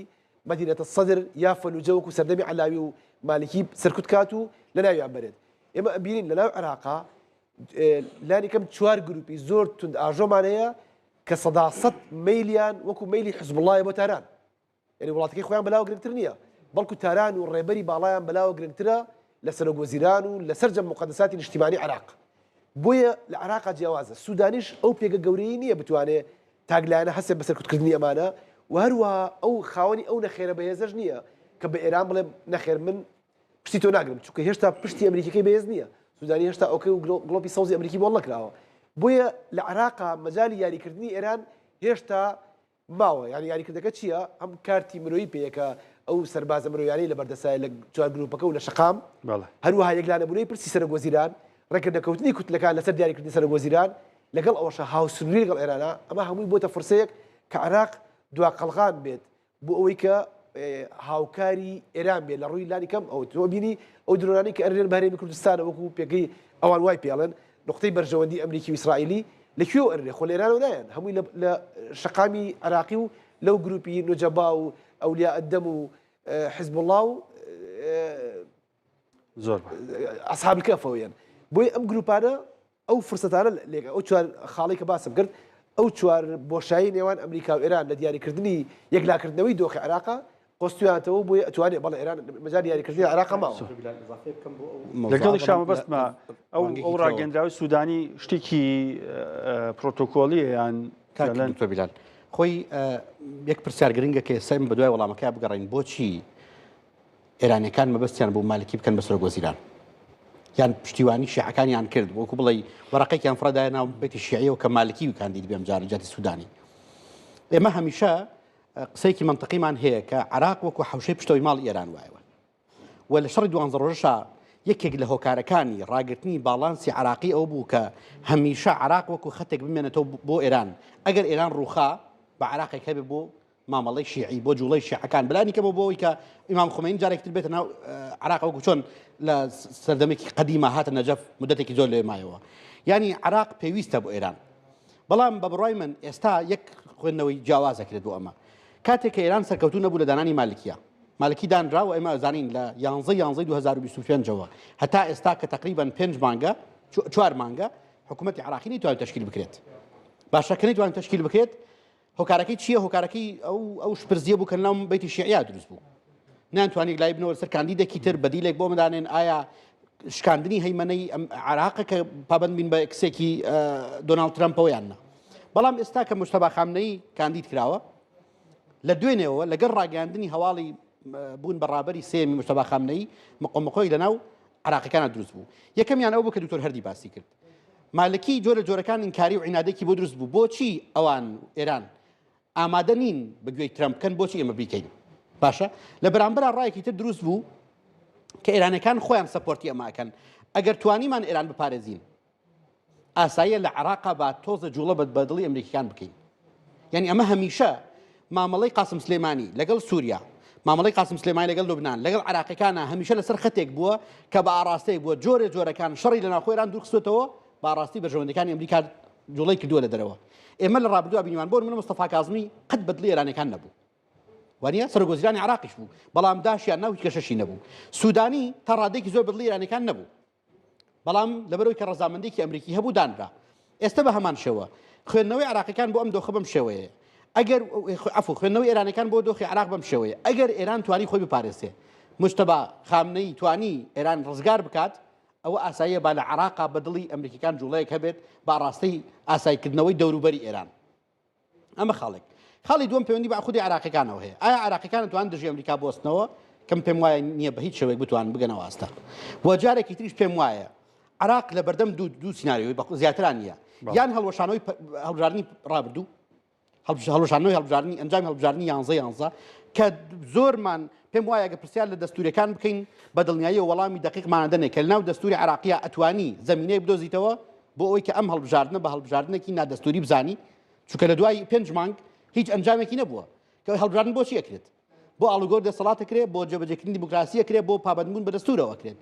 مادەیەکی دەستوری عراق ناچارەکە کە هەڵبژاردن ئەنجام بدا 4 ساڵ جارێک هەمان مادە ئەکرێ پێمان بڵێ کە مادام ئەنجامی نەبووە کە هەڵبژاردنەکەنا دەستوریە. ڕاگەندراوی ئەنجومەنی باڵای دادوەریشەوە یاخود دەسەڵاتی دادوەری عێراقیشەوە فایقزێدان پێش هەڵبژاردن کەوتی زووتر لە ماوەی خۆی هەڵبژاردن کراوە نادەستوریە. بەڵێ یعنی جۆرێک لە ئەمە یەکێک لە سیناریۆکانە. سیناریۆی دووەمەوەیە کە وەکو چۆن ئێران ئەمریکا لیستێکی هەیە بە ناوی لیستی تیرۆر، خەڵکی زۆری تایە، بلاک لیستێکە، کۆمەڵێک سەرکردایەتی یەمەنەکانی تایە کە بزنسمانی زۆر گەورەی تایە لە ناو دووبەی ئەدانیش ئێستش، بەڵام لە ناو لیستەکەی هەیە کە بزنسی نەوتەکات و لە ڕۆژهات ناوەڕاستە هەیە، بەڵام وەکو سەپۆرتێکی تەواوی حوسێکان ناوی هەیە. وەکو چۆن لە ناو سونەکانە مەجموعەیە لیست هەن کە کەسایەتی هەن لەو لیستەکەی لیستی تیرۆرەکەی ئەمریکان. ئەگەری زۆرە کە بەشێک لە لە پەرلەمانتارەکانی ئێستای پەرلەمانی عێراق کە مەزەندە ئەکرێت نزیکەی 90 پەرلەمانتار ڕاستەوخۆ سەر بە حەجی شعبی بن کە باس لەوەکرێت دقیق 87 کەسیان نوێنەری حەجی شعبی لە ناو پەرلەمانی عێراقی ئەم جارەیە ئەم خولەیە. بۆیە ئەگەری زۆرە کە بەشێک لەمانە بخاتە ناو لیستی تیرۆرەوە ئەو کاتە جێگرەوەیان بۆ ئەماندانرێت، ئەو جێگراوانشکی ئەبنەوانن کە بەپێی قایمی انتخابی زۆرترین دەنگیان بەدەستهێناوە و جێکان پڕەکەنەوە. کەواتە لە هەردوو بارەکە لە هەردوو سناریۆکەیە مامەڵەکردنی عێراق بەرامبەر بە ئەمریکا هەر جۆرە مامەڵەیەکی ڕق بێت، عێراق خاتە ناو بۆشایەکی زۆر خراپتری دەستوریەوە کە ئێستا خۆی مەلەی تیاکات و ئەمان خاتە بەردەم ئەمریکا. بەڵێ جۆری مامەڵەکردنی ئێران لەگەڵ عێراقیەکانە جارێکی تر ناگەڕێتەوە بۆ دواوە و ئەو کاریگەری زۆرەشیان ناتوان بەجێ بێڵن بەسەر عێراقیانەوە لە کاتێکە تەنیا لێک حاڵ تاتوانەوە بکەن کاتێک خۆیان بتوان ناوماڵی خۆیان ڕێکخەن یان بەلایانی کەمەوە مجتەبا خامنەی ببێتە معجزەی ڕزگاری ئێران کە ئەمە زۆر بە زەحمەت خوێنەوەی بۆکرێت و هیچ پێوداگێکمان نییە کە پێمان بڵێ مجتەبا خامنەی ئەتوانێت ئێران ڕزگارکات لەم قەیرانی کە تێکەوتووە لەم شەڕ و درێژەی کە تێکەوتووە. لە حاڵەتی ڕزگاری ئێرانە بەڵێ عێراقێکی دکتۆرە گەڕێمە بۆلات سەرنجی بینەرانی کورسان نیوز ڕاکێشم بۆ هەواڵ و زانیاریکی بەپەلەکەمە پێشێستا لە گوندی تاڵی لە هەولێر درۆنێک کەوتۆتە خوارەوە بەپێی میدیای فەرمی ئێرانی ژەڵێت کا بنکێکی پژاکیان لە هەولێر کردوتە ئامانج. کەمێک پێش ئێستا درۆنێک لە گوندی ئیتاڵی لە هەولێر کەوتۆتە خوارەوە بەپێی هەواڵی سدا و سیمای ئێرانی ژەڵێت کا بنکەیەکی پژاکیان لە هەولێر کردوتە ئامانج. ئەو وێنانی کە لەسەر شاشی کورسات نیوزەی بینن ساتی کەوتنە خوارەوەی درۆنەکەیەوە گەبینرێت لە شوێنی ڕووداوەکە ئاگر بەرزە بێتەوە و تا ئەستێک دیارەکە شوێنی نیشتە جێبوونە.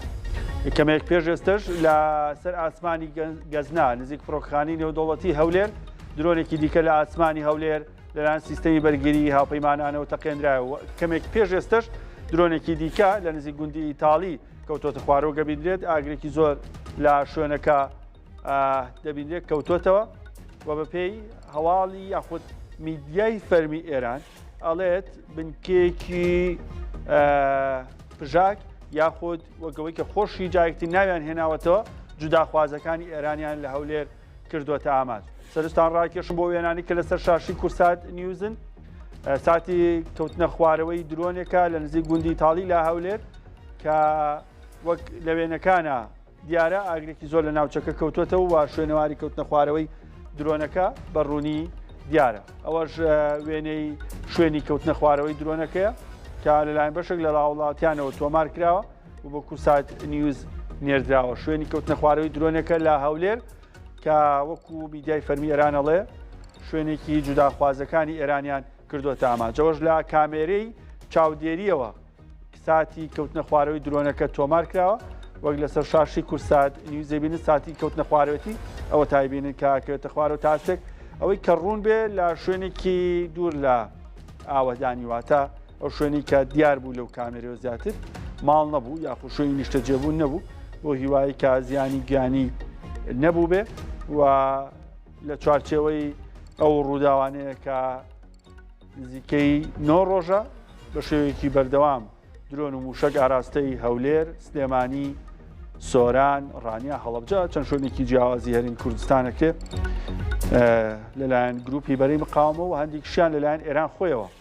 بە بیانووی بنکەی هێزەکانی ئەمریکا و هەروەها جوداخوازەکانی ئێران وە خۆیان پاسیەکەن ئەو موشک و درۆنانە ئاراستەوەکەن. دوتۆ مۆمی شتێکم مابوو لەسەر هەردی بە تاوی کە قسەکانی باش دکتۆر هەردی بۆ ویستم بڵێم ئەم وەرچەرخان و پەرسەندنەی موشەکیەی کە هێوریەکی کوردمۆدە و کتورمۆبین باسی کرد هێوریەکی بەخۆیەوە بینی لەگەڵ دانانی مشتبا و نەگی هێوری تەواو بەڵام جۆر لە جۆرەکان لە لێدوانی میدیایی ئەمریکیەکان و تەنان ئیسرائیل وانەیە یعنی لە هەردوو لاوە بیر لەوە ئەکرایەوە ئێران ئیمزایە بکات و جۆر لە جۆرەکان ڕەزامەند بێ بۆ ئامانجانەی کە ئەوان ئەیانویست و شتێک لە شەڕ ینی ئەو ئاماژانە بەڵام پێ ئەچێت ئێران لە شەڕی تەکتیکی ئەمریکەکان جۆر لە جۆرەکان تێگەیشت بێت چونکە هەموو جارێ لە کاتی دانوستاندن نابێت یا لە کاتی لێدوانی زۆر ئاشتی خوازانی ترەمپ بوو بێت جاری وای پێچەوانەکەی بینراوە ئەم گەرمبوونەی پەلاماردانی بە هەرێمی کوردستان و وڵاتانی دیکە لەلایەن ئێرانەوە بەم لەم شەوە نیشانەی ئەوەیە کە نەیانتوانیوە ئەو گرانتیە بەدەست بێنن کە بە مشتەبا خامینەیی ڕازین یاخود ئەو ئێوارە کە هاتین هەواڵێ بڵاو بوویەوە کە لە ڕێگەی دەوڵەتی سێمەوە ئێران ڕازی بووە هەندێک تەنازولات بکات من ضمنها ئەتۆمەکەش بۆ ئەمریکا بمەرجێک شەڕ ڕاگرن شتێکی وا بڵاو لە وڵاتێکی کەنداویەوە بەڵام دیارە یا قبوڵ نەکراوە یاخود هەمان تەکتیک بەکارهێنراوەتە بەرامبەریان کە ئەویش ئەوەیە ئەگینا بەم وا بڕیار بوو ئەو پەیوەندی سیاسیانەی کە هەرێمی کوردستان لەگەڵ وڵاتانی تورکیا لەگەڵ وڵاتانی ئێران لەگەڵ عراقچی و لەگەڵ وڵاتانی تری ناوچە کرابوو هەرێمی کوردستان ئەوە ڕۆژێکی ئەهوەنتر و خۆشتر و بێدەنگتری بەسەر ببرتەیە شەو ڕۆژێکی باشتری بەسەر بەڵام بینیمان دەستی پێکردەوە هیوای سەلامەتی بۆ هەولێر و بۆ هەموو کوردستان لەبەرەوە بەشێکی نەکەم باوەڕم وایە شەڕی میدیایی و تەکتیکی میدیاییش ئەبێ حسابی بۆ بکرێت چۆن بەڕاستی تەحلیلی ترام لە ماوەی 24 ساعتە وەرگرین زۆر زدن نەقیزی تایە زۆر لێدوانی پێچەوای تایە لایەکە وەڵێ خراپترین هەڵبژاردیان هەڵبژارد ئێرانیەکان ئەڵێ کادی دیکەم هەیە بۆ سەر و کۆمار لە لایەکتر شەوەڵێ شەڕ زۆر زیکە ڕاگرم ینی ئەمانە کە لێکەیتەوە کەوات لە شەڕی دەرونی و لە زیاتر دکتۆر مەبەستی نییە لەوەی کاڵێ شەڕ نزیکە لە کۆتایی ینی هێزی ئێرانمان لاواز کردووە لە کەوتنان نزیکی لە بەدەستێنانی ئاماژەکان چکە کرێمانەکەی وابێت ئێستاوای کە جۆرێک لە ڕێکەوەی توڵێ ئێران هێزی دەریایی و هێزی ئاسمانی و سیستەمی پەیوەندی تێکشکاوە هەرەوەی تریژێت سەبارەت بەوەشی کە باز لە گۆڕین نەخشەی ئێران کرا هەمان مەفهومی ترەمپ بۆ بوو کە بەڵێ نەخشەی سیاسی ئێرانە گۆڕێ نەک نەخشەی جوگرافی ئێران بەڵێ ئەویان تۆزە تقریبا لە ئێستەیە هەر ئەوە ئەکرێت بەڵام بە جۆری بردومانەکەی ئەم شەوی ئێرانە کە ئۆپۆزیسیۆنی چەکداری ئێران بردومانەکە لە ناو هەرێمی کوردستانە نیشانەی ئەوەیە ئەو ترسە نەڕەویوەتەوە بۆی هەیە وەکو بڵێ ئەوان پێڵەن ئارامشی قەبلە سوفان ینی بێدەنگی پێش گەردەلول پێش گەردەلول لەوەی وا تێگەشت بن ئەم بێدەنگیە قۆناغیە هی هەڵکردنی گەردەلولێک بێ بردومانکردنی هێزەکانی ئۆپۆزیسیۆن لە هەرێمی کوردستانە کەواتە ئەو ترسە لەوە چ لای تورکیا ڕەوی بێتەوە کە چەکدارەکان ناچنە هێزە چەکدارەکان پێشمەرگە ناچێتە ناو ڕۆژەڵاتەوە بەڵام لای ئێران بە تەکتیک سێرکراوە بۆیە دووبارە ئینزارەکەی خۆی ناردەوە یان ئەوەیە دیسانەوە هەلی جناب ئێران هەمیشە بە دوای فرسەتی شاگەڕاوە لەمان بە يعني خود لەگەڵ لە شەڕ نەبوو لەگەڵ ئەمریکا ئیسرائیل هێرشێک کردە سەر کۆیە کردە سەر زەرگێری زۆر زۆرە شەڕەکەش بوەستێ هێشتا لەسەر ئەوەی کە ئەمان هاوپەیمانیان دروست کردووە ناویان ناوپەیمانی بە دوای سەرنوێشتا ئەم هەر تۆڵی خۆی ڕکاتەوە دوور نییە شەڕەکە بەردەوام ڕێککەوتن بێ لەگەڵ ئەمریکا ئەو دۆخەی بۆ دروست نابێت چکە ئەمریکا بۆ ئێرانی نوێ ڕێککەوتن لەگەڵ ئێرانەوەی کە بەس تەنها لە ناو جوگرافیای خۆیان سەرنجێکی باش دێمە ڕەتیکەنەوە بە عراقەوە لە ساڵی 1990ەکە عراق تا ئەخیر دەقش کە بە سەدام تەود ئەوی من بەرامبەر چل دەڵەوەساوم هێزی ئایدۆلۆژی وایە هەر لە براوە هەمیشە و بۆ خەڵکیشەوەی پێویستە ئەبێ حکایەتێک بمێنێتەوە بۆ خەڵکی کە ڕایگرێت وەکوڵێ بۆ مەسرەفی داخلی لە ئێران ئەگەر ئێستا بمێنێتەوە بە هەموو پێوەرێک بەو خەڵانی کە باسم کرد لە ڕووی تێکشکانی خۆیەوە چ ئاسمانی و چ زەوینی و چ تەنانەت هێزی پیادەشی هێزی پیادەکەی ڕۆژانە لە مزگەوتەکان و لە شوێنەکانەوە یعنی ناوێرێت بەو شێوەیە خۆی دەرخاکە وەکو مانۆڕ جەنگی ڕوبەڕوو داگیرسێنە باستان کرد لەوەی کە پێکەوە لەگەڵ میوانەکەتانە دستانە ڕوو بۆیە لە ساڵەوە دووەکەەوە تا ساڵ 2023 دوور نییە قۆناغ یەکەم ئێرانێکی بچووکراوە بەرەو ناو مەرکەز دروستکەن یان هەر لەسەر ئاستی ئێران لاوااستر بێ نەتوانێت بەڕاستی پێتان بڵێم ینی لە قۆناغی داهات و ئەزمموی سەرکەوتی مشتەبا خامنەیی یەکەم ئەزمموی سیاسی لە ساڵی 1970 بوو لەگەڵ کۆمەڵێک لە سوپایەکانە نامەیەکیان نووسی بە پشتیوانی ئەو نامنامە نووسرا قاسمی سولەیمانیش لە پێشیانەوە مقالیباف بوو زۆرێک لە ئەسەکردە سوپایەکان یەکەم هەڕەشەیان لە خاتەمی کرد کە نابێت ئەوان نەرم و میان ڕەوانە مامەڵە بکە لەگەڵ شەقامی ئێرانی لەگەڵ دەرێت و ئەزمونێکی سەرکەوتی و هەیە ئەو هێزانەی کە نزیکن لە مجتەما خاوین لە سەرکردنی سەرجەم خۆپیشاندەرەکانی ئێرانە و تا ڕادەیەک ئەوەی کە جمهوری ئیسلامی ئێرانی وەکو شۆڕش پاراست بوو لە خۆپیشاندان ناوخۆیەکان بەڵێ لە خۆپیشاندان لە ساڵ 2009 هەتا دوایمین ژیان ئازادی و دوایمین خۆپیشاندان کە زۆر مەترسی بوو لەسەر بنەماکانی شۆڕشی ئیسلامی ئێران و هێزەکانی نزیک لە مجتەما خامینەیی ئەمیشیان کردووە بۆیە خاڵێکی دیکە ئەگەر ئەمریکا وەکوی بەڵێنی یاوەکە خۆپیشاندەری ئێرانی پارێز و هاوڵاتیان و کۆمەڵگەی ئێرانی پارێزێت بە دڵنیاییەوە لە ئەگەری ڕێککەوتنیشە یەکێک لە مەرجەکان قۆڵبەستکردنی ئەو جۆرە هێزانەیە کە لە ناو خۆیان ئایا دەستکراوە بێت دەستکراوە نابێت هەروکو چۆن سەدام حوسێن لە جنوب و لە باکوورەوە ئەو ڕێی لێگیرا دواتر لە جنوبات دەسیکرایەوە بەڵام بەستمەوەیە هەر ڕێککەوتێکشە بەسەر بسەپێت ئەم ڕێککەوتنە ئێرانێکی نیوە کەمترمان بۆ یڵێتەوە لە ئێرانی بەر لە جەنگ ئەوە بەتێبینە بێ وەرگین زۆر باش دکتۆر مۆمین بابەتی تورکیا بەڵێ ئەردوغان ئەمڕۆ دووری هزارمان ڕێککەوتن چکە هاتی مشتبات تۆزێک ڕێککەوتنی دوورتر کردەوە مەگەر ئەو تەنازوو لە گەورەیە بکە کە ئەمریکایەوێت قورساویش قورسە بەبێ باوەڕەکانی قورس پیاڵە ژارەکە خۆشە کوژە لەو کاتە چکە حساب نەکردن بۆ پۆستۆی ناوخۆی ئێرانیش ینی ئەڵێن ئەبێت تەخیری تیا بکرێت ئەوەش دیسان کێشەیەکی گەورەیە بێگومان دکتۆر مۆمین بابەتی تورکیا ئەردۆغان قسەی هەبوو ئەڵێ سوپاسی برایان مەکەم لە هەرێمی کوردستان کە مەبەستێتی بێلایەنیان هەڵبژاردووە یان ڕێگریەکەن لەوەی کە هێز بچێتە ڕۆژهەڵات هێز نانێرن ئەوێ بەمانایەکی تر وەروە ئەڵێت ناکرێت ئێمە هەنێ فیتنە بە هەند وەربگرین کە مەبەستیان فیتنێ لە بینی ئێمە و ئێران خوێندنەوە چییە بۆم خۆی ڕاستی لە ڕۆژهڵاتی ناوەڕاستە کاکتۆر بیلال تورکیا هەمیشە گۆڕاوێک بووە کە کاریگەی ڕاستەخۆی لەسەر زۆرە جۆڵەکان هەبووە لە ڕۆژهڵاتی ناوەڕاست بڵێ لە کۆی ڕۆژهڵاتە ناوەڕاستە ینی ئێمە زانین لە 7 ئۆکتۆبرەوە کە هاوکێشەکان ڕۆژهڵات ناوەڕاستە گۆڕانکاریان بەسەر هاتووە تورکیا یەکێک بۆ لە عامل لە ڕئیسەکان یەکێک بۆ لە هۆکارە سەرەکیان وەکێک بۆ لەو شتانەی کە کاریگەری بەجێهێشتووە لەسەر کۆی گۆڕانکاریەکان بۆ نمونە لە بابەتی ڕاگررتنی شەڕی غەزەیە ئەردۆغان هەوڵێکی زۆری لەگەڵ دۆناڵد ترامپدا لە بابەتی دروستکردنی سووریای نوێیە هاتنە سەرکایی ئەحمەد شەرعە زۆر باس لەوە کراوە بە دڵنیاییشەوە زۆرینەی زانیاریەکان بە دەقیقی ئاماژیان بەوە کرد کە لە ساڵی 2015ەوە ئەردۆغان و ئیبراهیم کاڵن و هاکان فیدان هەرسێکیان وەکو سێ مامۆستای زانکۆ وەکو سێ مامۆستای فەلسەفە دەرسی فکر و تاریخیان بە ئەحمەد شەرع وتۆتەوە ئەم بابەتە زۆر بە دیاریکراوی لەناو سووریایە باسوخواسی کراوە تا ڕادێکی زۆرێک لە شرۆڤەکان و دەوڵەتی گەورەکانیش دانیان بەوەیانە کە ئەحمەد شەرع لە ڕووی فکر و مێژووە ئەوەندە پێگەشتووە کە ئەتوانێت سەوەکو مفەکرێکی سووری مامەڵ لەگەڵ دۆخی سووریا بکات کەواتە لە کۆیە ئەبینین ئێمە کە ئەردۆغان و تورکیا کاریگەی ڕاستەوخۆیان لەسەر دانانی ئەحمەد شەرع هەبوو و لە سووریای ئێستایا ڕۆڵێکی زۆر باشیان هەیە ئەمە بەنسبەت ناوچەکەوە لەو لاوە جوڵەیەکی گەورەی دیبلۆماسی و جوڵێکی گەورەی ئەمنی هەبوو لەلایەن تورکیاوە لە حاڵەتی دروستبوونی بۆشاییە ئەوان حسابی ئەویان کردبوو ئەگەر ئێران ڕووخا کێ بێتە گەورەی ڕۆژهڵاتی ناوەڕاست بەدڵنیایی ئیسرائیل چونکە ئیسرائیل هەیمەنەی هەیە ئیسرائیل توانایی هەیە ئیسرائیل ئەمریکای لە پشتە بێ و لە حاڵەتی بوونی ئیسرائیلێکی بەهێزا وەکو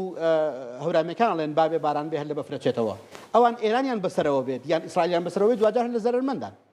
کەواتە هاتن چیان کرد کۆمەڵە جوڵەیان کرد یەکێ لە جوڵەکان کە زۆر بێدەنگی هێشتا ماوەتەوە بریتە لە ناتۆ ئیسلامی کە پاکستان سعودیە تورکیا کاری تاعەکەن و ئامادەکاریان بۆ کرد کەوەی جۆرەکان ئامادەکاریە بکەن لە ڕۆژهڵاتی ناوەڕاستە جوڵیان هەبێت لە هەموو حاڵتەکانە ئەمە دکتۆر ناچارم پێدراگرم هەندێک پێشهاتی نوێ هەیە بەتابەت لە هەولێر هەر ئێستا بە درۆن هێرشکرایە سەر کونسوڵخانەی ئەمریکا لە هەولێر کەمێک پێش ئێستا بە درۆنی خۆکوش هێرشکراوەتە سەر کونسوڵخانەی ئەمریکا لە هەولێر دیارنێکە زەرورزیانەکان چی بوون سەرنجی بینەرانی کورسان نیوز ڕاکێشم بۆ هەواڵ و زانیاری نوێ تایبەت بە هەولێری پایتەخت کەمێک پێش ئێستا بە درۆن هێرشکراوەتە سەر کونسوڵخانەی ئەمریکا لە هەولێر و لەلایەن هێزی ئاسمانی هاوپەیمانان وەرە کونسوڵخانی ئەمریکا و بەرپەرچی هێرشەکان دراوەتەوە دیار نییە کە زیان هەبووە یاخودنا کەمێک پێش ئێستا بە درۆن کونسوڵخانەی نوێی هەولێر لە نزیک سنتەری پارێزگای هەولێر کراوەتە ئاماج و کەمێک پێش ئێستاش لە نزیک شەقامی 120 مەتری درۆنێک کەوتە بۆ خوارەوە و پێشتریش لەسەر ئاسمانی گەزنا لە نزیک فڕۆکخانەی نێودەوڵەتی هەولێر درۆنێکی دیکە لە ئاسمانی هەولێر تەقێنراوە کە دەنگی تەقینەوەکەی لە هەولێر هەست پێکرا بوو لە ماوەی کەمتر لە 2 سعاتدا ئەمە سێمین درۆنە کاڕاستەی هەولێری پایتەخت دەکرێت و یەکێکیان لەسەر ئاسمانی گەزنا لە نزیک فڕۆکەخانەی نێودەوڵەتی هەولێر لەلایەن سیستەمی بەرگری ئاسمانی یاوپەیمانانەوە تەقێنرا بووە. هەروەها درۆنی دووەمیش لە نزیک شەقامی 120 مەتری لە هەولێر کەوتبووە خوارەوە و درۆنی سێمیش کونسڵخانەی ئەمریکایی لە هەولێر بە ئامانج گرتووە. ئەمە دوایین پێشاتەکان بوو سەبارەت بە بارودۆخی هەولێری پایتەخت. دوکتۆر باسی تورکیامانە کرد. ئەو جوڵەی کە تورکیا کردی قسێکی تریژێ لە کەوتنی ئێرانە تورکیایکی بەهێزیش دروست نابێ بەعرزەکەم ئەمە مەترسیە بۆ ڕۆژهات ناوەڕاست بە خوێنەوەی وردی بۆ کراوە لایەن وڵاتانی ڕۆژهات ناوەڕاستەوە کە ئایا ئێران نەکەوێ ئەم بەقوەتیە ئیسرائیل لە ڕووی ئاینیەوە ئیسرائیل بەقوەتە وەکو ئاینێکی کە تا ڕادێکی زۆر ئەمان ڕاست لە ڕووی بزنسیەوە لە ڕووی دیبلۆماسی و لە ڕووی ناچاریەوە ئیسرائیلان قبوڵە بەڵام دوجار ئەوان وەکو مسلمان هێشتا باوەڕیان بەو ئاەتە هەیە و ئەو ئاەتە جێبەجێەکەن کە لە دوای ئیسلامەوە کە لە دوای هاتنی ئیسلامەوە هەموو دینەکانی تر نسخە بنەوە ئێلغا بنەوە و ئیش لەسەر ئەم بنەمای ئەەکەن بەڵام دوجار ناچاریەک ڕووی تێکردوون کەواتە لە حاڵەتی بەهێزبوونی ئیسرائیلە ئەوان خۆیان بە جۆرە جۆرەکان بە زەریل لەزانن بە ئەمە وەکوتم وەکو بنەمایکی شەرعی و بنەمایکی ئاینی بەڵام لەگەڵ ئەوەشا ئیسرائیل بەهێزبێ لە لێرە کی ئەپارێزێت و لەگەڵ کیا مامەڵاکات و چۆن مامەڵەکانی ڕێگەخات وەکو چۆن ینی وای دابنین دۆناڵد ترەمپ خۆی دێت لە ڕۆژهات ناوەڕاستە مامەڵاکات ئەمە خوێندنەوەیکی تەواو وردی وڵاتانی کەندا و تەنیشتەوە تورکیا بوو. لە حاڵەتی دووەمە کە جوڵەکانیان دەست پێ کرد ڕوبەڕووی ئەم شەڕە بوون تۆ کە لە ئێستاە لە ئێران ڕوەدات. شەڕی ئێران ڕاستە بەدڵنیاییەوە کاریگەری لەسەر لاوازبوونی ئێران کاریگەری بەسەر ڕۆژهات ناوەڕاستەوە هەیە و هیچ وڵاتێکی ڕۆژهات ناوەڕاست نییە کە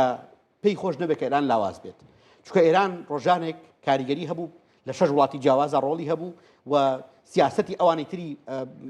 ئەکوتا سیاسەتی ئەوانەی تری کەمە کردەوە دەستی ئەوانەی تری ئەبڕی ینی من دوێنێ شەو قسێک حەزەکەم ئێستا زۆر بە خێرایی باسی کەمەوە ئەگەر ئەم شەڕەی ئێران و ئەمریکا ئێران و ئیسرائیل و ئەمریکا لە پێش سەردەمی ڕئیسیەوە ڕووی بدایە ینی باوا بڵێم تقریبا 6 ساڵ پێش حساب وایە هەموو وڵاتانی عەربی توانم بڵێم زۆرینەی وڵاتانی عەربی بە تورکیاشەوە ئامادە بوون کە بچن ناو شەڕەکەەوە چونکە ئەو کاتە دۆخی پەیوەندەکانی ئێران لەگەڵ ڕۆژهەڵاتی ناوەڕاست لەگەڵ وڵاتانی کەنداوە ئەوەندە خراپ بوو کە هەمویان ئاواتیان بەکەوتنی ئەخواست لە خێراییە بەڵام ڕئیسی هات سیاست داوسێتی جێبەجێ کرد ڕئیسی کە لە ماوەی سەرۆکاتیی خۆیان فڕۆکەی لە پارێزگای تەبریز لە کاتی گەڕانەوەی لە ئازەربایجان کەوتە خوارەوە و گیای لەدەستدا ینی ئەوەندە کاریگەری هەبوو ڕئیسی بەسەر دروستکردنی ئەم دۆخەوە دۆخی ڕۆژهاتی ناوەڕاستی جۆرە جۆرەکان ئاشتی بەرپا کرد و ئەوەی کە وای کرد ئێستا جەناب باش بیرتە لە دوای شەڕی 12 ڕۆژەوە هەموو جارێک باس لە شەڕەکە کرات هێرشەکرا بۆ سەر ئێران بەڵام سعودیە قەتەر و چەند وڵاتێکی تر لۆبیانە کرد بۆ دواخستنی شەڕەکە و بە بڕای من بڵێ ئەگەر ئەوان نەبوونایە ڕەنگە شەڕەکە 3 مانگ پێش سا ڕووی بدایە بەڵام جۆر جۆرەکان لۆبیەکانی ئەوان کاریگەریان هەبوو لە ئێستاە کە ئێران بەم شێوەیە بەلاوازی ببینن بەدڵنیایی و سوودمەندەمەندایە بەنسبەت ئەو قسانەی کە ئەردۆغان کردوێتی ئەوەی ئەمڕۆ ئەوەی ڕۆژانی پێشتریش کە هاکان فیدان کردی هەمویان بریتین لە یەک کێشەی زۆر گەورەی تورکیا کە لەگەڵ کوردستان هەیەی تورکیا هەمیشە کێشەی هەبوو لەگەڵ گەورەبوونی کووردا و بەدڵنیاییەوە وەکو چۆن لە 2023 دژایەتی کرد بۆ دروستبوونی هەرێمی کوردستان ئەحمەد شەرع و خەڵکی تریش جۆرەتر مامەڵیان لەگەڵ کردایە ئەم ترسەی تورکیا بۆ ناڕۆژهەڵاتی کوردستانش بە تەواوەتی ڕاستە و مەترسی ئەویان بۆ دروست بوو لە دروستبوونی هاوپەیمانی هێزە ئۆپۆزیسیۆنەکانی ئێران کە لەناو کوردستانەوە دەستیان پێکرد هەتا ئەمڕۆ تورکیا ترسی هەبووە لە جوڵەی حیزبەکان بۆ ناو ڕۆژهەڵاتی کوردستان و دروستبوونی هەرێمێکی هاوشەوی باشووری کوردستان یان بەلانی کەمەوە هەرێمێکی یان خۆسەریکی شەوازی ڕۆژاوی کوردستان لە ڕۆژهەڵاتی کوردستان تورکیا بەم شێوەیە سەیری دۆخەکات و لە هەموو حاڵتێکا خۆی بە دۆڕاو ئەزانێ ئەگەر پارچەیەکی تری کوردستان خۆسەرێکی دەستکەوێ یان پارچێکی فدراڵی وەکو باشووری کوردستان دەستکەوێت ئەمە ڕوانگەی تورکیا هەردیە سەرەوە بابەتی خۆت کە زۆر مەبەستە بوو شەقامی عێراقی ئێستا هەمان دروشمی دەستەکە و بەیعەت و ئەوەی کایمە وێنەکان زیاتر لە میدیای فەرمی ئێرانە بینی عێراقی عەرەبی شیعی بەڵێ وهروە لە ئێرانیش بە هەمان شێوە جۆرێک لە بەیعەتدان بە مستەبا هەیە ئەمە ڕنگدانەوەی کوی شەقامی ئێرانیە بە تایبەت ئەگەر سەرنج بین لە سەرەتای مانگێک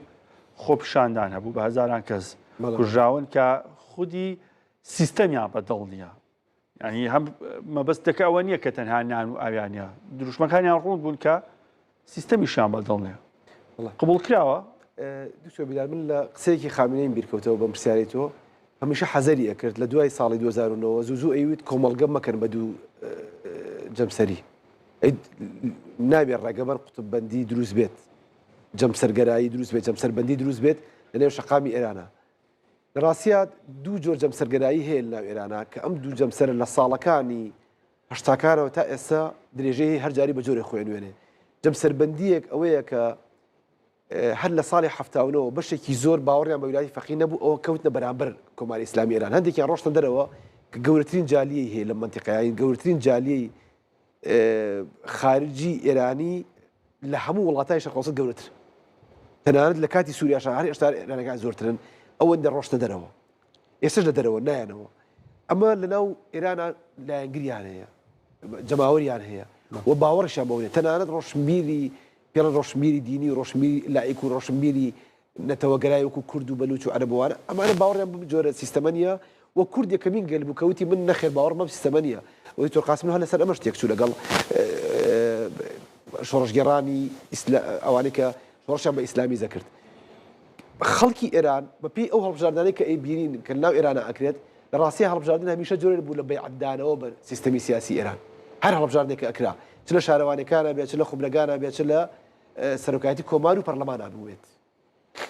جار بەجار هەڵبژاردنەکانی کۆماری ئیسلامی ئێران هەتا گەشتە سەردەمی ڕئیسی جار بەجار کێروی ڕوبەدابەزین بوو کەمێک لە سەردەمی پزیشکیانە ڕوبەرەو سەر بوو چونکە وعدەکانی پزیشکیان ئەوەی کە لە دڵیا بوو ئەیوت وە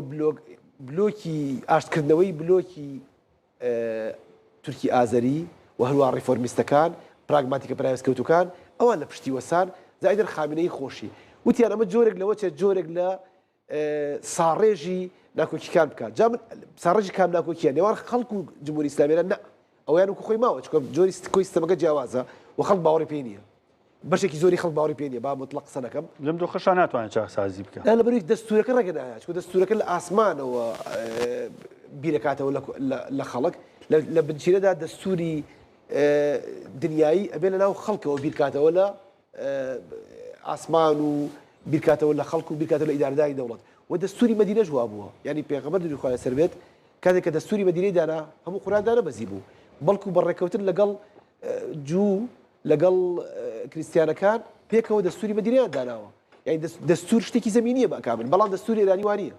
چەند مادەی هەیە پەیوەندی بە 12 ئیمامی و ویلایەتی فەقیه ئەوانەوە هەیە کە پەیوەندی بە زۆرێک لە خەڵکی ئێرانەوە نییە سونە بێت ئەتاییست بێت سیکۆلار بێت پەیوەندی بەوانەوە نییە ئەمێنێتەوە سەر دوو بلۆک بەندیتر کە ناو خودی شۆڕشی ئیسلامی ئێرانە هەیە ئەم دوو بلۆک بەندیە ئێستا ناویان ڕیفۆرمیست و محافزکارە بەڵام لە ڕاستیە بەرگە گۆڕ جیاوازن چارەسەری ئەم برینەش بە خامنەی نەکرا و هەمیشە وەکو مستەکیرە شەوانی ڕابردوو ژوتم بە پاراستۆڵ و بەداپۆشی کێشەکەی تێپەڕە کرد نەیتوانی حەلیەک جاری بکە تا ئەوەیە کە ئەیبینی لە درێژایی لە ساڵ 2009 تا گەشتە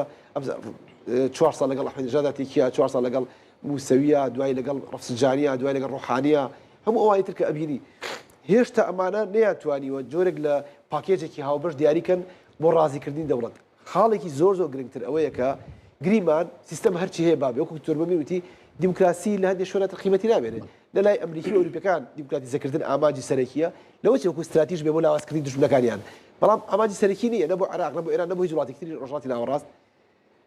و بۆ ئێرانیش ڕەنگەوە گرنگ نەمابێتر وەکو چۆن لە شوێنەی تریش ئەمە نەماوە وەکو لە سعودیە نەماوە لە عێراق نەماوە لە سووریا نەماوە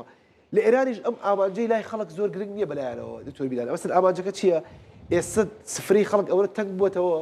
دۆخی ئابووری خراپ بووە لە ڕووی ئەمنیەوە ئەوە خراپ و کاتێک کە شەڕ هات کاتی خۆی شۆڕشی فەڕەنسی ڕوویە خەڵگەویت برایەتی و ئازادی و یەکسانیمانەوێت لە شۆڕشی فەڕەنسیە دوای وڵاتە ئەوروپیەکان ئەوەندەیان شەڕ بڵاو کردەوە لە ئەوروپایە خەڵک وتی کاکە نە ئازادیمانەوێت نە برایەتی و نە یەکسانی هیچمان ناوێت تەنها شەڕ ڕاگرن تەنها ئاگر بەست یعنی ئاشتیشمان ناوێت ئاگر بەست بکەن ئێستا ئێران وای لێ هاتووە خەڵکی ئێران بیر لەوە ئەکاتەوە کە ئایا سفرەی ئێران بەچی فراوان بکرێتەوە و بژێوی خەڵک چۆن بگەڕێتە سەر دۆخی جاران و چینی ناوەند چۆن بتوانێت زمانی هەبێت کە سبێنە پارەکانی نەبوون بەنیوە و لە ئیفلاسی تەواوەتیان نیە باش ئەمە بەکی ئەکرێت ئەمە با حکوومەتێک ئەکرێت کە لەگەڵ بازرگانە ئاشت بێت لەگەڵ کوتلەکانی خۆیان ئاشت بێت و حکوومەتێک بێت ڕەوایەتێکی گشتیە بێت هەم لای خەڵک هەم لای باڵەکانی بەڕێوەبردننی ناو سیاست و مشارەکەی سیاسی بەهێز بێت دێ ئەم حاڵەتە لە ناو ئێرانە بەڕاستی دەبێت کە تقریباً جۆرە لە جۆرەکان مەیوسی دروست کردووە خۆپیشاندانە بەردەوامەکان تقریبا وای لاتم و ڕۆژانە یاخود مانگانە خۆپیشاندان لە ئێران هەبوو گەورەترین ئەو خۆپیشاندانانی بەر لە جەنگ بوون کە دانپێرانی خۆیان زیاتر لە 30,000 نەفر کوژراوە 30,000 نەفر بەرامبەر بە خۆپیشاندانی چینی کرێکار یاخود چینێکی بچوک ناکرێت بەڵکو بە چینێکی فراوانتر ئەکرێت کە ئەمە بە بڕای من زۆر نیشانەی گەورەیە کە ئەم ئەو حکوومەتانی ئایندەکەیان ئەگەر لە دەستیان بێت لە ئێستایا شەڕا بگرن ئەوە سەرکەوتنە بۆ ئەوەی کە لەگەڵ خەڵکا تۆزێک ئاش بنەوە بەڵام بەمانای گەورەبوونەوەی ئێران نییە. دکتۆر پێشهاتی نوێ سوپای پازاران سە بەیاننامەی کێڵێت کە شەپۆلێکی نوێی هێرشی موشکی بە خەیبەرشکێنی خاوەنی کڵاوەی یەکتۆنی لە سوتەمەنی ڕق لە تەقەمەنی ڕق ئەەکەینە سەر تەل ئەبیب و هەروەها چەند پێگەیەکی تری ئەمریکا لە ناوچەکە ئەمە پێشاتێکی نوێ لە ڕووی هێرشی سەربازی و موشکی ئێوارش سیویەکی ڕاگ نارد بەس ئەمەیان ئەڵێ کە دە موشکی خەیبەرشکێن کە کڵاوەکانیان کەمتر نابێت لە 1 تۆن بەڵام یەک جایتر دوو تەنی تەقاندووە تا ئێستا ئەمە یەکەمدار یەکتەنیەکان تەقین بەڵێ و هەروەها هەر ئێستش بە پێی زانیاری خۆجیەکان لە تاران لە ئاسمانی تاران دەنگی فڕۆکەی جەنگی و هەروەها غەربی تاران ڕۆژاوی تاران لەژێر هێرشی و بۆمبارانی بەردەوامە و هەروەها ئێستا ئەم دقەیە ڕێک لەم کاتەیە وایە پێشگە لەو چەند پێشێستنی ساعتە پێشێستە بردومان هەبوو